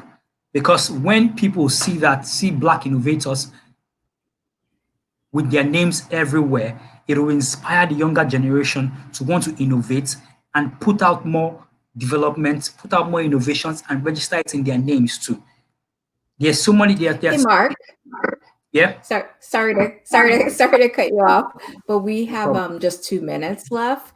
Yeah, So sure. I was wondering if we could get one question, or do you want to just wrap up and maybe we can get one question? Sorry about that. Yeah, I'm going to wrap up. I'm done already. So I just wrap up and get one question. Yeah. Okay, great. So we've got a lot of questions around, what would a lot of our developers start off with GitHub, and open source projects. So what would be your advice to them about protecting their work, their open source work that they might have on GitHub or any other open source technology? Okay, great. Once you post your codes on GitHub are protected by copyrights already. Once you post them to GitHub, they're already protected. But because the conditions of GitHub, you can make them open source, or make your repositories private, or you can make them open. If you make them open, it is assumed that you want everybody to be able to download your codes and use them. If you make them private, it means you're keeping them personally for yourself. But once they are there, once they are on GitHub, I believe you're protected by copyrights. But if you see that you're developing something that's going to be very big, you alone know this, I would advise that you make your repositories private at some point, then register your patents or whatever it is you need to register. Speak to a lawyer, determine the things you need to register, then register them. Putting your codes on GitHub is not a problem. You can put them on GitHub, but ensure you protect them. And if you're not protecting them, if you want them to be open source, just ensure you make them private or you make them public. But they are protected either way. That's the thing about copyrights. Once they are published, you have copyright protection automatically. Okay, great. Thank you so much for sharing this. Yeah. And I guess we're done. Bye. Thank you very much. Yeah, this was super interesting for me. So I will definitely be following you on Twitter. Yeah. All right. Let's get to another call, but thank you for your time.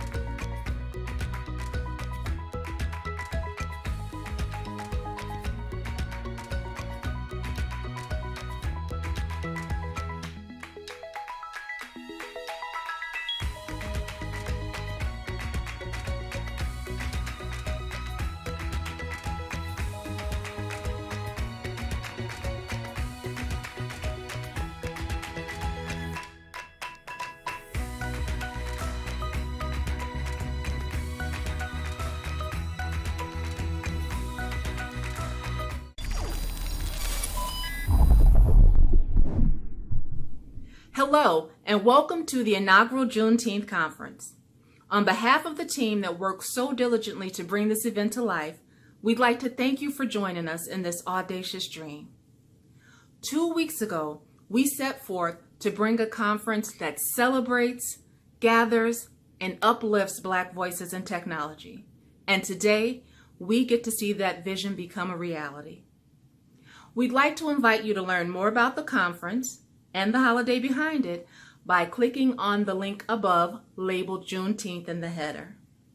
Thank you so much for joining us, and enjoy the conference.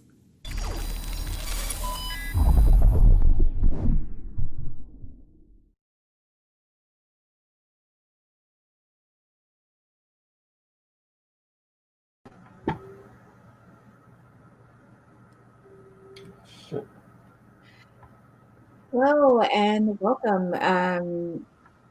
Banjo, I want to welcome Banjo Obayami to our Juneteenth conference. Banjo is a senior research engineer at 26 Labs, where he develops platform solutions for productizing various research-based products. Banjo is passionate about operationalizing data, aka data ops, which I am a big fan, and has started a podcast and meetup around data. So, Banjo, thank you for joining our Juneteenth conference. And I just want to give you the platform to talk about a data-centric blogging platform. Thank you for that introduction. Hey guys, this is the last talk of the day, so thanks for sticking through. So I'm going to tell you about my journey of how I built this data-centric blogging platform I'm calling Grimoire. So before that, a little bit about myself. I am a software engineer at 26 Labs, which does cool AI and cybersecurity work for government as a government contractor.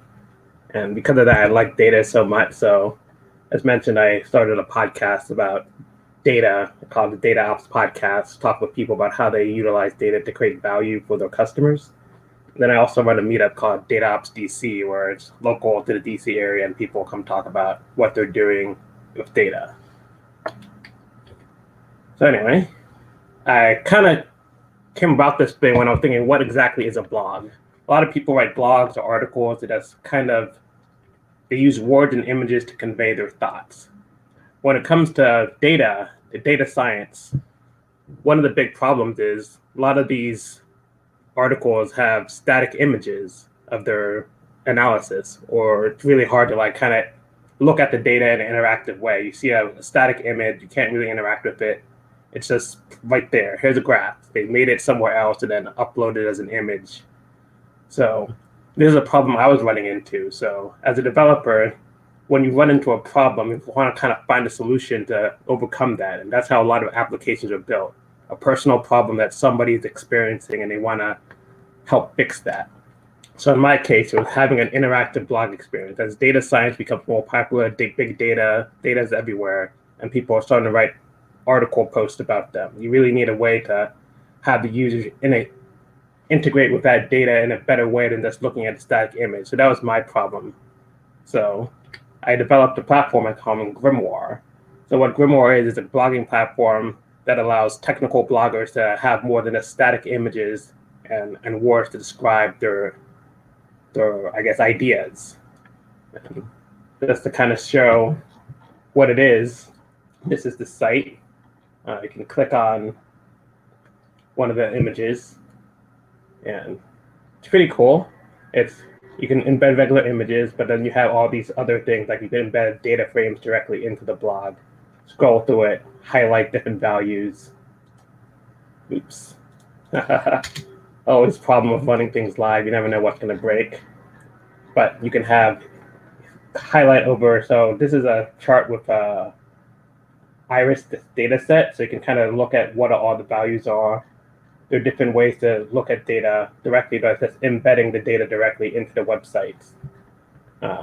APIs are there, maps are there. So it's pretty cool that you can just import data, and it kind of looks like you have basically a markdown text that just random text that it renders into a nice, beautiful interactive site where you can kind of look at the data directly. So I like that aspect where you can just have markdown text that provides a beautiful blogging interface where people can like interact with data. So some, I guess, some cooler examples. The Washington Post actually updates kind of a data set of police shootings. So I found it interesting that they just put it on GitHub. It's just there, but it's kind of hard to really interact with. So using Grimoire, I can kind of see like, here are all the police shootings that happened since 2015 to 2020. And it's pretty cool that you can kind of just look at the data in a different way. So for example, here, I'm going to change it to state and race.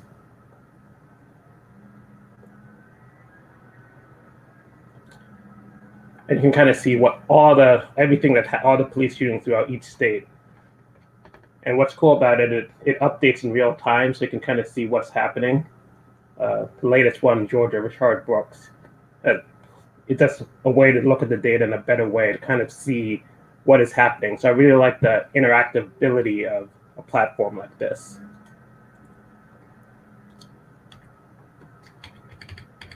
So how was it built? So it's cool that I can do all these things, but I want to kind of inspire people to build their own application. So I want to walk through some of the things I used to actually build this platform. So there's a lot of pieces, obviously. The front end is the API and is actually the blog layer. So I'm going to kind of break down each of these layers to get a better sense of how somebody would go about building their own platform or building their own application. All these tools make it very easy for even beginners to get started with something and put it out on the internet where people can look at it and test it themselves. So starting with the front end, I used a framework called Ionic. So what Ionic allows you to do is allows you to choose a specific language or framework. So a lot of people like React, AngularJS, or plain HTML, CSS.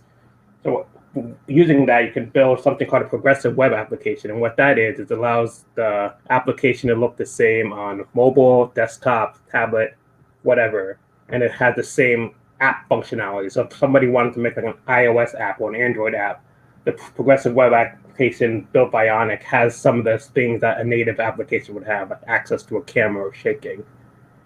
And it's really cool because you can write the code base once and deploy it to many different systems. So I really like the Ionic framework because it gives you a choice. If you're a React developer or an Angular developer, you can use this framework to just build an application and have one code base and push it to many different things.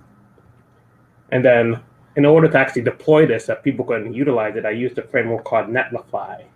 So what Netlify does, it allows you to easily, as soon as you update your GitHub repo, push it to the main branch, it can actually build your application and push it live. And it kind of handles a lot of the complexities of like making sure your cache is clear or changing the DNS. So it's really cool because you can actually buy domains directly in Netlify. So you can actually don't have to worry about any of the annoying things. Everybody ever try to make their own website and like go to like GoDaddy or DigitalOcean and try to get their own website. There are a lot of complexities involved. Netlify kind of takes that away. You just need a domain. You can have a GitHub repo and it'll build your code and push it. And it also just allows you to do many other type of builds like NPM, Yarn, Ionic. So I really like the ability to pick your flavor and then have this Netlify kind of manage that entire front-end deployment process. So you can easily have your app running in the web, accessible by anybody with an internet connection. So coming from the front end, the API layer is also important. So this is how the application actually talks to the endpoints. So I used a framework called Serverless. So what Serverless does, it's a cloud agnostic API development platform where you can, so I used Python, but you can use whatever you're familiar with, and you can develop an application right through there and then configure a YAML file and it will actually push it to the cloud. So it could be an Amazon, Google, Microsoft, whatever cloud provider you use for. It'll actually create all the API endpoints for you and push it in a serverless fashion. So when I say serverless, that means you're not controlling the underlying server. You're just paying for how much compute is used, and it's very little with these serverless platforms. So, for example, I think Amazon's like 3 million requests free each month, and most of these starter apps aren't really going to hit that kind of bandwidth. So I really like the ability to just develop your API locally and then have serverless push it to the cloud and let other applications connect to it. So it's a very easy way to bootstrap applications people are developing, and people can test it out very quickly. So I mentioned that it's cloud agnostic. I used AWS. I'm more familiar with that, but it sets in the back end. It sets up all the API endpoints, all your function logic, and you can create like DynamoDB, which is Amazon's database store. So all that markdown text that in my blog, in a blog post, is actually stored in this DynamoDB, which is a key value store. So serverless really sets that up automatically itself. So you don't really have to worry about underlying pinins. You just edit a YAML file, which they have a lot of tutorials on how to use that. And you can have a complete serverless application that has database, API layers, and even front end if you needed to. So I really like the ability to bootstrap something, because as a developer, especially if you're starting out trying to learn something, you want to show yourself to people to connect it. And these tools like this just make it very easily to kind of scale something up, and you don't have to worry about underlying infrastructure. So serverless first mentality is a lot of the time when you want to build an application. So I really like these services just to get something out there, test it, get feedback, and able to just not worry about all the underlying infrastructure that a normal project would use. So the blog layer is the most complicated one. So it's not even completely working, as we saw earlier. There's some bugs still in it. But the idea is that once the serverless layer is up there, you need something to actually show this blog. So what I'm using a new application called Streamlit. So Streamlit is an open source framework built for machine learning and data science teams that can take Markdown or Python code and turn it into an actual application. So the blog that's actually being displayed is actually being produced by Streamlit. So Streamlit's really cool because it has all these cool interactive capabilities. So you saw drop-down, you saw maps, you saw data tables. Streamlit has APIs built into it where you can actually just utilize these things pretty easily. And I was able to find a way to convert Markdown into Streamlit code. So you don't have to worry about the code underlying. You just have to write Markdown, which is pretty standard, and then they'll generate the code for the blog. So I thought this was a really cool use case, because Streamlit is very easy to use. It's still new, very beta, so not all the features are there completely. But I think as it grows, this platform will also grow with it. So I'm very excited about where Streamlit's going and what kind of interactive modules can be embedded into a Streamlit application. So Streamlit application actually is not serverless, so I have to host it on a physical server. So that actually costs some money because it's running 24/7. But you can put that behind a load balancer. So the idea behind a load balancer is that I can have multiple instances up and running, and then one endpoint to kind of just redirect the traffic to that actual Streamlit application that needs to be served at the time.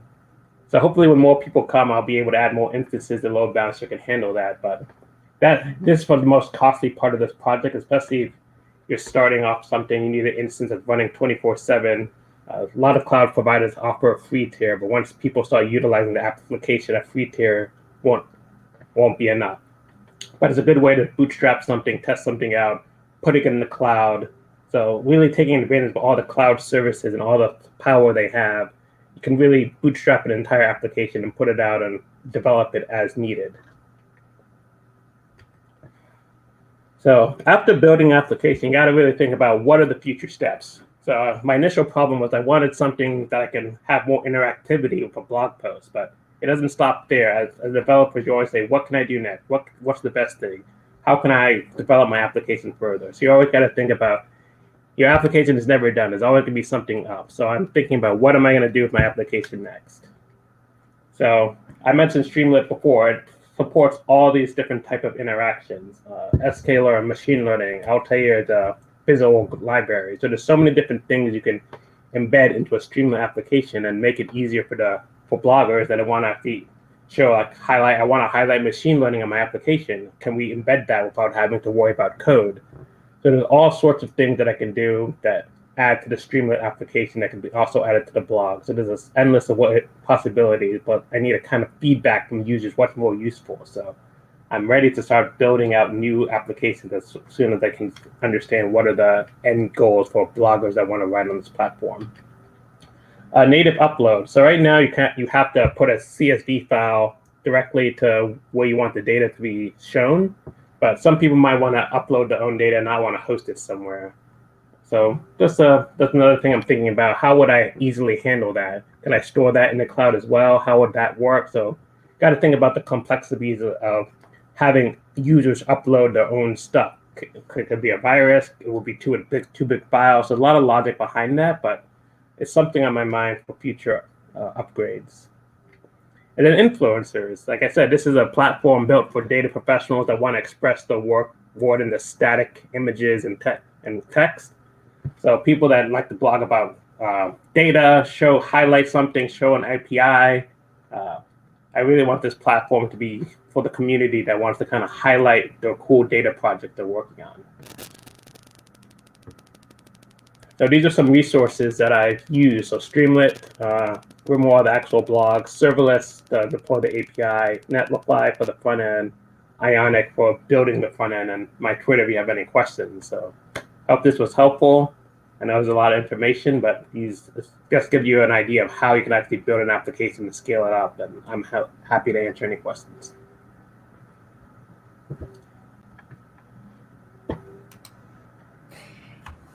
Hey, Vanjo. So first off, thank you so much for sharing this. I think what was super interesting was that I know that there are a lot of developers out there that have an open source idea, and it's very, very overwhelming. You know, where do I get started? How do I get started? So I really loved how you kind of walked us through, you know, your process. Like, why did you select certain technologies? How did you, you talked a lot about how you were bootstrapping some things, and so that was super, super, super helpful. So we got a lot of great feedback. So I know you talked a lot about some of the programming framework and tools you built, but one question we had was around some of the tools that you use or will be using to make this more of an interactive website. So if you could share a little bit about that, that'd be great. Yeah, so Streamlit is a brand new application that's, I think it's about almost not even a year old, but basically what that allows you to do is have a Python script and add interactive components to that. So you can add sliders, you can have graphs, you can have buttons that do things. So Streamlit is the framework that allows for that interactive capability. So we saw the graph that was a heat map that was generated. There's a Python code behind that that's actually generating that heat map. So what I'm able to do is I'm able to actually write the code on the back end and then look at a markdown file and see, okay, I want a graph that's using this CSV file of these options, like in a JSON object. It's putting all the attributes, and based on those attributes, I can render that graph there. So basically, I have code in the back end that's reading like a JSON object with all the attributes I want for that graph and then rendering that in real time. Okay. Awesome. So I'm super excited to hear your talk, because I've actually been on a couple of machine learning projects myself over the last year, and I'm more of a back-end engineer, but I work with a ton of data scientists who are very used to kind of living and breathing in Jupyter notebooks. So maybe I know Streamlit is pretty new, but maybe talk about, what are some ways maybe as a data scientist you might go from taking the work that you do in a Jupyter notebook or something like that and moving that into Streamlit, or if that kind of feature is available? Yeah, so a lot of the times data scientists work in Jupyter notebooks, but it's kind of hard to highlight their applications like in an actual app form. And most of the time, Jupyter notebooks are just going through a bunch of steps. What Streamlit allows you to do is take those steps and make it into an actual usable application. So if I want to run my model against some input, there's actually interactive, like I could put text boxes. If I'm trying to do some kind of NLP, put your text in here, press a button, and then my model will run in the background and show an output. So it's basically giving data scientists ability to be app developers by having this single page application that's taking all the hard machine learning or data science expertise and putting it in a tangible app format that people can actually utilize and test right away. instead of going through a Jupyter notebook. That's awesome. That's awesome. Actually, I wish I had known about this before during a couple of my projects that we've been working on. So one of the things I think I really loved is that you're creating, we talked a lot yesterday in some of our sessions around getting more Black people to contribute and be part of the open source community. So you've got a project. And I know, and I'm in DC too. And actually I've been, I think I've been to, hey, DC in the house. So I think we probably know a lot of the same people, but I would love to get the word out more about this open source project. So maybe share a little bit about what, how people can contribute and what you're looking for. Yeah, so I actually want to meet up Data Ops DC. The next meetup is June 30th, so DC people, it'll be virtual, so anybody can join really. But so Streamlit is still kind of new, so there are some active development going on. If you go to a GitHub repo, and people can kind of go in and see the issues. They actually want beta testers because they want to make new features. So there are ways to kind of get in. It's harder for new projects because it's like so much things is going on, and the people that are developed, the core team has a kind of their own roadmap. But people are welcome to make suggestions, and they kind of look at that and prioritize that. But as for Grimoire, that's a blogging platform that people can utilize now. So I'm looking for feedback to test it out. And I don't know, I'm sure there are bugs in it. It's still pretty new. Streamlit's still pretty new, but someone has written a blog post and tested some things out, so it was very helpful feedback. So I think people just interacting with the system, testing things out is the best way, and then there's a feedback channel. So Twitter, GitHub, there's just ways to just interact and just make people aware of these kind of things. I think the best way to really contribute is just go to the site, try something, make a comment, reach out to somebody on Twitter, because that's how people get recognized, noticed, and they'll take action based on that. Absolutely, absolutely. So, and I'm super excited because I personally would love to contribute to Grimoire.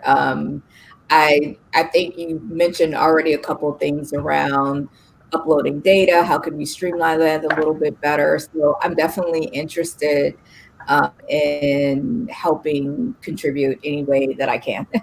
So we will definitely connect after this. And there you go. This is like the beauty of this conference. I personally loved it because I've been connecting with so many Black people who are in tech, who are killing it, and that really representing, the technical, strong, deep technical skill set that a lot of people say, hey, we don't know where to find conference speakers who have deep technical, who can do deep technical talks.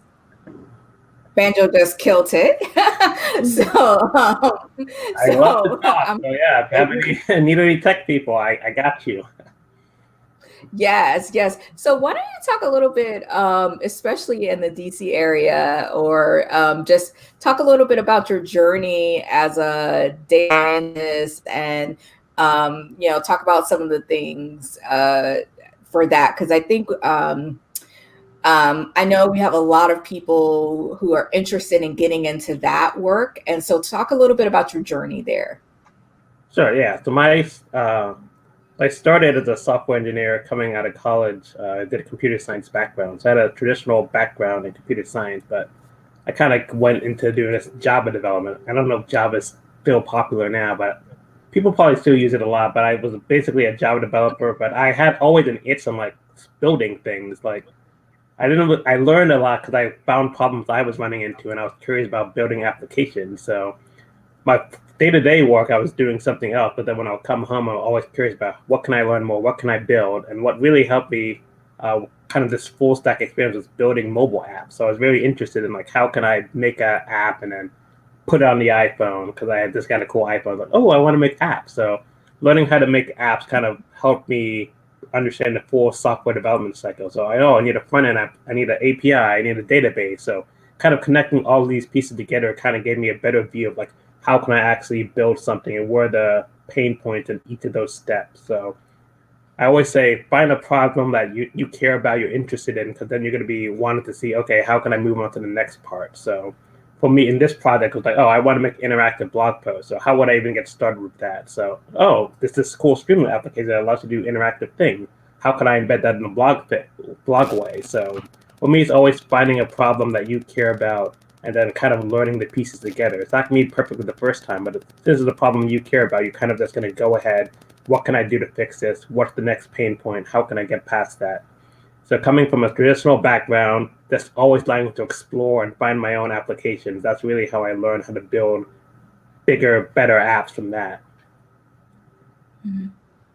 Yeah, absolutely. So I love that. I think we've had some really recurring themes throughout this conference. One, intact, that you're always a lifelong learner. I know for me, I'm always literally every single day, most weekends, I contribute time to getting on, learning new technology. Technology's changing every day.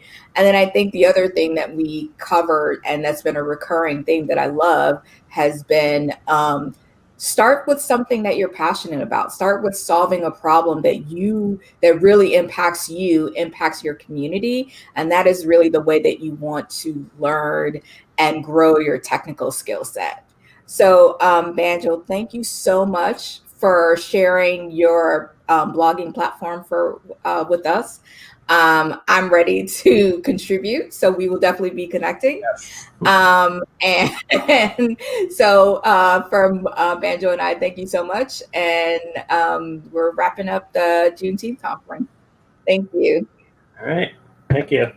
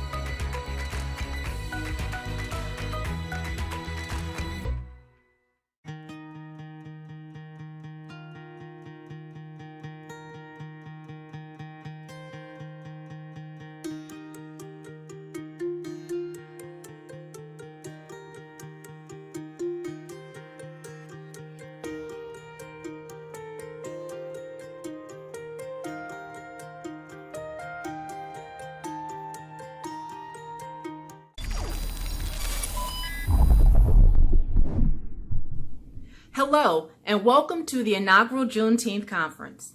On behalf of the team that worked so diligently to bring this event to life, we'd like to thank you for joining us in this audacious dream.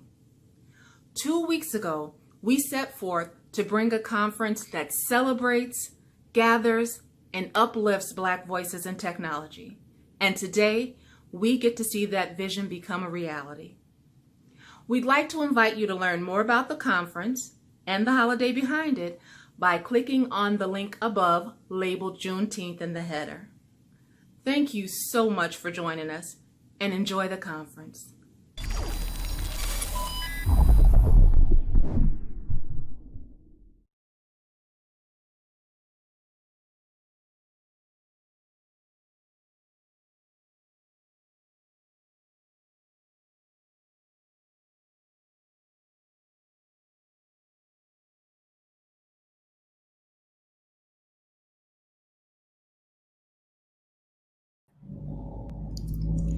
Hello, hello, hello.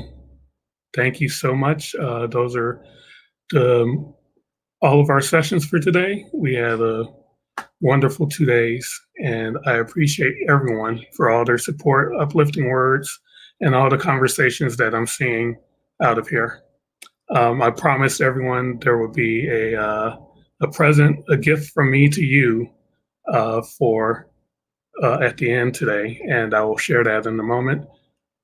We heard you loud and clear. You love the town hall, and we're bringing 2 more hours of town hall with an additional guest who you'll meet when we start that.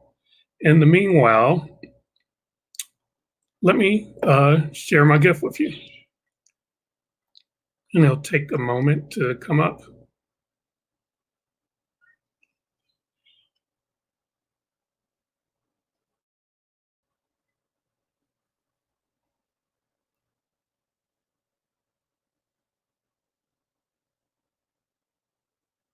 All right. So,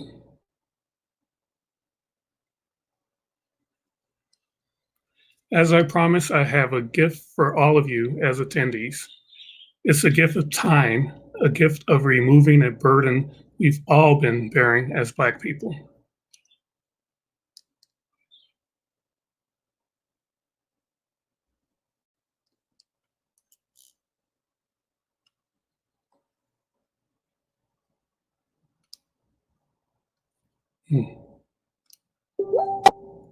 Is this not working?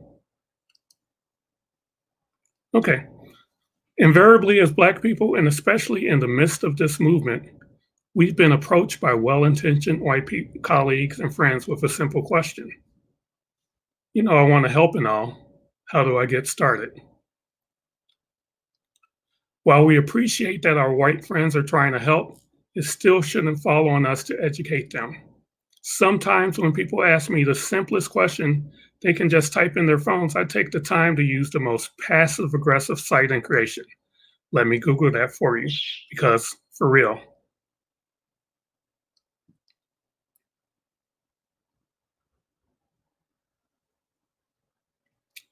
In this talk, I'm going to offer a simpler approach. We will make a So You Want to Be an Accomplice training resource, and you'll be able to download the QR code for this and show it on your phone or print it out for a potential accomplice. I chose the word accomplice because we need people to get in the trenches with us and help us do the work we can't. Our team is loaded with accomplices who saw my vision and put in the work to make it happen. Too often, I'm an ally has been used as a permanent state of being rather than transitory. You can be an ally in the moment and the next decide it's not convenient for you to uphold the alliance. So be an accomplice, not an ally.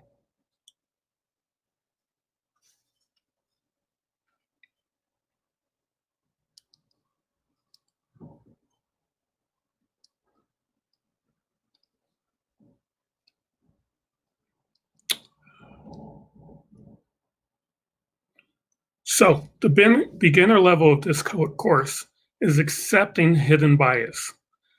This book, The Blind Spot, walks through realizing how we have been programmed with subconscious bias by our society.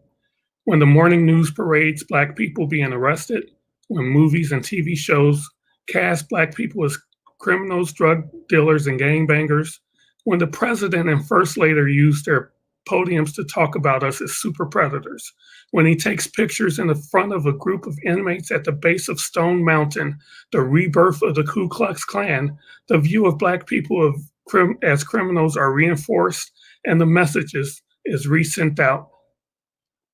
The authors use their metaphor of the blind spot in our eyes that our brain hides from us unless we seek it out. Then they ask the readers to perform a series of experiments to help them identify the cultural blind spots in their brains hidden from them. At the intermediate level, we need to acknowledge that slavery still exists. Ava DuVernay did a great job at exposing the flaw in the 13th Amendment, pointing out how it abolished slavery on paper, but how the loophole has been abused to continue the slave trade, where today we as a country with 5% of the population have 25% of the imprisoned population of the world. As Van Jones says in the intro, 1 out of 4 human beings with their hands on bars, shackled in the world are locked up here in the supposed land of the free. I added supposed, but that's what it is. It's a supposed land of the free.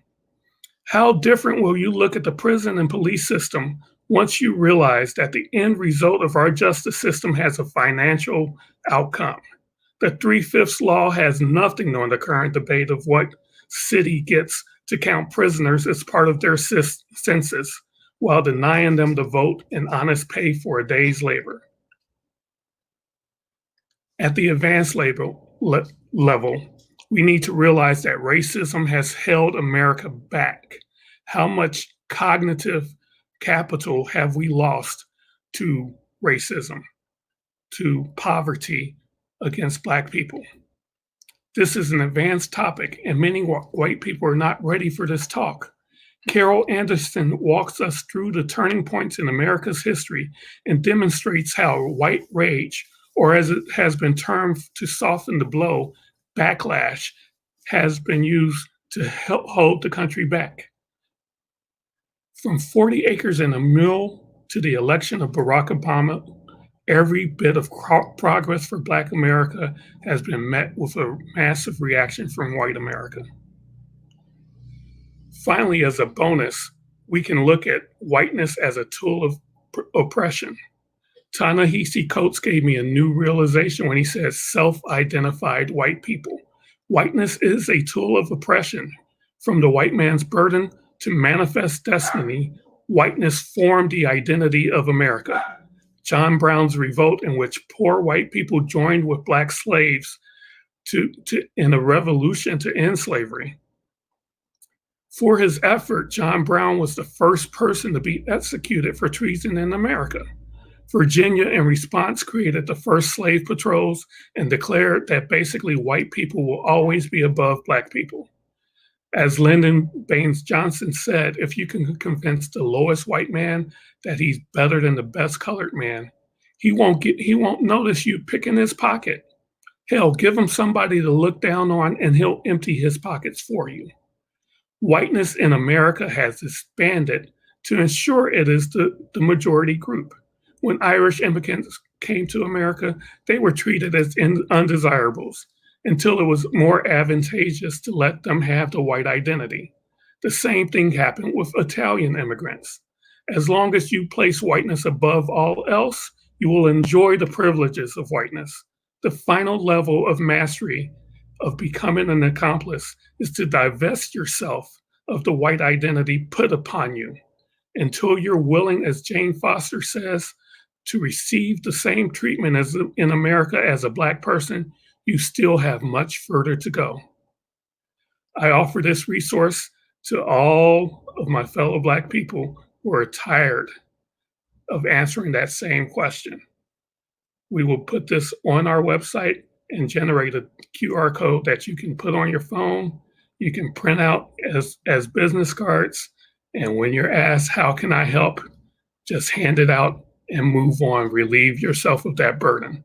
This is my gift to you. Our platform is my gift to you. Thank you so much for everything you've done in making this a smashing success. Let me read off some numbers right quick.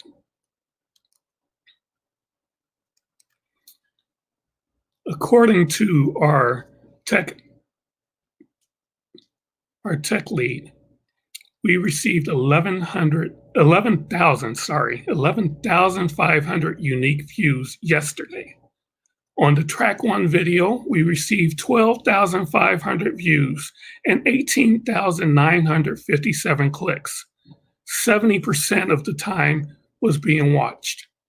On the track 2 video, we received a little bit less, 872 views, 13,776 clicks, 37% of it being watched. The chat on track 1 had over 2,785 messages and 3,146 likes, while the track 2 chat had 321 messages and 305 likes. Obviously, you've validated my thought that this is something needed and something necessary in the Black community. I thank you for joining us on this journey. And as a bonus, like I said, we will be having a 2-hour continuation of our town hall. Thank you. Thank you from the bottom of my heart. Thank you on behalf of the team that worked so diligently to put this together. And thank you for showing us that Black Lives Matter. Have a wonderful day. See you soon.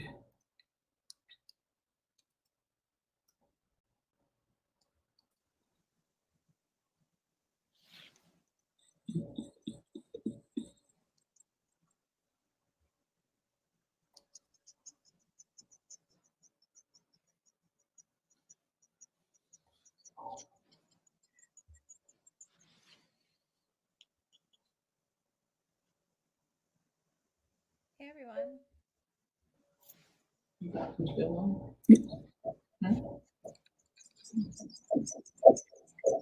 No, you got some echo. So it looks like we're on and the panel is the video started.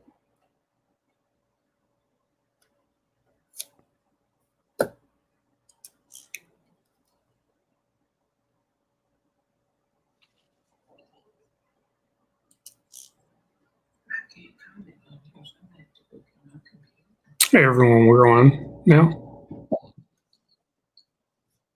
We're on. Okay.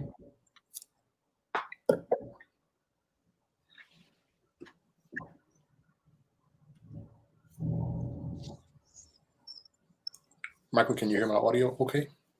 Yeah, I do. We're live. Are we still waiting for the rest of the There'll be a few more joining us, right? The panel? Yes.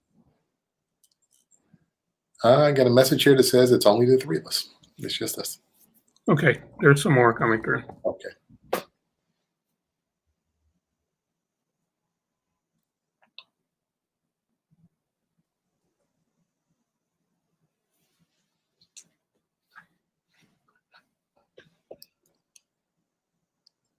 Thanks for hanging in there with us, everyone.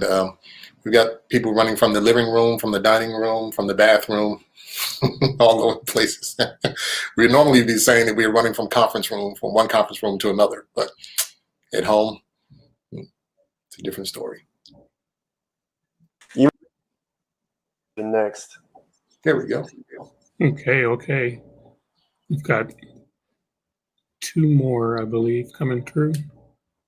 So as everyone starts to, I think I'm going to try to fix this.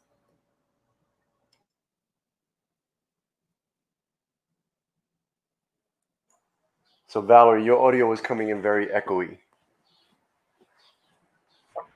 Okay, is it better now? Much better.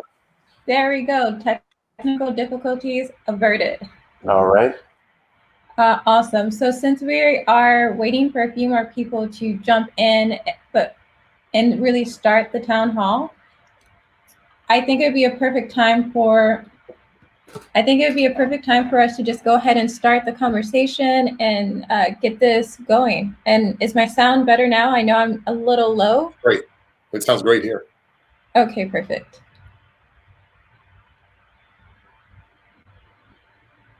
Okay, so I know I had to miss the last bit of the town hall trying to get everything else together on the back end of things.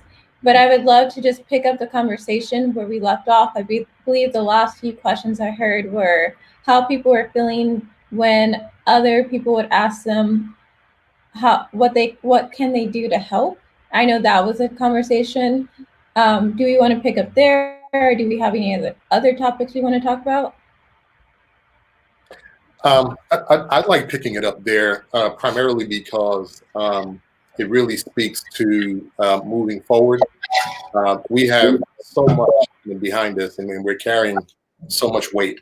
We have a lot of baggage that we're dealing with, and so I think it's important to really talk about what can happen from this point forward. And I'm one of those people that gets asked a lot, you know, what can I do from my white counterparts and even other ethnicities. And I've found it. I have to keep in mind that we're trying to move forward, and so I used to be reluctant to actually, you know, kind of receiving that question in kind of an open way, because to me it seemed more like a rhetorical question.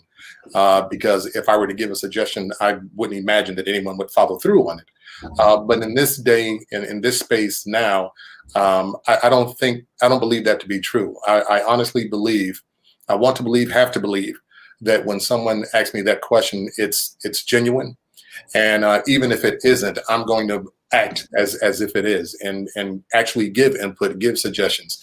One of which would be to really kind of empower them to kind of step into our shoes and take a look at things, what we've been through, what we've been trying to say all along, and just really kind of explain to them certain things. And I'll give a perfect example.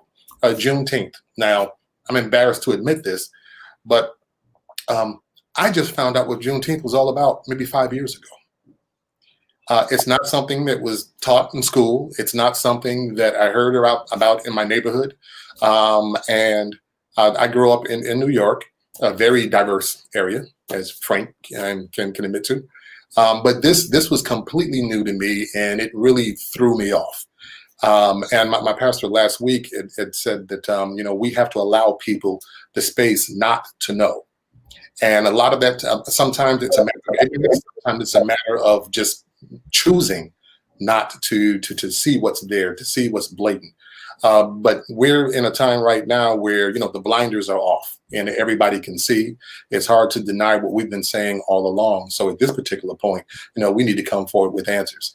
And I think one of those answers is to empower each other so that when our counterparts, whether it be white or someone else, looks at us, that they actually see us on a level playing field. It's going to take a lot to get there. But if we empower each other to actually do that, galvanize, come together, especially in this tech space, there's so much that we can do. You all are brilliant. What I've seen occur here in the last 2 weeks has blown my mind. I'm thinking about going back to school just so I can do a thesis on it. And it's unreal. The world doesn't know that we're this capable. And the thing that has impressed me probably even more than just the speakers that we've had and this panel is to look at the volunteers behind the scene and just how diverse it is and how people have just poured into the movement. This is something that's worthy of a behind the scenes view and look, because this is an example when someone should ask the question, what can we do?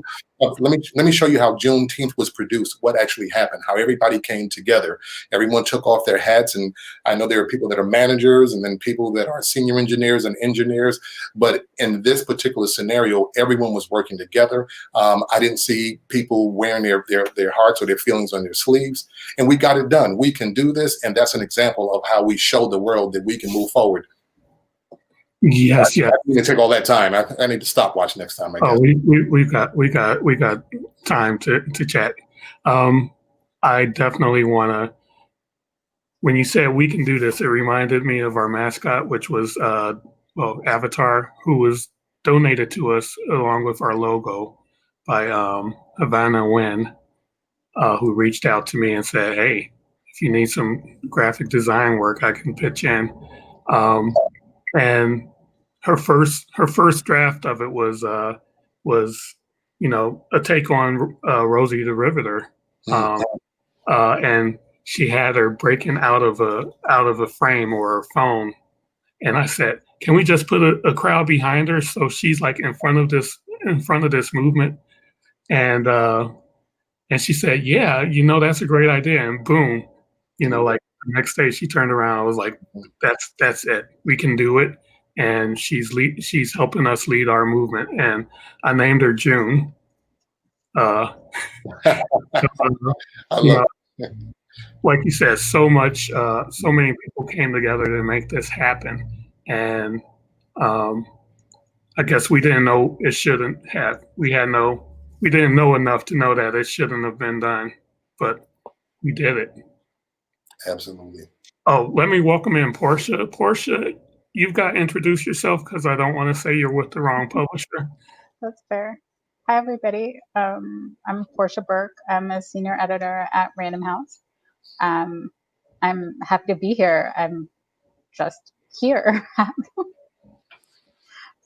So, correct me if I'm wrong. You help lead projects like Between the World and Me by Ta-Nehisi. Oh God, no.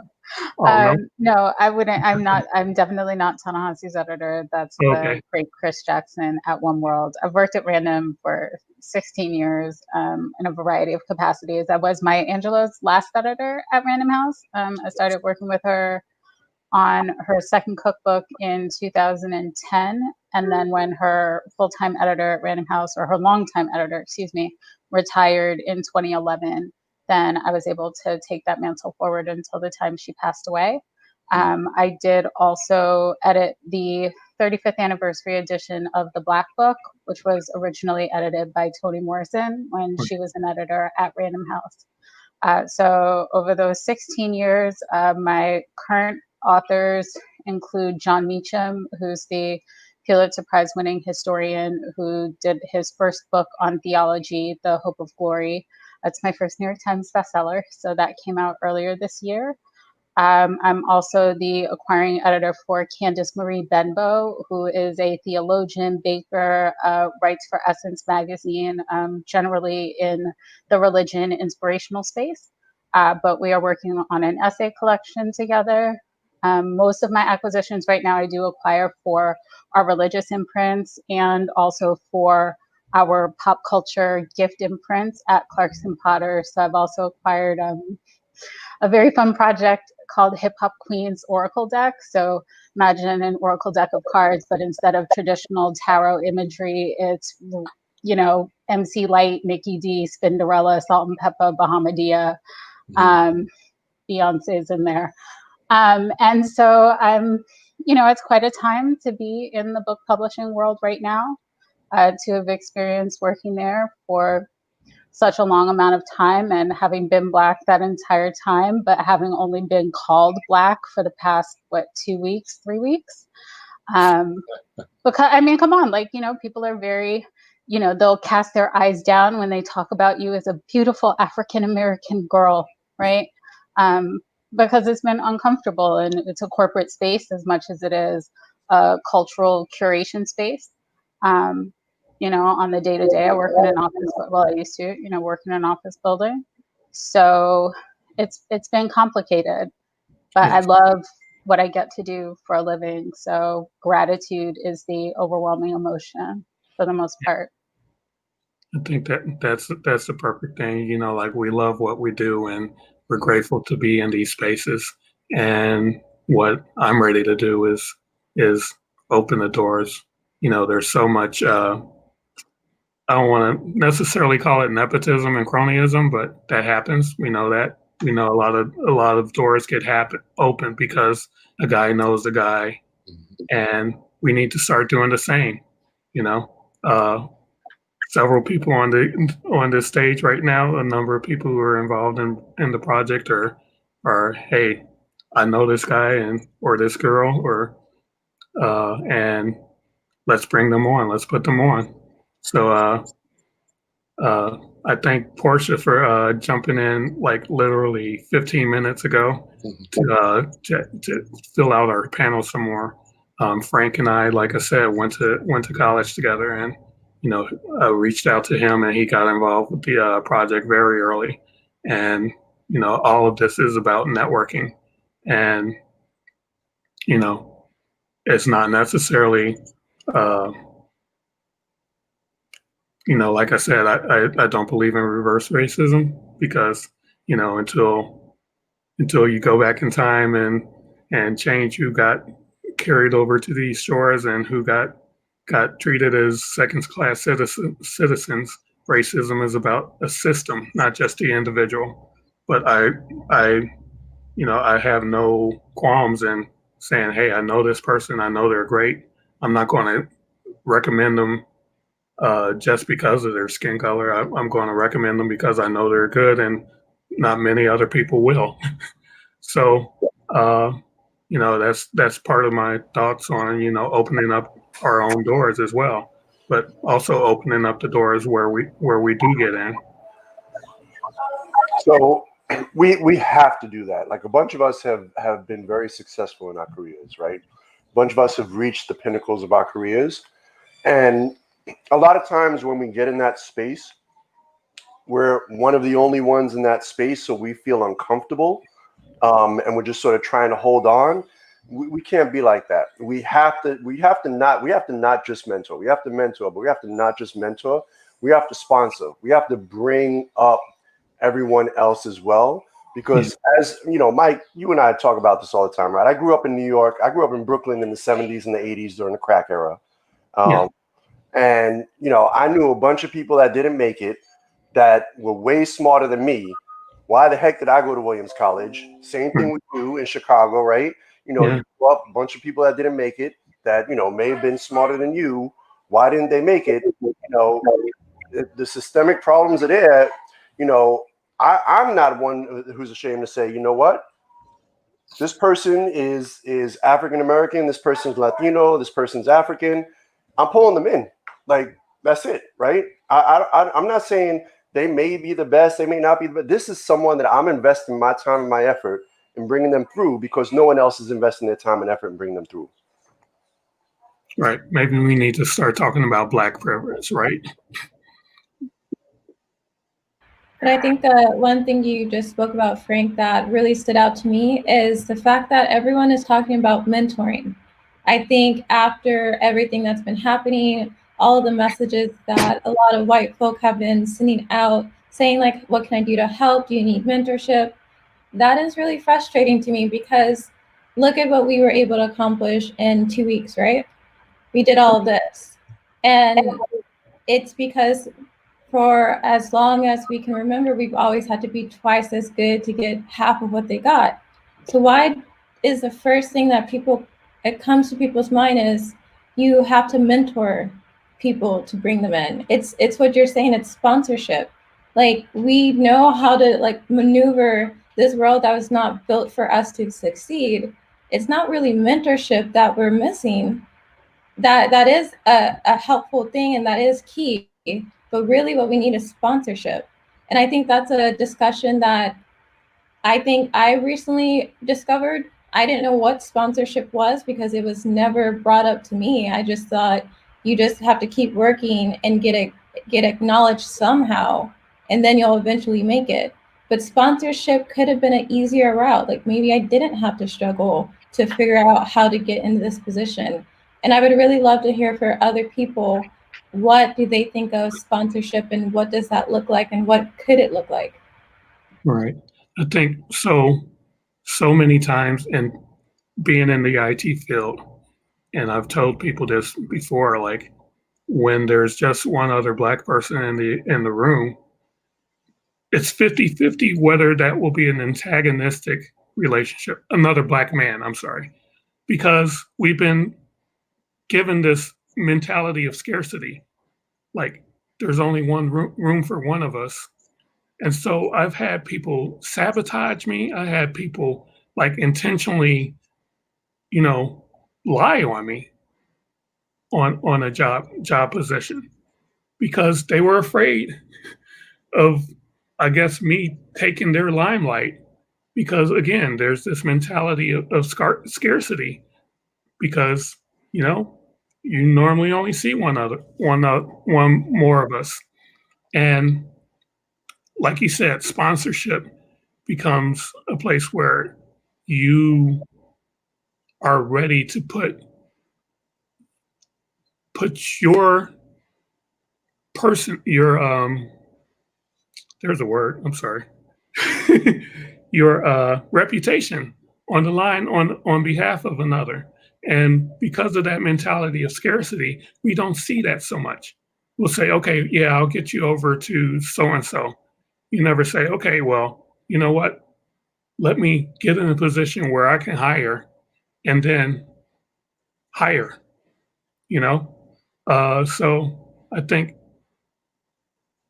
we need to move beyond being afraid to be in these spaces. We know we belong there. We've shown we belong there. Day in, day out, time and time again.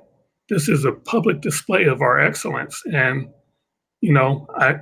we can't tolerate people saying, oh, well, we might have to help them. Like you said, we don't need mentorship. We need sponsorship from our accomplices as well as from ourselves.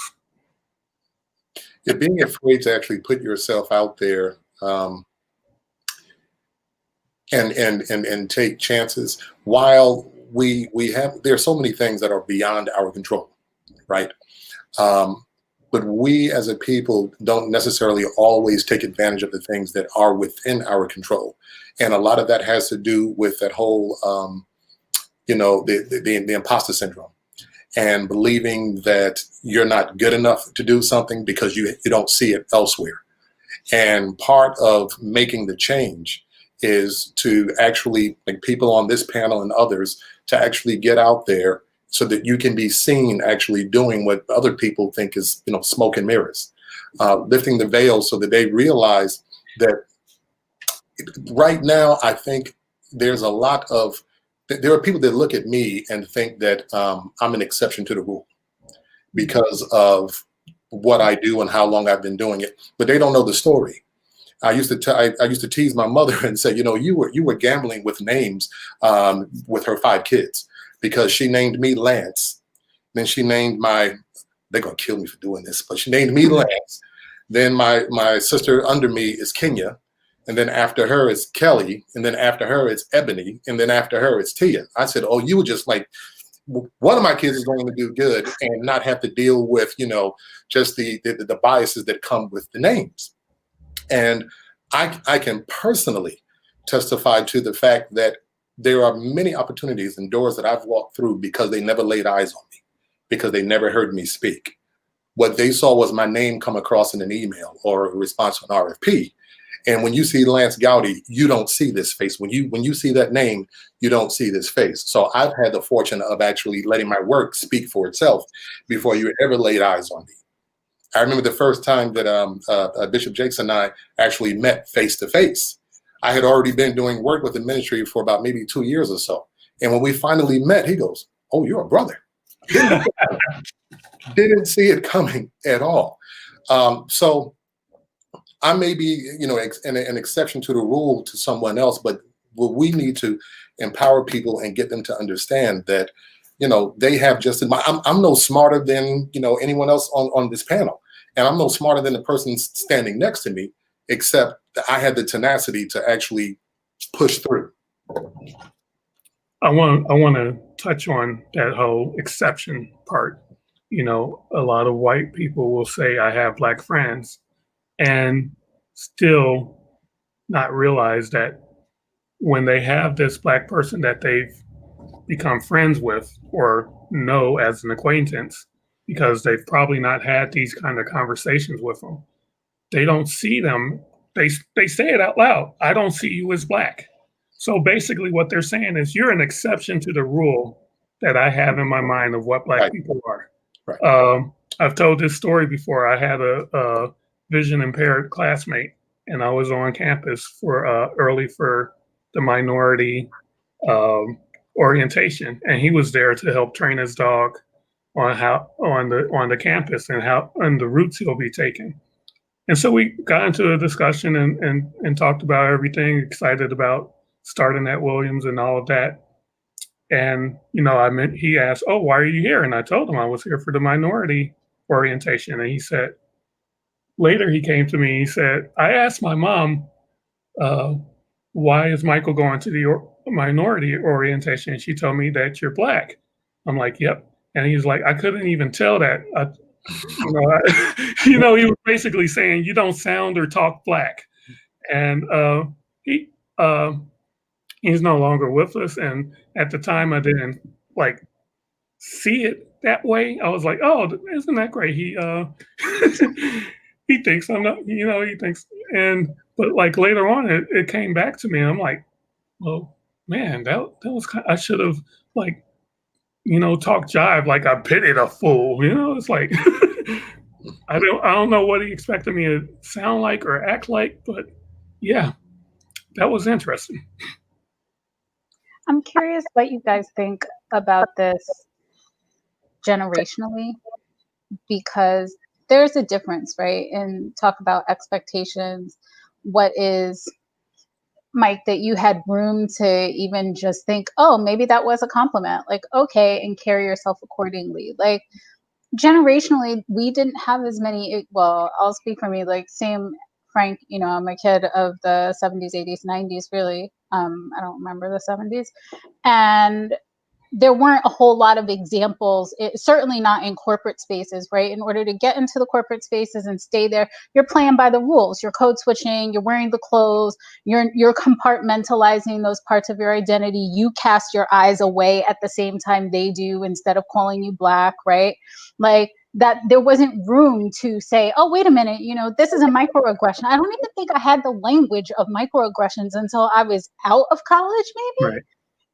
So the ability to even process what it's like to support the others, to be the plug, right?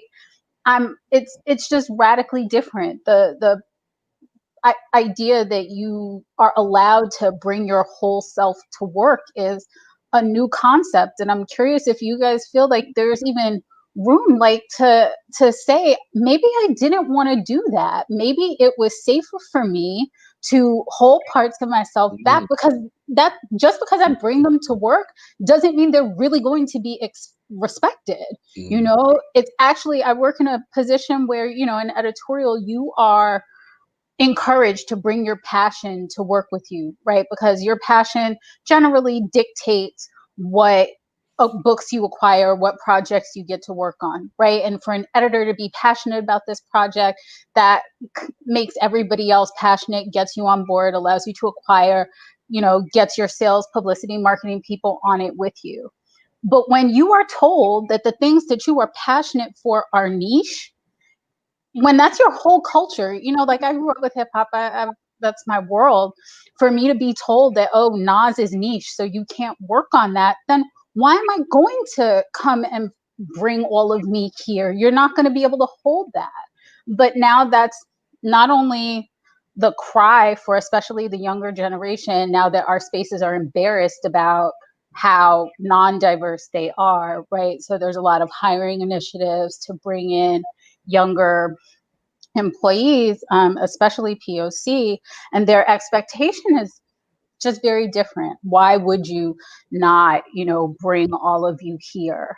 And I get that, and you want to support that and you want to sponsor that. But at what peril? I'm curious if anybody else is feeling that conflict. Oh, yeah, I've put up with a ton of stuff in the interest of staying employed, basically, being quiet and accepting, all kinds of things just so that I didn't want to stand out. It's like, I'll share this one story where we were on a project and working in a conference room all together in a team, like 9 people, 24, everyone was waiting to be the didn't want to be the first to go home, so we'd be there until 2, 3 in the morning. Not really doing not making progress, but so one of the team members started playing Get a Boys. Damn, it's good to be a gangster.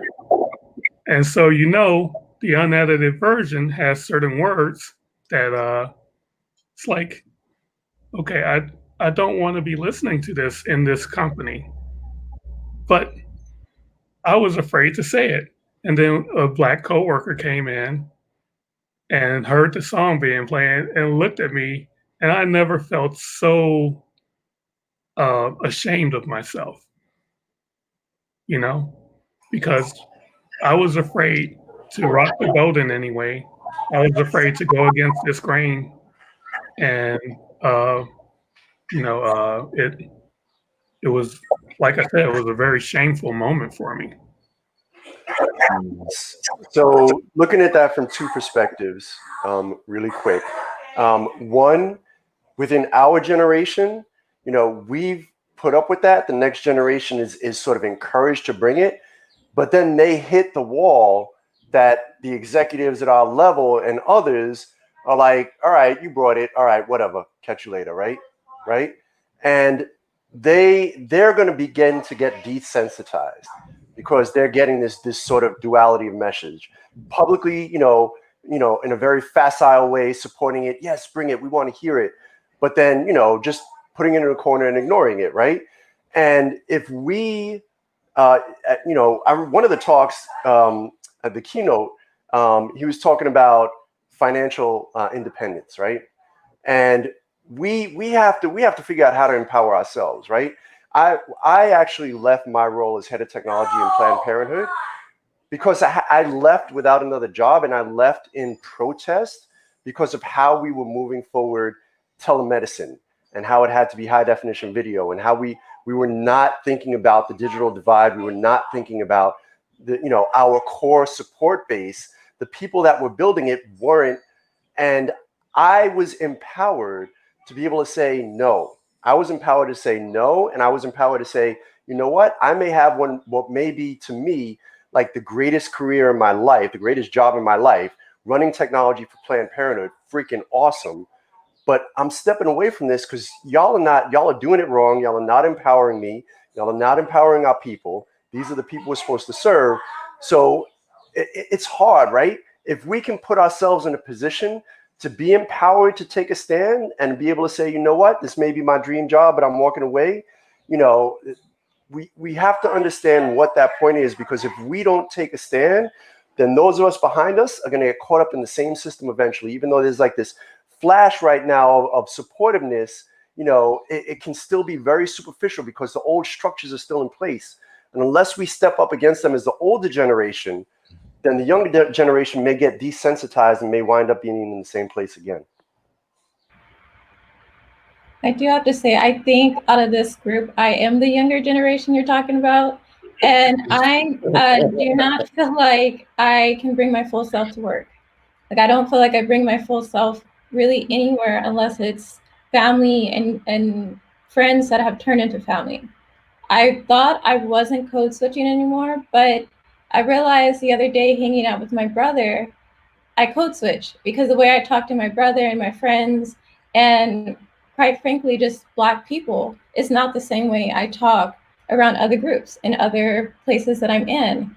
And while it seems like we're pushing and we want to have all of these things and we're demanding them, we're not getting them. The same frustrations that you all are talking about are the same things that I feel. I don't feel like I can speak up all the time at work. I do. A lot of the times I do speak up, and I've had really bad experiences because of that. I can say I've lost a job because of it, but the same things are happening. We're feeling the same way. So I don't know if there really is a big difference between the different generations.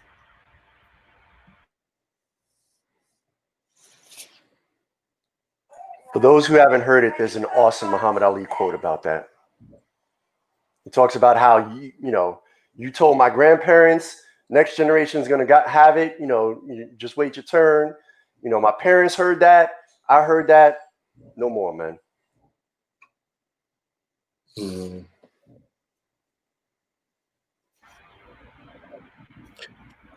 Mike, I see a question here. I don't know if we want to introduce that now or later. It's a pretty good question. I don't know if you see that. Yeah, let's go with it. Okay, yeah, we could go with that, or I want to touch on how we're holding ourselves back as well. Oh, sure, yeah, for sure. So, Danny again gave an amazing opening keynote, and one of the things he touched on is how when you're successful, you're going to have haters. Oh, for sure. And yeah, it's true.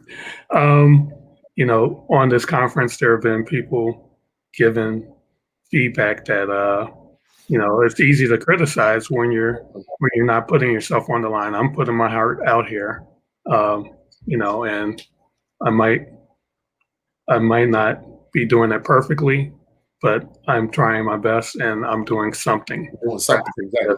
Right. Talking about people. Mm-hmm. So, all of us have been exposed to that in some way or another, and I just want to go around and ask, how do you deal with that? How do you not let that contribute to your own imposter syndrome? Imposter syndromes, and how do you avoid being a hater for yourself? Doubting yourself and saying you shouldn't do that, you can't do that, and moving beyond that, and letting giving yourself this space. I don't know if you want me to touch that. Good question. You guys are on mute. Valerie, you have something to say?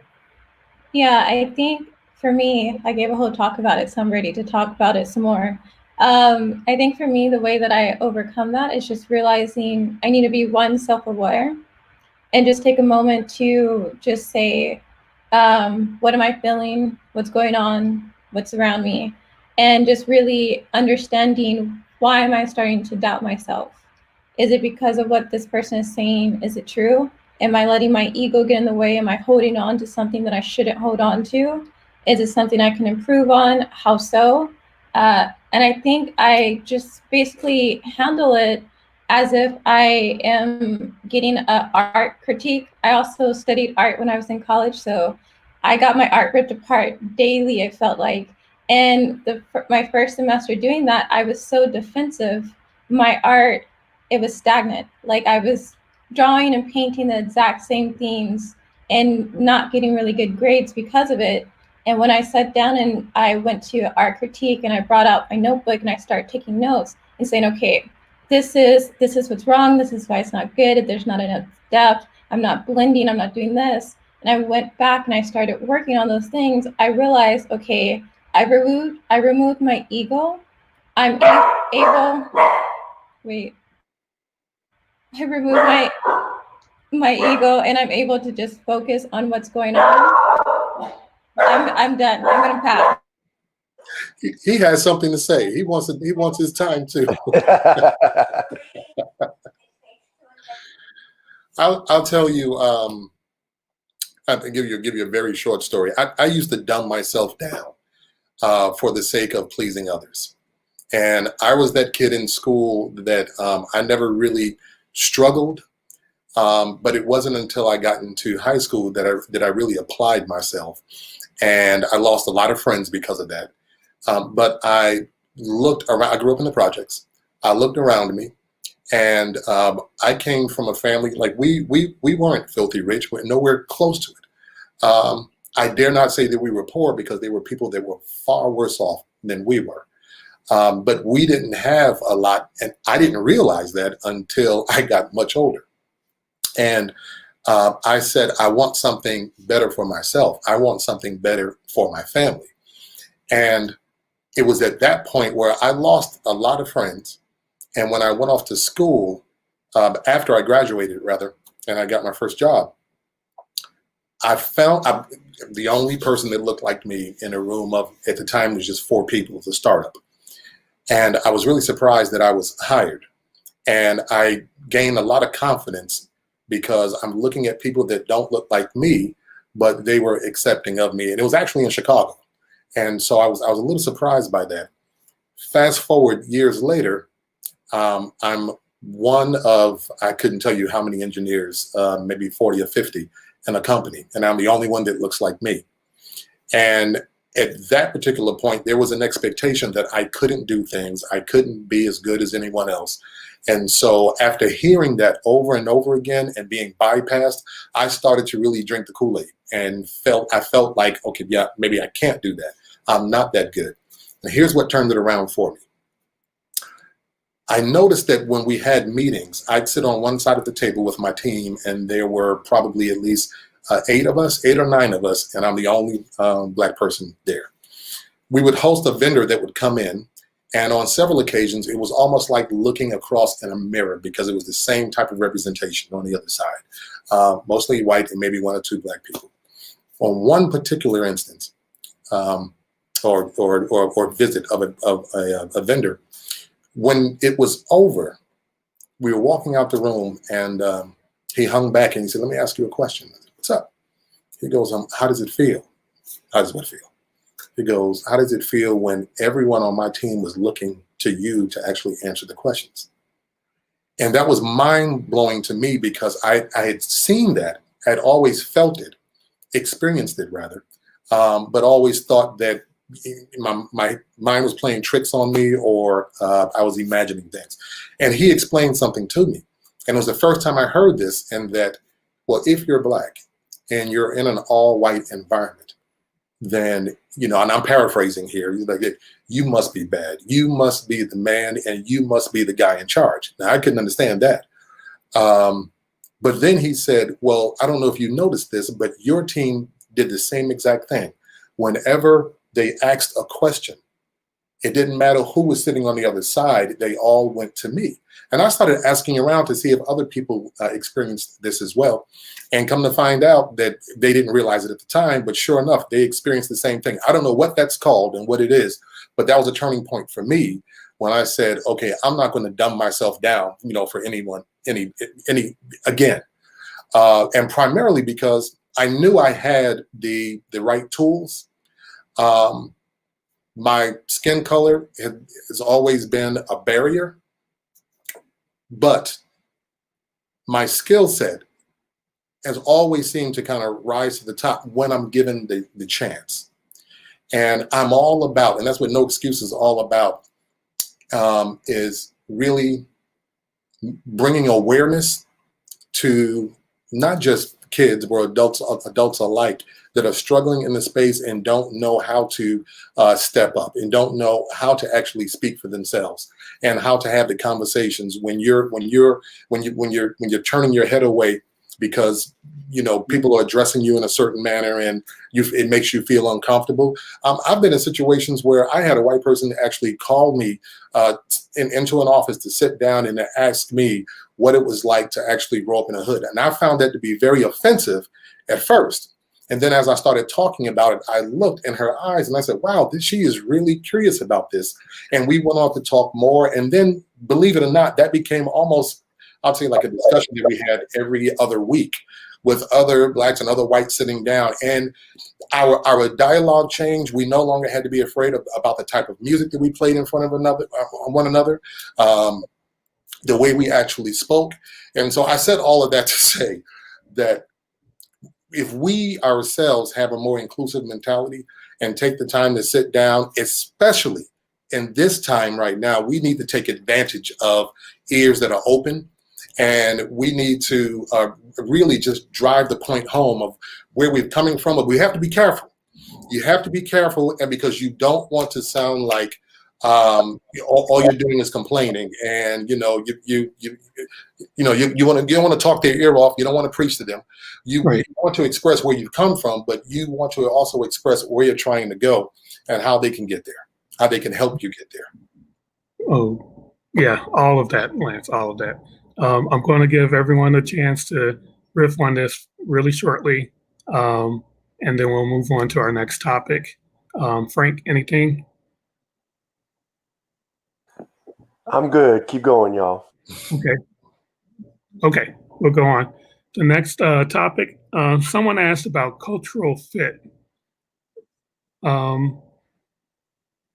Often determines who gets jobs in tech. Do tech companies put a higher emphasis on cultural fit than others? I will keep my thoughts brief on this. Interviewing. Can I just start with the others? Oh, okay.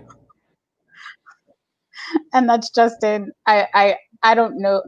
We definitely do, and again, in a space that is very liberal and that does, especially in this moment, celebrate. Talk about diversity of voices, right? Like I've edited and worked with some of the most prolific writers in our time and elder times. But if I didn't play the game, if I didn't coach, like most of my time at my company, I was directly the assistant to the president of the company, right? So I had to, in order to occupy that space, in order to be on a phone call with Dr. Angelo, I had to be the right fit. And any part of myself that I felt might not fit, as I got those signals across the board, then I just muted that. And I wish that, you know, across the board, I could have been a more courageous person to not respond to, you know, displeasure in that way of making myself smaller. But I can see, like, even now, even with hiring diversity initiatives, someone being the right fit for this team, the right fit to work in, you know, a publicity department that's so dynamic and everybody's so tight together, especially like open office spaces, right? Like fit is still a barometer and we're trying to cross it, but yeah, it still matters. So how does tech compare? Okay, so my thoughts on cultural fit in technology.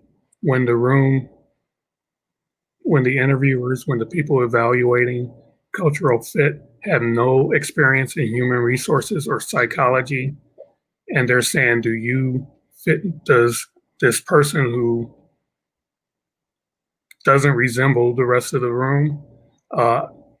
I didn't finish my degree, so I'm fighting against people who have advanced computer science knowledge that I have, but isn't in the front of my mind. So a lot of big tech companies are bringing in fresh recruits, and they set up their interview processes to vet people with no experience. So when I come to them with 20 years experience, 25 years of experience, they don't know how to process that, especially when I don't have the CS background to support it.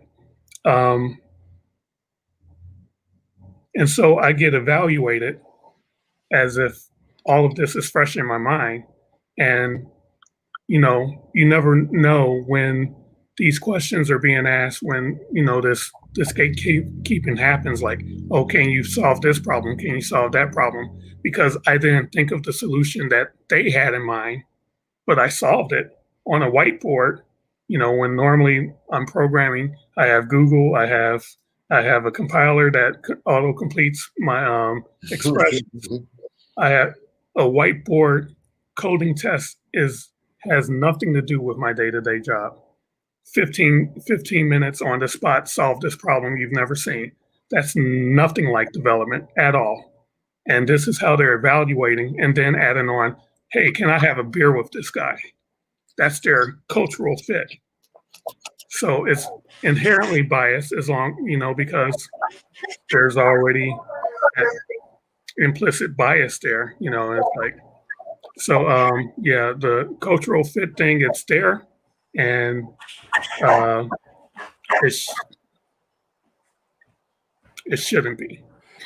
So this is actually done in a way that is actually backed by HR professionals making that decision, and other methods that have been put in place to evaluate, hey, where can this square peg fit into this hole? You know. because there are holes for the square peg in the team.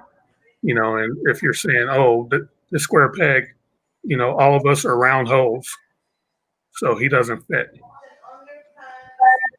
So this actually, this is a bit of a problem in the tech world.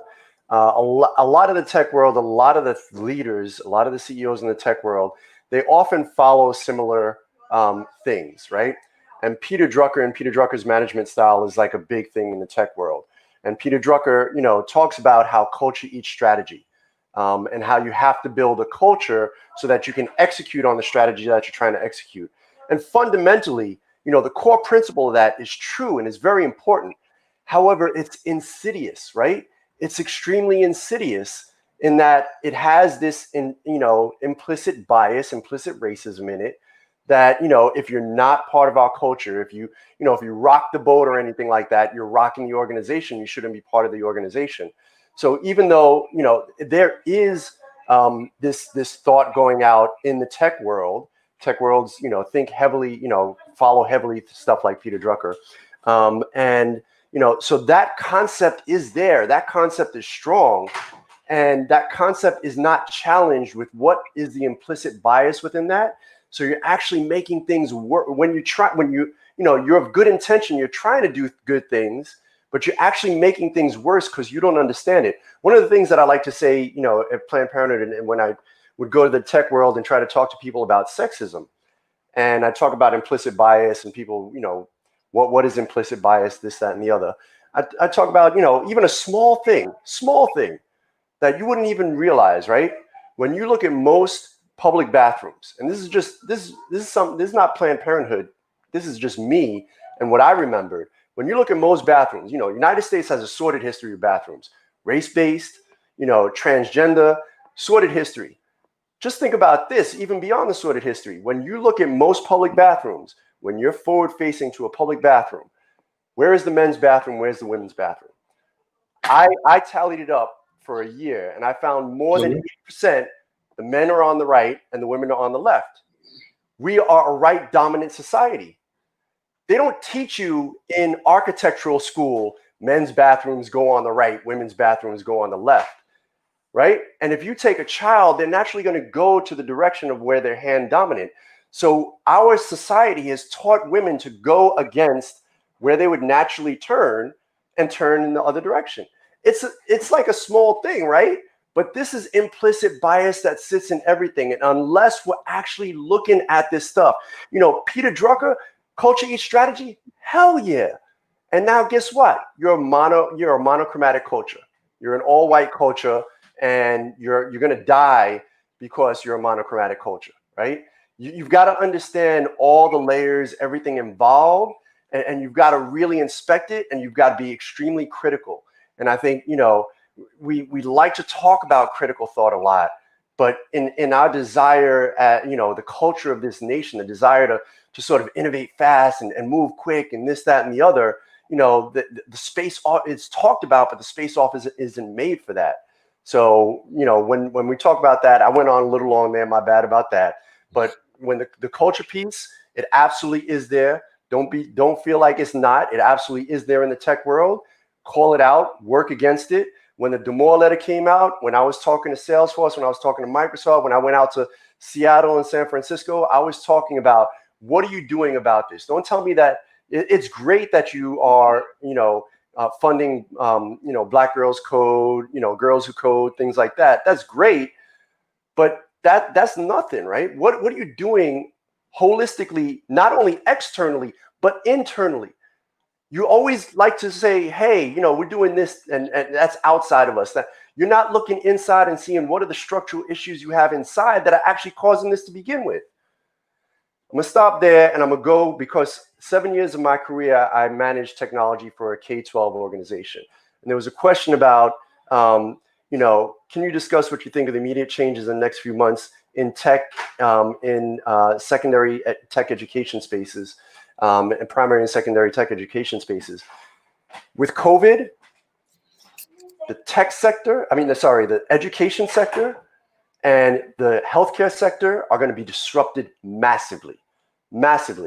And we saw when we had to teach our youth remotely, we saw that one of the things I fought at Planned Parenthood, I had some of the leaders tell me digital divide doesn't exist anymore. Everyone has a phone in their hand. I'm like, so you're doing high definition video when people have maybe 500 meg data plans and the digital divide doesn't exist anymore. You're excluding without even understanding that you're excluding, right? When COVID happened, and New York City had to do, everyone learn remote, yeah, maybe they had an internet connection at home, but they had one device for 5 kids. How they gonna learn, right? That's the digital divide. Now we're seeing all this, right? The tech sector and the tech ed sector, both primary and secondary, is going to be disrupted massively. And we're gonna need to start looking at, much like we talk about in AI, because it's a big thing, right? But implicit bias in AI and what that means, the implicit bias within the education sector, the fact of the digital divide and what it means and how that impacts us there, how that impact, these are all social determinants of health. The society is moving into the information age and away from the industrial age, and we're getting even more left behind in this process. If we can't go to a doctor and we're supposed to, have some sort of high-speed connection to the doctor, who's going to make sure we got that to be able to get what we need, right?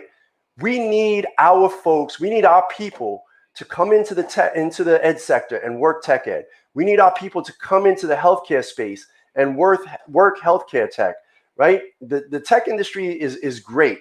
Don't get me wrong. It's great to work in the tech industry. But if you can find those projects that you can do more for our people in those other areas, that need is there. And that need is exacerbated. COVID showed it. Let's figure out, telehealth is but the tip of the iceberg. For me, really where tech is headed to a place where tech is managing complexity.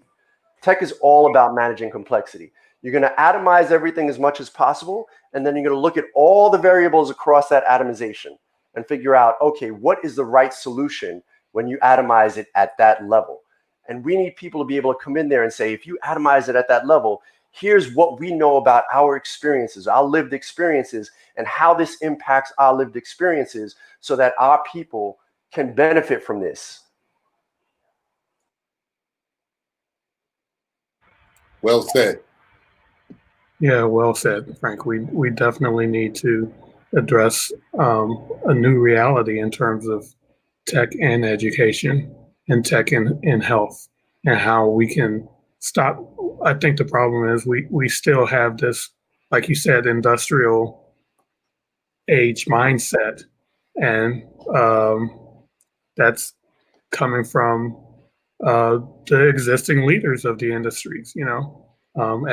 As the topsoil is turned over and new growth happens, we'll have new things happening. But right now we're way behind. The fact that there was never a burden, a legitimate reason why people had to work in offices, and COVID has exposed that tremendously. It's the industrial mindset of command and control, where if I can't see you sitting at your desk and working and look over your shoulder, then you're not actually going to work. This and in an age of information workers who need that time to let their brain spill out for a moment and stop looking at this one problem and need to walk around and let it breathe. Like you're afraid to look at Facebook for 5 minutes because someone's going to come. You don't know when they'll come over your shoulder and say, "Oh, all he does is look at Facebook all day."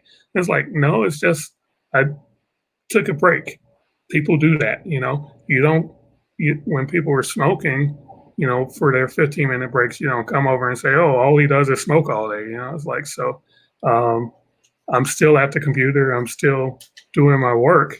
I just need to get that from in front of my eyeballs for a second. So,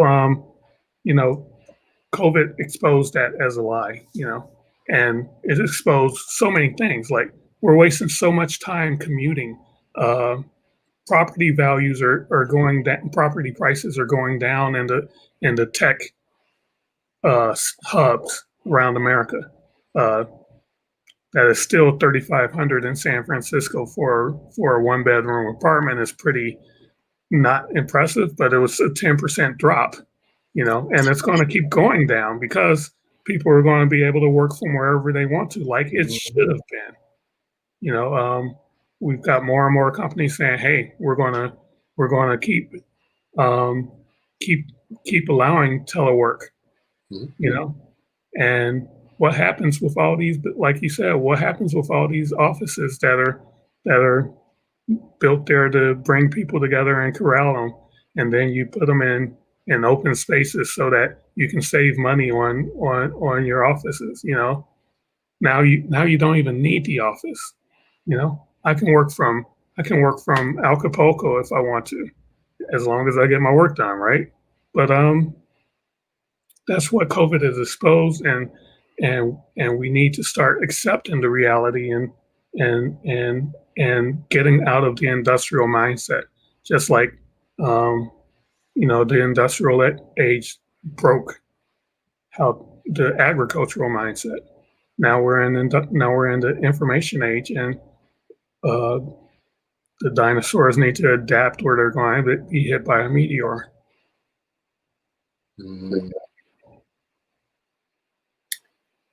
This past December, I'm from New York, and I went home to spend time with my family.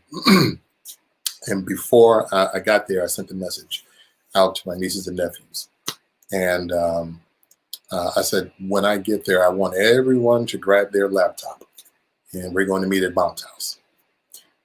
And my goal was to really kind of influence as much as I could that younger generation behind me, to really get off of the phones, I like social media, I'll say as much as the next person, but that's not true.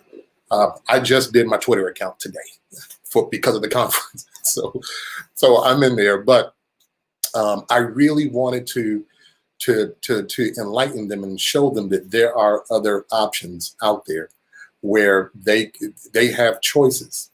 They can make good career choices. Not to say that careers outside of tech are bad. That isn't it. It's what I do. So, I preach what I know about.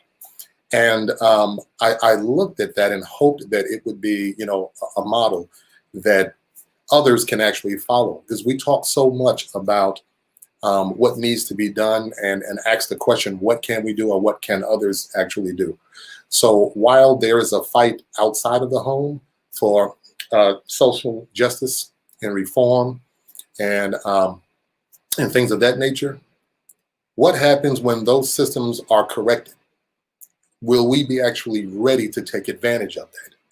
And unless we do something to change the mindset, especially the generation behind me, and even behind Valerie, unless we do something to change that mindset, it'll be the dog chasing its tail, where we have the opportunity to provide an out or to provide a way out. So while there's so much fighting going on outside the home, and there needs to be, justifiably so, we need to take a stand inside the home, I strongly believe, and we can't leave it up to the school system. I mean, everyone is homeschooling now, where a lot of people decided to homeschool before COVID. Now, people started doing it since COVID and so on. And as you mentioned, because of, the pandemic, we're doing things now that, in the tech sector, it's been to some degree, the norm, more norm than outside, where people can work from home or maybe 2 or 3 days a week and so on. And I know that's still a big fight for some people, but for those generations that are behind us, they need to see this. They need to see this conference. They need to see people that look like them and that are making a difference and making an impact. Because we don't know about this. We really don't know about it. And if we take the opportunity if we don't do anything else but look in our own peripheral and try to grab people, and even if they have no interest in coding or no interest in network security or anything else that we do in the technology sector, at the very least, in the process of trying to assimilate them, they actually see people that look like us. And if you don't know by now, I'm an advocate for just trying to help us help ourselves. Because when things are turning, they're changing. And when those doors open up, we have to be ready to run through them. And unfortunately, we're not, everyone's not there yet. I told myself I wasn't going to preach anymore. I'm going to stop, put myself on mute right now. On mute. No, I think what you're talking about is important and it's vital, especially being able to say that in your own home, you have that power to set that standard and be that model and express that to other people. And I think that's one thing that I try to do with the community work that I do, especially with Tech by Choice, is let people know, like, I'm here, I'm doing it, and look at all these other people who look like us or look like you that are doing it too. I think that's so important. And I think one thing that I see a lot of these communities doing is how they market and how they talk about their events. They talk to people who are always going to find out about tech. And that's such the wrong way to do that. That is the one way you can make sure that you're making enough money, making sure you have people to come and your numbers look really good, but are you really making the impact? Are you really reaching the people who will really benefit from this? And are you setting up your system so that you can reach those people? If you are building a community and all of your income and your revenue comes from the people paying for classes, are you really targeting the right market? Because if they can pay for your class, if they can do this, they could do that. They can also go to this boot camp that is not made for us. So who are you really marketing to? And I think once we can solve those problems and fix those systems, we'll be able to see more people looking like us and the people we grew up around entering in these places. And I think what we did with this conference, we're getting there. I invited people to join who don't know about tech, and they're now talking about machine learning. All it takes is just that one introduction. And you need to make it so that it's easy to participate and be involved, just the way that we did it. And I know most of you on here are doing work like this in other parts of your own community. So we just need to make sure that we hold everyone else to that same standard. Yes, indeed. So, like I said, I've gotten so many people reaching out to me from this conference. A Black woman in the UK reached out about her program that is focused on training and getting Black youth internships at big companies. And like you said, if we're not represented in these organizations, it's almost basically the white savior problem, right? It's people, you know. I've worked with these organizations, and you know, where I was a mentor for the students, and you know, I went to the mentor student meetup, and there weren't many looking like me there, but there were a lot of people looking at like me as the students. So it becomes a charity, right? They don't see it as uplifting the community. They don't care, you know, about the communities these students are coming from or going back to. They just want to have like these outcomes and like parade them around like they're pets, you know, they're rescue pets. You know, look, we got this young Black man a job at at Citibank or wherever. And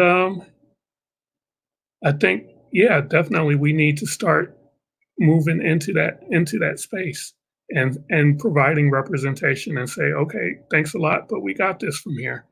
Because the same connections that these organizations can make on their own, we can do it as well. We know people at Microsoft, we know people at Citibank, we know people at Planned Parenthood, we know people at at a book publishing firm that Portia works at. And we can get them in there, you know. And again, we need to stop selling that coding is the only way into a successful tech job, you know. So yeah, this platform, that's definitely a program we're looking into doing is creating a funnel changing that school to prison pipeline into a school to tech pipeline and getting involved with them at an early age and saying, hey, you know what? Your only options aren't dealing drugs or going into rap or trying to get into the NFL or NBA. There are other opportunities there. And that's what they're being sold right now. That's all I heard when I was growing up. You know, no one said, "Hey, you know, you could be a you love computers. I see that. You could go into computers." You know, so it amazes me how much opportunity is here. We have a severe shortage of people qualified to do it.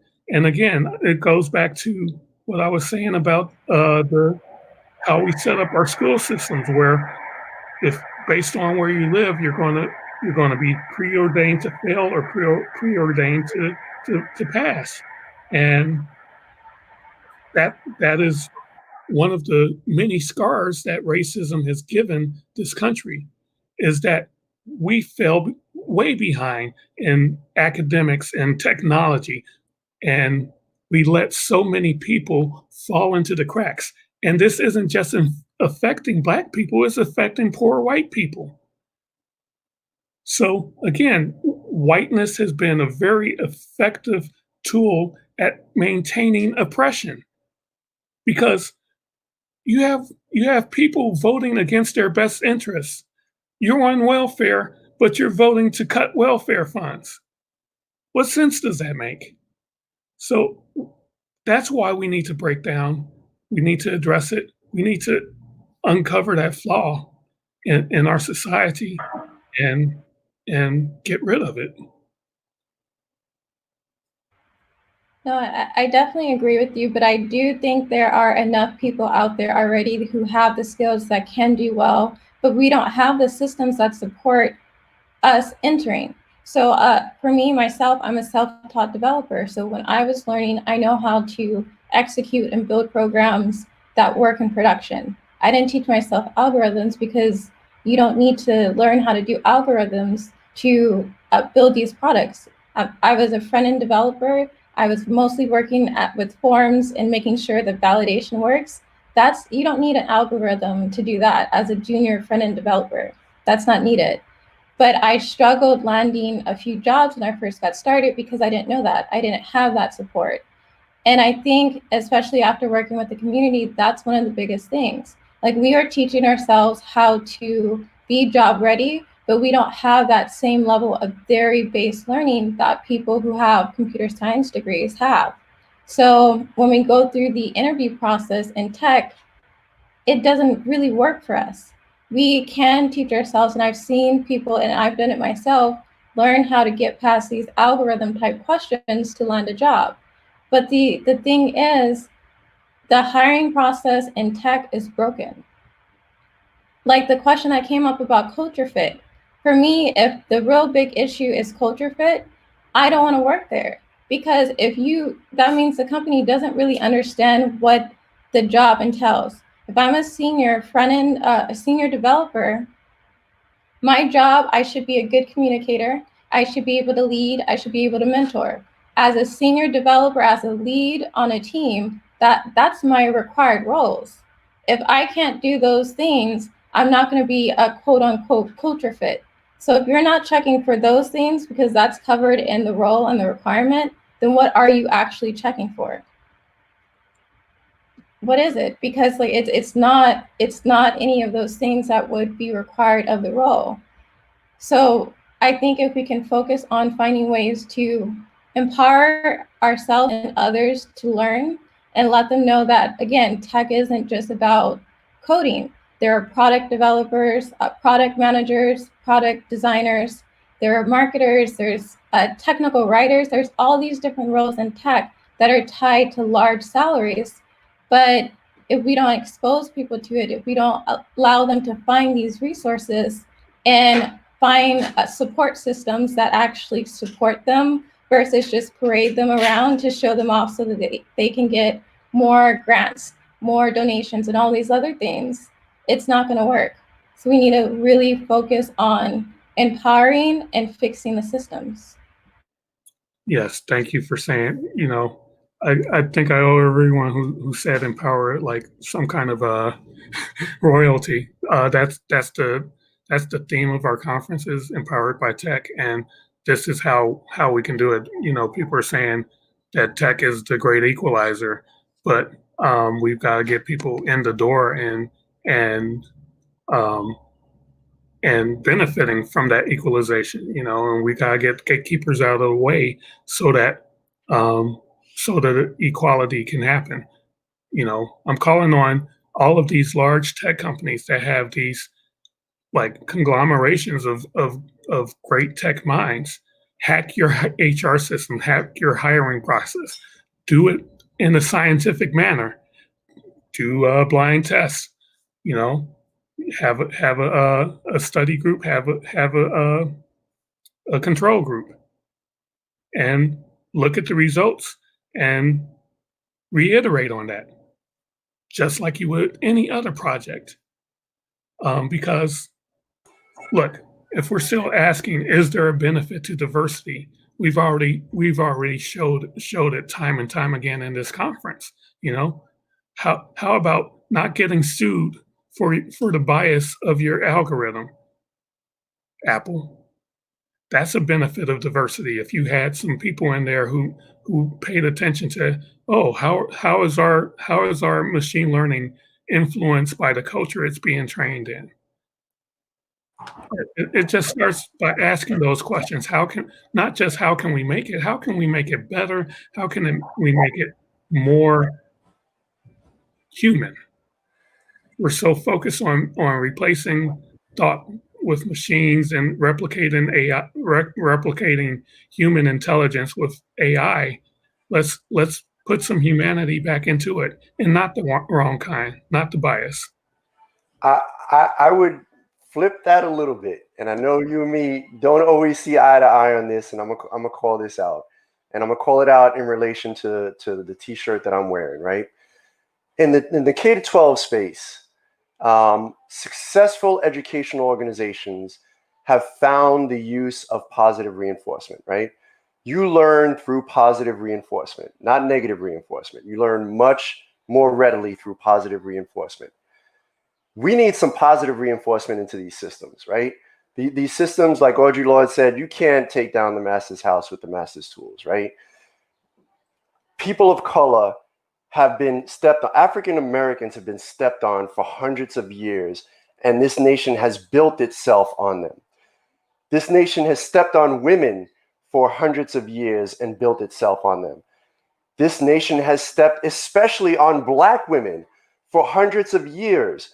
And then you look at like the last election, the plurality of white women voted for Trump. When you look at people who are pulling their weight, it's Black women who are pulling their weight, and they get stepped on the most. When we put these algorithms in, we have to put weightings for the people that we have stepped on traditionally in society over time. When we talk about, like was brought up in the question, Black Lives Matter started by Black women, right? We talk heavily, we talk a lot about Breonna Taylor, but we talk heavily about the men, right? And the men are off in the face, and the women do the work, right? So when we're talking about tech companies and these systems that they're doing, they can't just, it's not like that image that shows like everyone's trying to look over the baseball fence and, one has 3 boxes, one has 2 boxes, one has 1 box, so they can all look over the fence. A whole bunch of us have been stepped on so systemically over so long that you got to do way more than that. You've got to build positive bias into the system until society is normed again. Yeah, that's one part of our stated mission is to tip the scales, to tip the balance, so that against the biases that are already here. I talked about it in my closing notes. It's like we've got to account for the fact that though they're not only like outward bias, acknowledged biases that people have, they won't admit to it, but also to account for the biases they don't even know they have. So Um, you know, tipping those scales happens in a number of ways, just like empowering people happens in a number of ways, you know.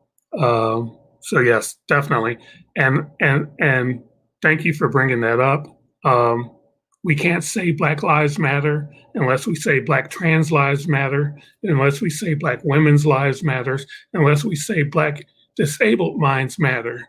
And I don't mean disabled as Black people with disabilities.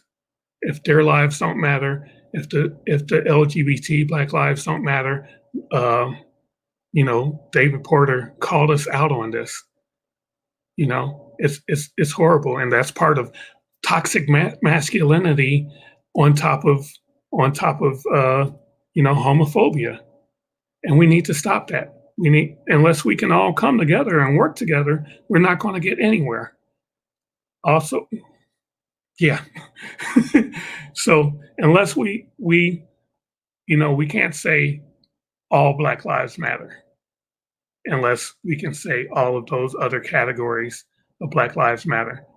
We talk about women's disparity in pay. When you look at women, I think they said 80% to the dollar of white men. When you look at Black people, that drops down to 60% to the dollar. When you look at Black women, that drops under 40% to the 40 cents to the dollar.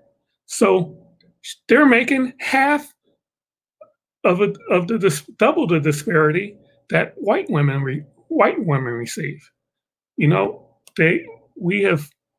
I said it earlier. We have failed Black women as a Black community.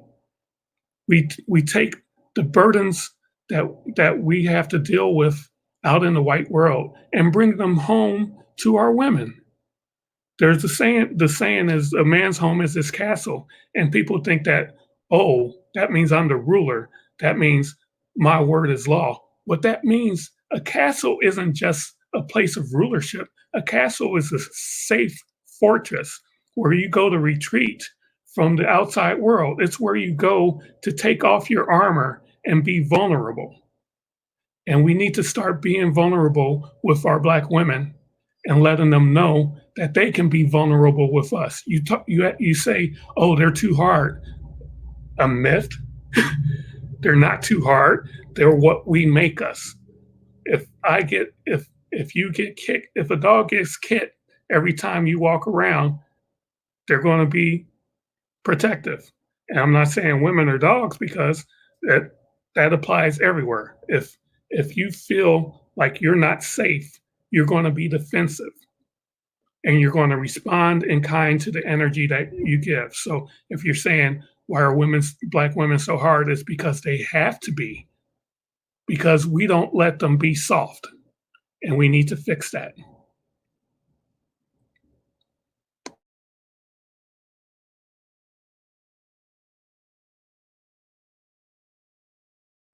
Okay, y'all went silent on me.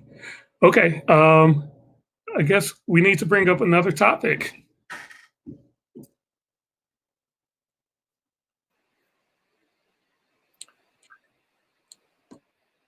I'm looking through the questions from the audience here. Let's see if I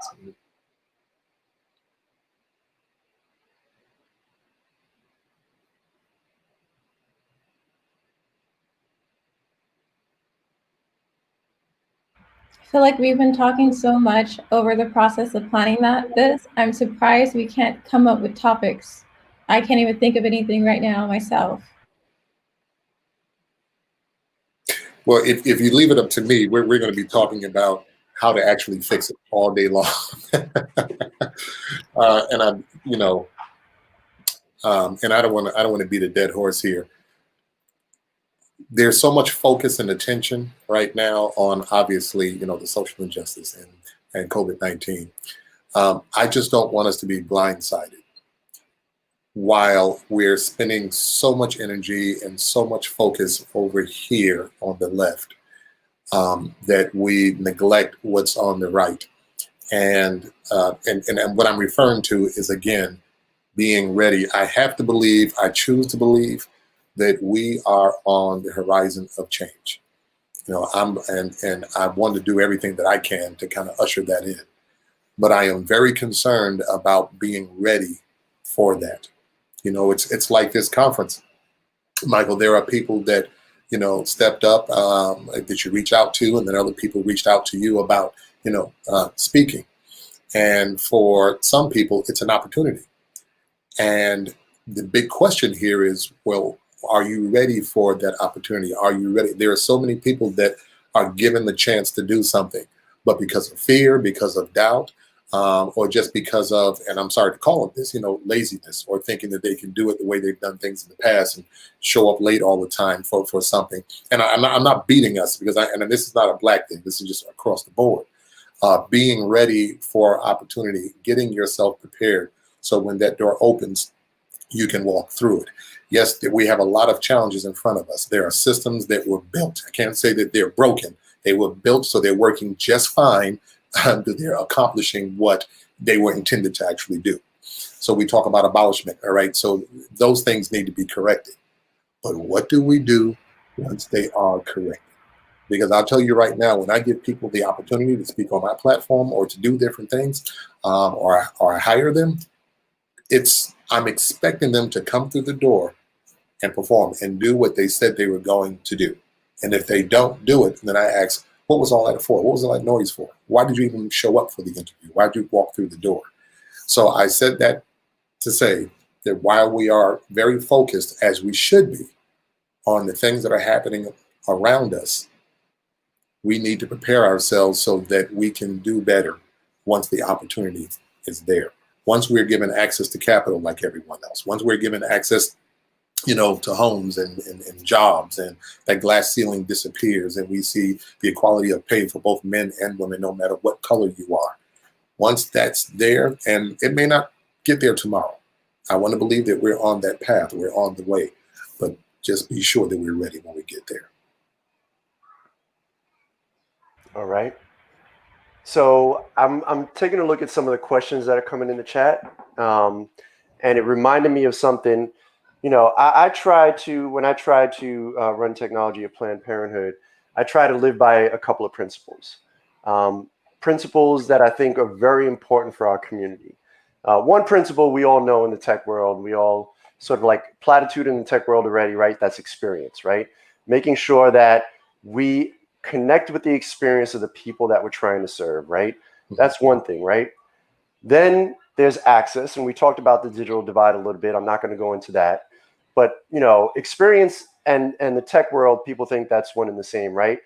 Access in the tech world, you know, maybe not. Tech is supposed to be, you know, open the world to everyone. But, you know, we know the dark side of that through the digital divide, right? And we know how that continues to striate.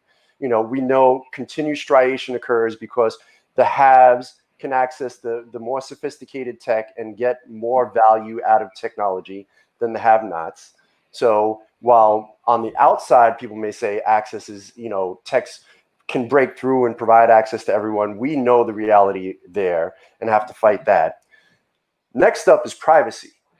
Privacy is a critical thing. And there was a lot of chat about, you know, now that we're going online with technology, what about educational surveillance? What about surveillance of our people? You know, what about, you know, our people now coming under a police state, you know, around social norms, around how you're supposed to, what's behaviorally acceptable or not. And, you know, we stepped it up by putting police in the schools to begin with, and now, you know, criminalizing our youth. Now you've got the surveillance state that's now being able to be put across all over.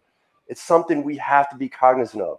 The technology world, when most people think of technology and privacy, they think it's antithetical. It's not antithetical. It is the business models that we've employed in the tech world that make technology and privacy antithetical. You look at, I know Microsoft is working on some things. I forgot the code name of it, but you can build technology to be private. That's just, it's not, you know, it's not this, right? In the capital world, privacy doesn't bring money, right? And unless and until we can reverse that perverse incentive to sell away your soul, to enable, like, you know, we talked about Orwell, right? In 1984, And everyone was like, oh, the police state is going to happen. The police state is going to happen. We didn't even know the police state happened because we gave them all the information. Like, I want to be on Facebook. Here, take this information. I want to, I want access to this. Take my information. Oh, we on surveillance now. We didn't even know it. We just gave it up. They didn't like put cameras and was like, monitoring us. We gave them the ability to monitor us, right? And that is going to seep now into all these systems. Now that technology is becoming so core to our society, COVID, education, healthcare with technology, that's why we need our people in there, right? This stuff is going to significantly, if we're not going to be policing ourselves anymore in the streets, we're going to be policing ourselves in other ways. And we're going to continue to be held down in a whole lot of other ways unless we're seriously involved in this stuff, right? That's why we have to really change the structures and the systems and the narrative here. A lot of stuff is going on without us knowing about it. Remember when I talked about the men's and the women's? A lot of stuff is going on without us knowing about it, and it is compounding. And until we get our foot in the door, until we say, stop, no more of that, we're not accepting of that anymore. We as a people know what's going to happen to our people if we continue to head down this path. Then, we need to start taking stands. We're taking stands on the street, which is good. We need to start understanding. We need to start educating ourselves more and more about really what's going on and what's happening to us. Not this, hey, someone's going to put a microchip in your brain sort of stuff, and 5G is taking over your life sort of conspiracy theory stuff, right? But real stuff is going on that seems like that conspiracy theory stuff. It's really just systemic stuff that's going on without us noticing it. And when you deal with tech's perverse incentive to sell privacy for money, and then you marry that to the educational sector, when you marry that to the healthcare sector, when you marry that to civil society and civil society taking on technology, that's a huge issue. And we need to be the canaries in the coal mine and say, no, we can't let that happen. We have to get in there and we got to do it right. Oh my God. So yeah, being in tech and working across so many organizations and so many industries, I just try to let all of that spill out of my brains, because it's like MIB, if you knew what I knew, there is always a Carillion invasion about to happen.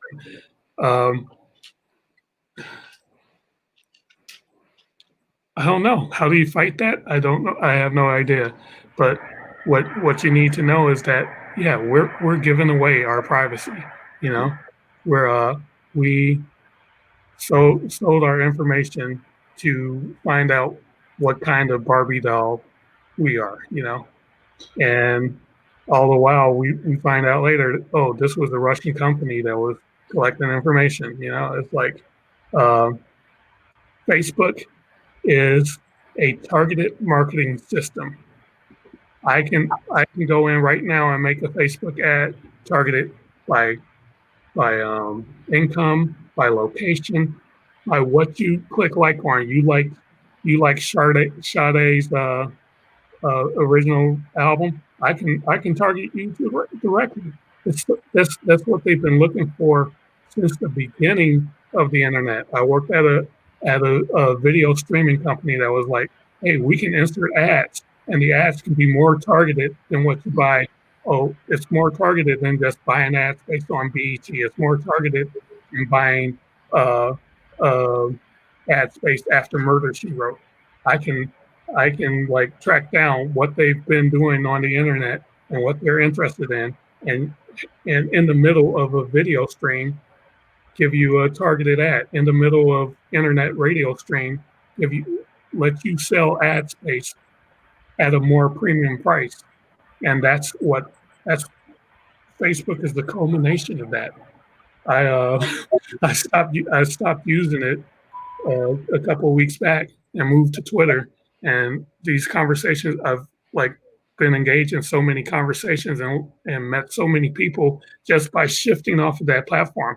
I'm not saying Twitter is a saint, but at least they're not saying we're going to not block known lies because it's the president and that might be against the citizen's right. That doesn't even make sense on any level. You know, I'm going to let him lie because he's a politician, and it's up to the citizen to determine if it's a lie in the interest of civil debate. So yeah, we've already fully accepted the police state. I can tell you how when you're driving on a highway, you're being tracked by your Bluetooth. It's for congestion measurement, supposedly, or ostensibly. But then what happens when, like this biker who had his GPS turned on his Android phone, was caught in a digital dragnet, where they said, "Hey, you were in the area of this crime at the same time it happened, so you're under arrest." So, Yep. yeah, you know, people are saying, "Oh, they're going to inject microchips in you that under the pretense of a COVID virus." They don't need to. They don't need to. You already voluntarily carry this around all day and put all your information into it all day. They sold it as a thing you want to do, but like they have like people blog and journal into Facebook all of their thoughts that you wouldn't say to people in front of you, but you're putting it up on this public platform and then, you know, worried about an injection.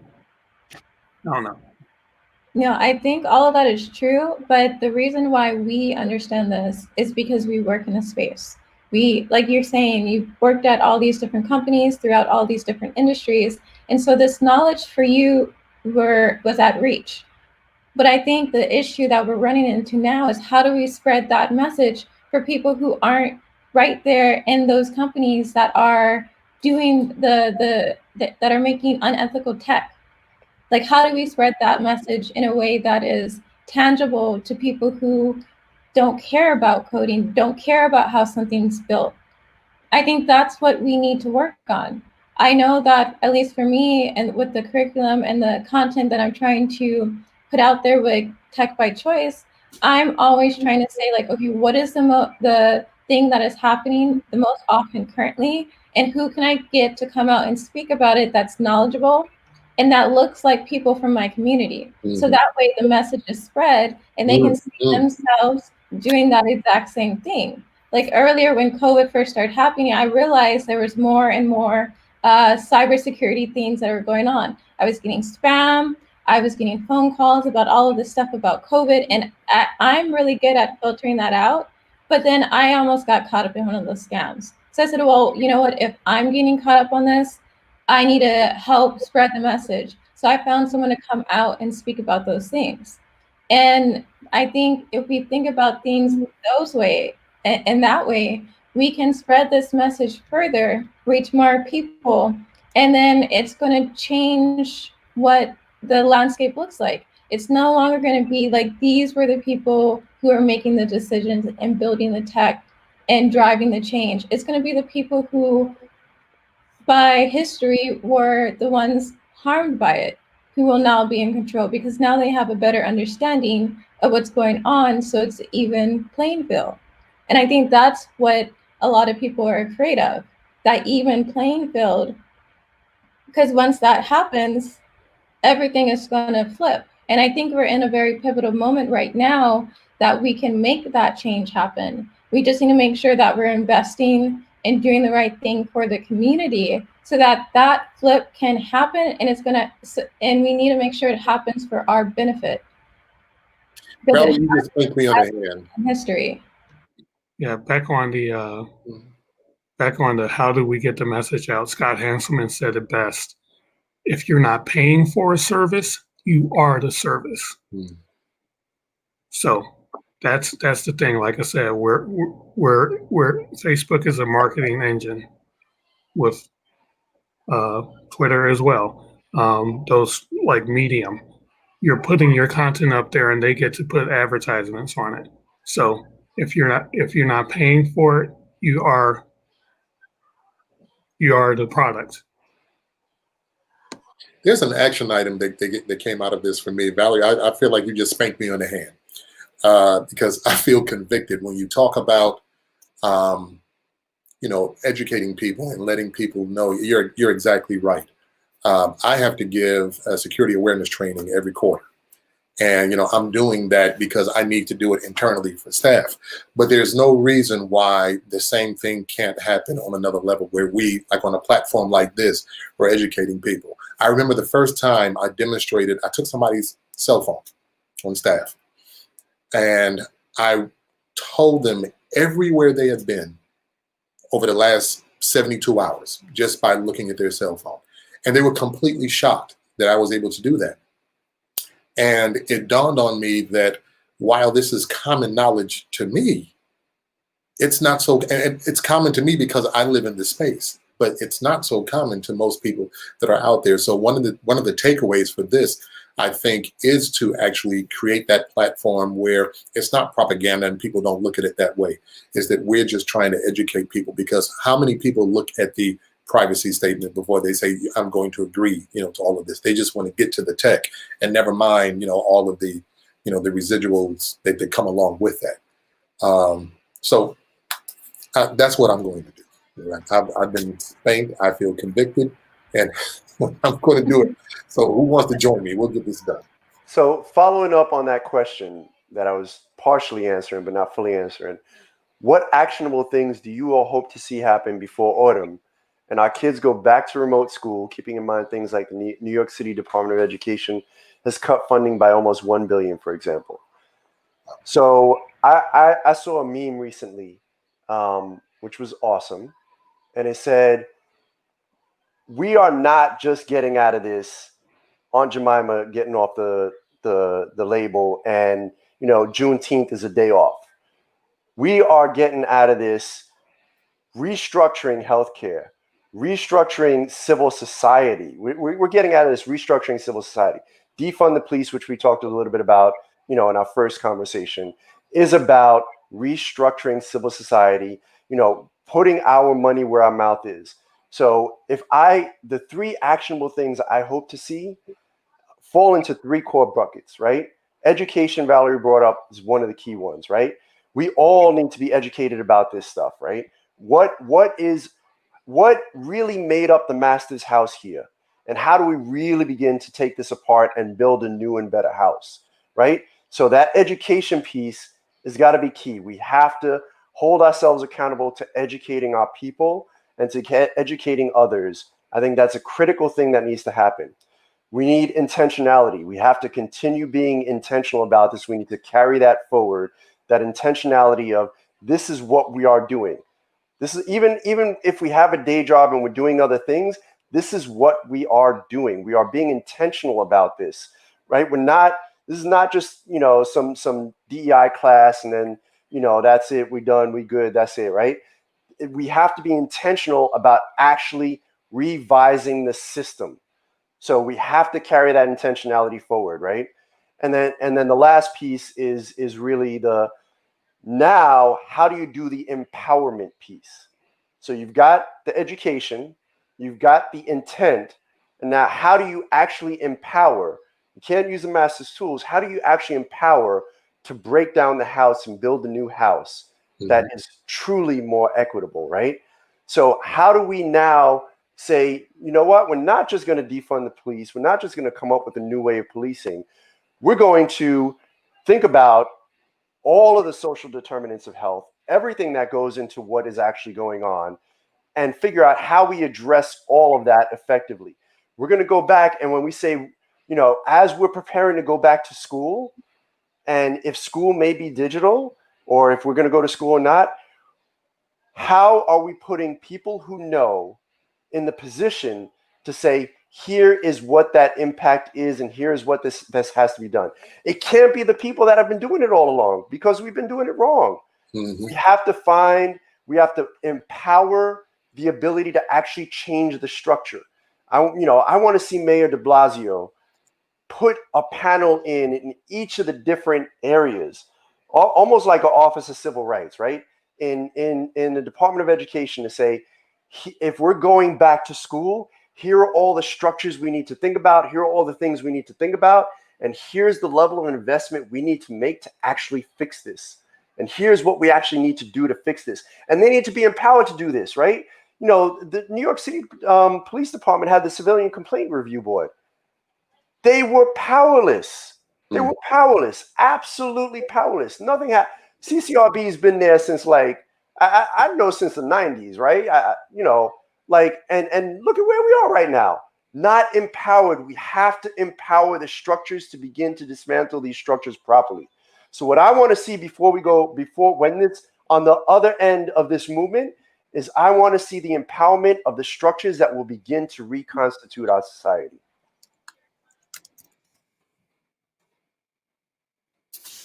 Definitely. Okay, so we're coming into the final leg of our town hall part 2. I see a question. What is the fix for pay equity? Let's do a quick round the table. Just one statement. What do you believe the fix is? I'll go first and say that the fix is to have standardized pay grades like the Army does. If you are, like in Microsoft, if you're a rank a senior software engineer, everyone gets that pay for a location. That takes away the how good are you negotiating. If someone deserves a higher salary, then that means they should have a higher rank, and then that's one less variable about how equity is dealt with. Then we just look at, okay, how are we dealing with who gets into what position? Anyone else can chime in on that? I think we just need to ask for more money and, well, no, don't ask. Put yourself in a position where you feel that you can demand more money because you deserve it. There's no job that can pay anyone their actual worth because that number it's nothing we can imagine. But you can demand to have enough money to take care of the time that you spent at a company. So that's how I frame it for myself so that I feel okay with negotiating. And I think we just need to make that normal. And on top of a long list of other things that companies can do to make the system correct. But for yourself, that's what you can do.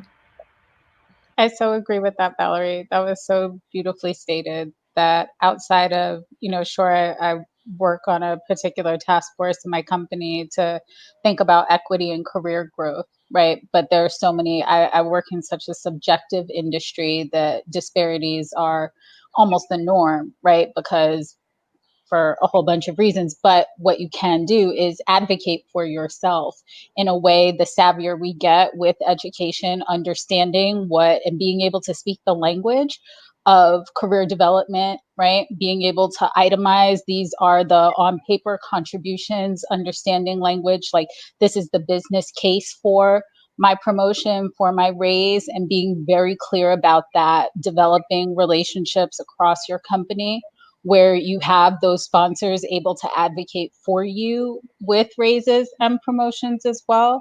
That's so empowering to be able to do and not have to depend on massive organizational change in order for you to start achieving equity and sponsoring others and achieving that for themselves too. That was really well stated. Thank you.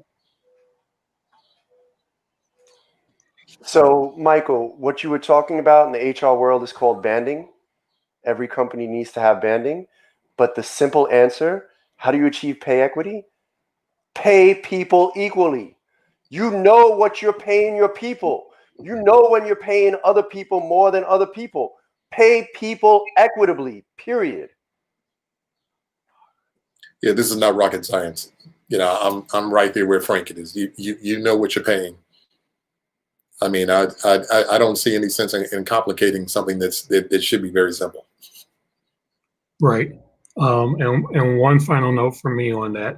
The Supreme Court set a ruling that if you can show statistically that there is a bias in a system, like, and this was for housing, if you can show through statistics that there is a bias, then the intent of racism or the intent of a sexism or any other ism doesn't matter.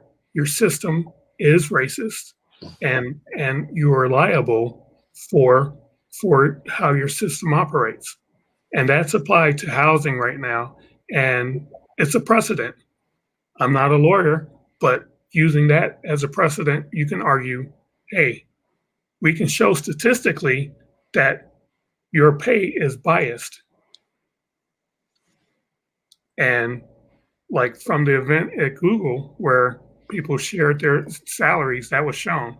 So tech companies, pay attention. You might be exposing yourself to legal action by not fixing this problem. I'm also okay if tech companies do not listen and we have to take legal action and get more money. That's okay too. Also, yeah, personal branding is like you said, Valerie, like promoting yourself, showing off your skills, and then saying, you like what you see, pay me. You know, I've shown I might have shown a few skills here. Let's talk. Reviews are coming up soon. Yeah, actually, referencing Brittany's talk about journaling, dev journaling, that is actually something I started suggesting to people to do so that they can build their own brag sheets. They know exactly what they worked on, who they worked with, what they accomplished, and use that for reviews. It's an awesome idea. All right, so the next topic we want to talk about is mental health illness. How does the pressure of technology and all of these things we talk about, the imposter syndrome, the microaggressions, having to explain how to not be racist to people. And I hate that word. I'm not a racist. You might not think of yourself as a racist, but sometimes the things you do are racist, and you need to address those. And when we say, hey, that's racist, don't take it personally. Just don't be racist.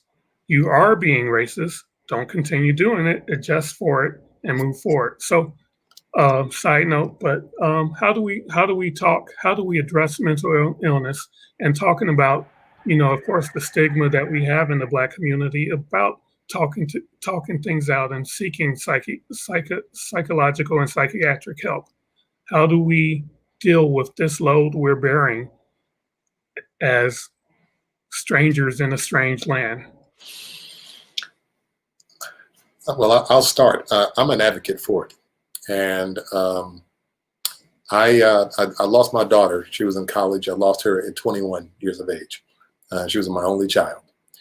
And that was extremely devastating. And there were some other things as well. I won't get too deep in the weeds.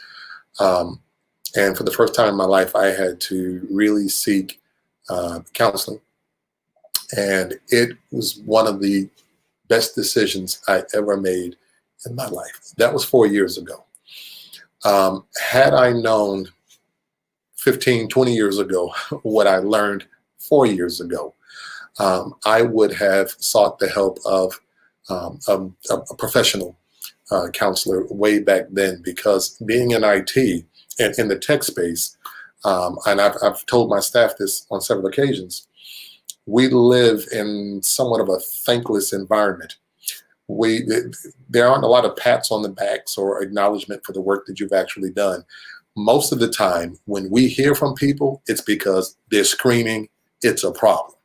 They've got a problem. And I often tell my people that, your accolade comes. Now, I give them all the time, but I often say that you get accolades from other people when you don't hear anything from them, because it's true that no news is good news in the space that I work in.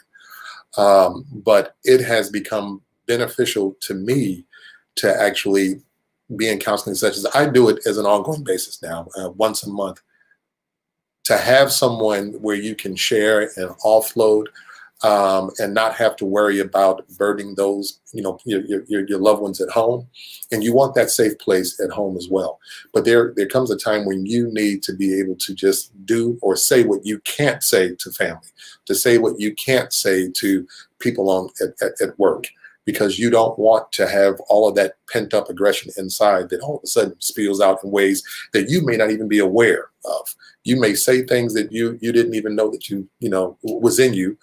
And then have somebody, recount a conversation that you had and you can't recall a thing because you were speaking out of emotion or you were doing something that you were unaware of because of all of the pent up, frustration and aggression that you had inside of you.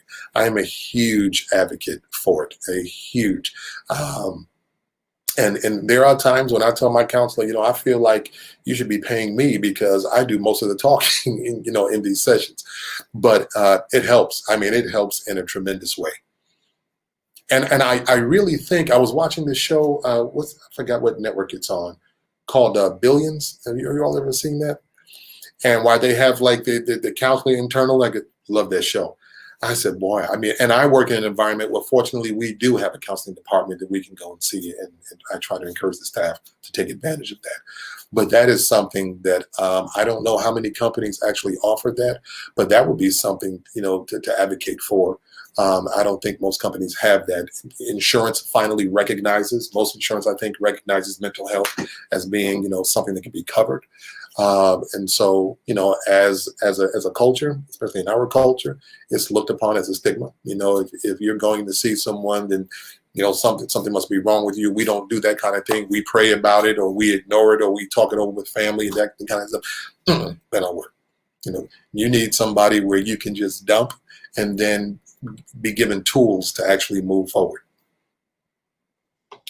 So I don't share this with many people, but Frank, Portia, one thing to address the psychology, address the hits that you take in this career. You need a circle, an inner circle of friends that you can trust and that uplifts you and supports you. My circle has, we established ourselves around 8 years ago, and we talk every day on Facebook, on Messenger, and we just shoot the breeze, fire off ideas, and just talk about all of the crap that's going on in the world. And it's a fortress. We're allowed to be vulnerable. We're allowed to tell people things we wouldn't tell anyone else. What's hounded me the majority of my adult life is that, I did not complete my degree, and I left the school that I cherish dearly and have a conflict of emotions about because of what was going on there. But I left because I was asked to leave. I did not adjust well moving in there. It was too much freedom at once. Grew up in a very strict household where, there was never an option of are you going to class?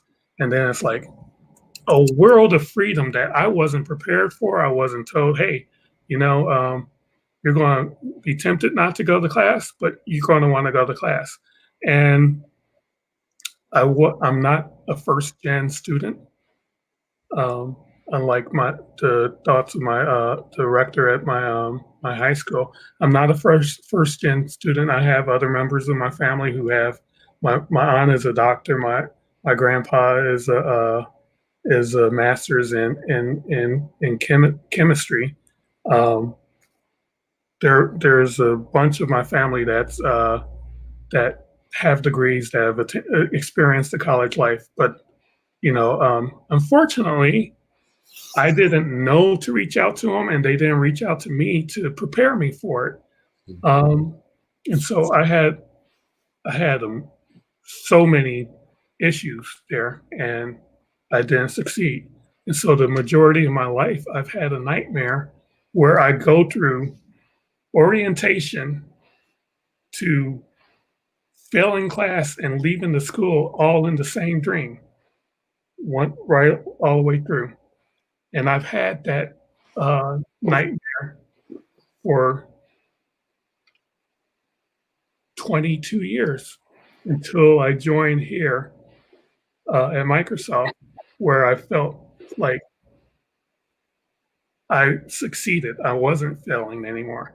And that is one thing that is imperative. I feel so fortunate that, yes, when I was being excluded and being filtered out, I applied over 5 times, 6 times to Microsoft, and I told my wife when I got it this time, oh, 6 times the charm. So when I was being filtered out, I'm grateful that I didn't get in on those teams because I would have washed out there probably because I wasn't invited. The landing that I had at Microsoft, thanks to my manager, and it showed forth from our conversation when I interviewed him. He was very frank and candid, and he's like, "Look, let's talk." And it was refreshing, and I knew that it was someone I would be able to work with and be happy to work with. And the way he supported me over this past year has just made all the difference. Like I said, I wouldn't even be in the proper mindset to pursue this goal of this conference if I wasn't there. Um, so I think it's not just about you can have you need to talk to someone, get your circle of friends. They said, you're the product of the five people you hang around with, the 5 closest people you hang around with. Make sure those people are people who are uplifting you. Make sure those people are people who are about something and who are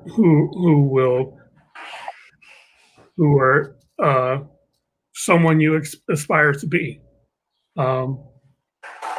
And establish that bond and that circle and that area of trust. Like I said, they've listened to me shoot off so many harebrained ideas. I made a subscription box and I failed at it, but I learned a lot about how to market. I use Facebook, I use Twitter to market and get my first sales.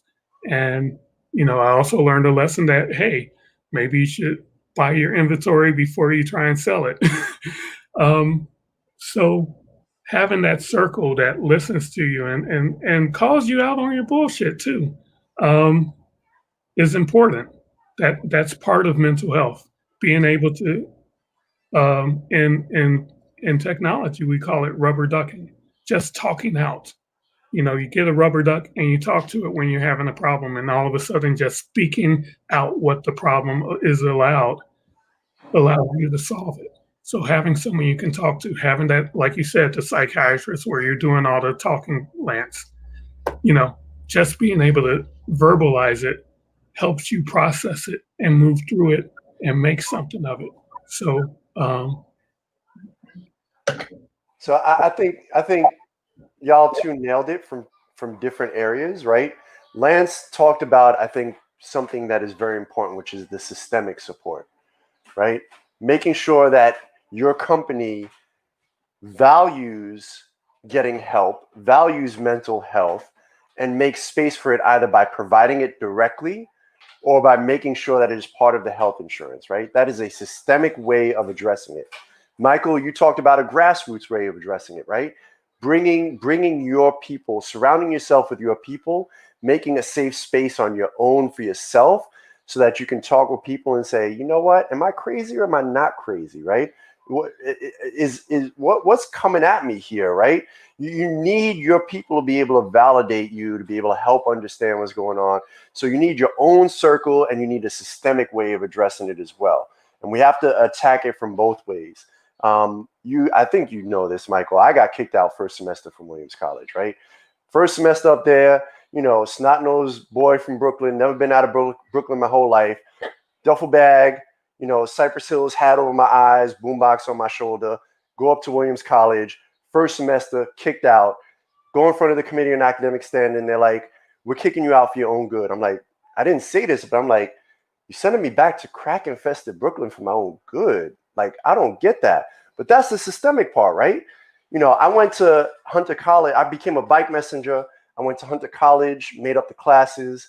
I went to El Centro de Estudiantes Puertorriqueños, the Student Center for Puerto Rican Studies. I learned, I got woke. I learned, right? And I learned when they're telling me they're kicking me out for my own good, it's because they don't know me, right? They know their typical clientele. And if you're not doing well, daddy will give you a job, you learn responsibility, you come back wiser, and this, that, and the other. They didn't know us. They didn't know how to deal with us. That's part of the systemic portion. You've got to break down the systemic portion. And then what sustained me at Williams was the Black Student Union, was the Students of Caribbean. Change it on both ends. We got to bring our people around us to support us, and we got to bring our people around us to make the systemic change that needs to happen. I think what you're talking about, Frank, it's perfect, because when you are othered in any space, whether it's work, whether it's where you live, whatever it may be, school, whatever, you have to find your own community to fall back on. And they have to push positive coping mechanisms, and they can't be something that you can use to just get by. Like, it has to be something positive. But I think the other thing that we need to do too is talk about bring about the fact that mental health and getting help for that's normal. That should be just as normal as going to the doctor when you have a broken arm. Like, it doesn't matter how positive or how uplifting or how spiritual your community may be, if they don't understand that base level understanding of mental health, it's not going to help you. You're going to keep going through those cycles and not know how to cope, not know how to adjust, or maybe even ask for the right type of help. Because sometimes when you're going through these things, especially when it comes to mental health, you don't know what's going on. Like, outside of experts and professionals, you can Google stuff and try to come up with ideas, but you need to talk to a professional. And so unless our communities start talking about this more openly and start explaining why mental health is so important, why it's needed, why Black people actually get depressed, and it's not because we're strong or anything like that and we can just work through it, we do suffer from depression. I was reading a study that said that Black youth are experiencing suicide at a higher rate than we've ever seen before. This is a really big problem in our community. Things are changing, and we don't know how to cope with them. Like, we can talk and work through it and laugh through it, because I think as the Black community, that's what we do. We find ways to cope and to make things better, and we are really good at having fun and laughing things off. It's just a part of our culture, but sometimes we need to go out and seek that extra help. I know that I am someone who is a big advocate of therapy. If you talk to me on a normal basis, I'm asking you how you're doing, how's your stress levels, how are those things going, how's your therapist, do you need help finding one? I have a note in my phone with a list of resources that will help you find a therapist. Because if we want to get real about therapy and about mental health and about dealing with all of this being Black, not every therapist is going to be for you. That's right. Period. There's no other way around that. We need to start talking about these things more often and do it in a public space, and make sure that everyone is aware and that they are educated and they have access to resources. And I know that therapy is not accessible to everyone because it's just expensive. If you go through the Medicaid, I forget the correct term for it, but if you go through free services to try to get mental health help or services, it doesn't really work. It's very hard to find therapists that accept your insurance. It's something that it's not reachable to all of us. And so I think that's something else that we need to look at and we need to try to address and find some solution for. But their mental health, as a Black technologist, it's real. Like, working in tech can be very depressing. I myself suffer from depression on and off because of life. And I don't think entering tech made that any better, because I can learn how to do all of these things and I can be really great at my job, but I still have to jump through hoops to be seen as a developer or to be seen as competent, which is true in every industry. Because I am Black and because I am a woman, everyone's going to think less of me because of those things. But for some reason in tech, it's amplified. Mike, I'm sorry, Valerie. Go ahead. No, I'm done. No, I'm just going to add this really quick thing. So there are resources out there, and this is a matter of just educating people. There are resources out there that are free and reputable, and so I won't bother going through all of that right now. But if anyone wants to just come to my Twitter page that I just started today, I will make a commitment that within 24 hours, I have some wonderful resources and people. I know that there are some of them are watching right now. So I'll get them to help me, and I will list those resources on the site. And I strongly take or advise people, encourage people to take advantage. So I figure out how to tweet. Okay, so anyway, go ahead. Maybe we can add that to the email so it goes out to everyone. Sure, good idea. All right, let's do one more round of Ben. What do we do going forward? What can we take from here, and what can we, how can we move forward from this moment? I think there were some actionable items that came out of this that were really good. You know, one of which being, if we just kind of work backwards, one of which being providing resources. We can use this platform to actually find those resources and then give people a reason to come back. But when they come back, you know, there's something that tangible, you know, for them to walk away with every time they actually come back. So, you know, there is the access to mental health. There is a lot of the things that we talked about in reference to just kind of giving guidance, you know, talking about salary and kind of mentorship. And we talked about sponsorship.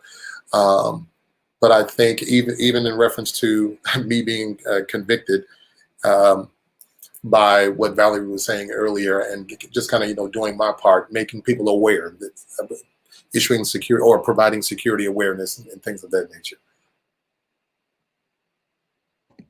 Thanks, Lance. Mm-hmm. Frank? Just very quickly, using this platform, using it for education, like Lance said, using it for calls to actions. Let's identify calls to actions that can mobilize effectively in making change. So let's try and figure that out collectively together. I think those are two core things.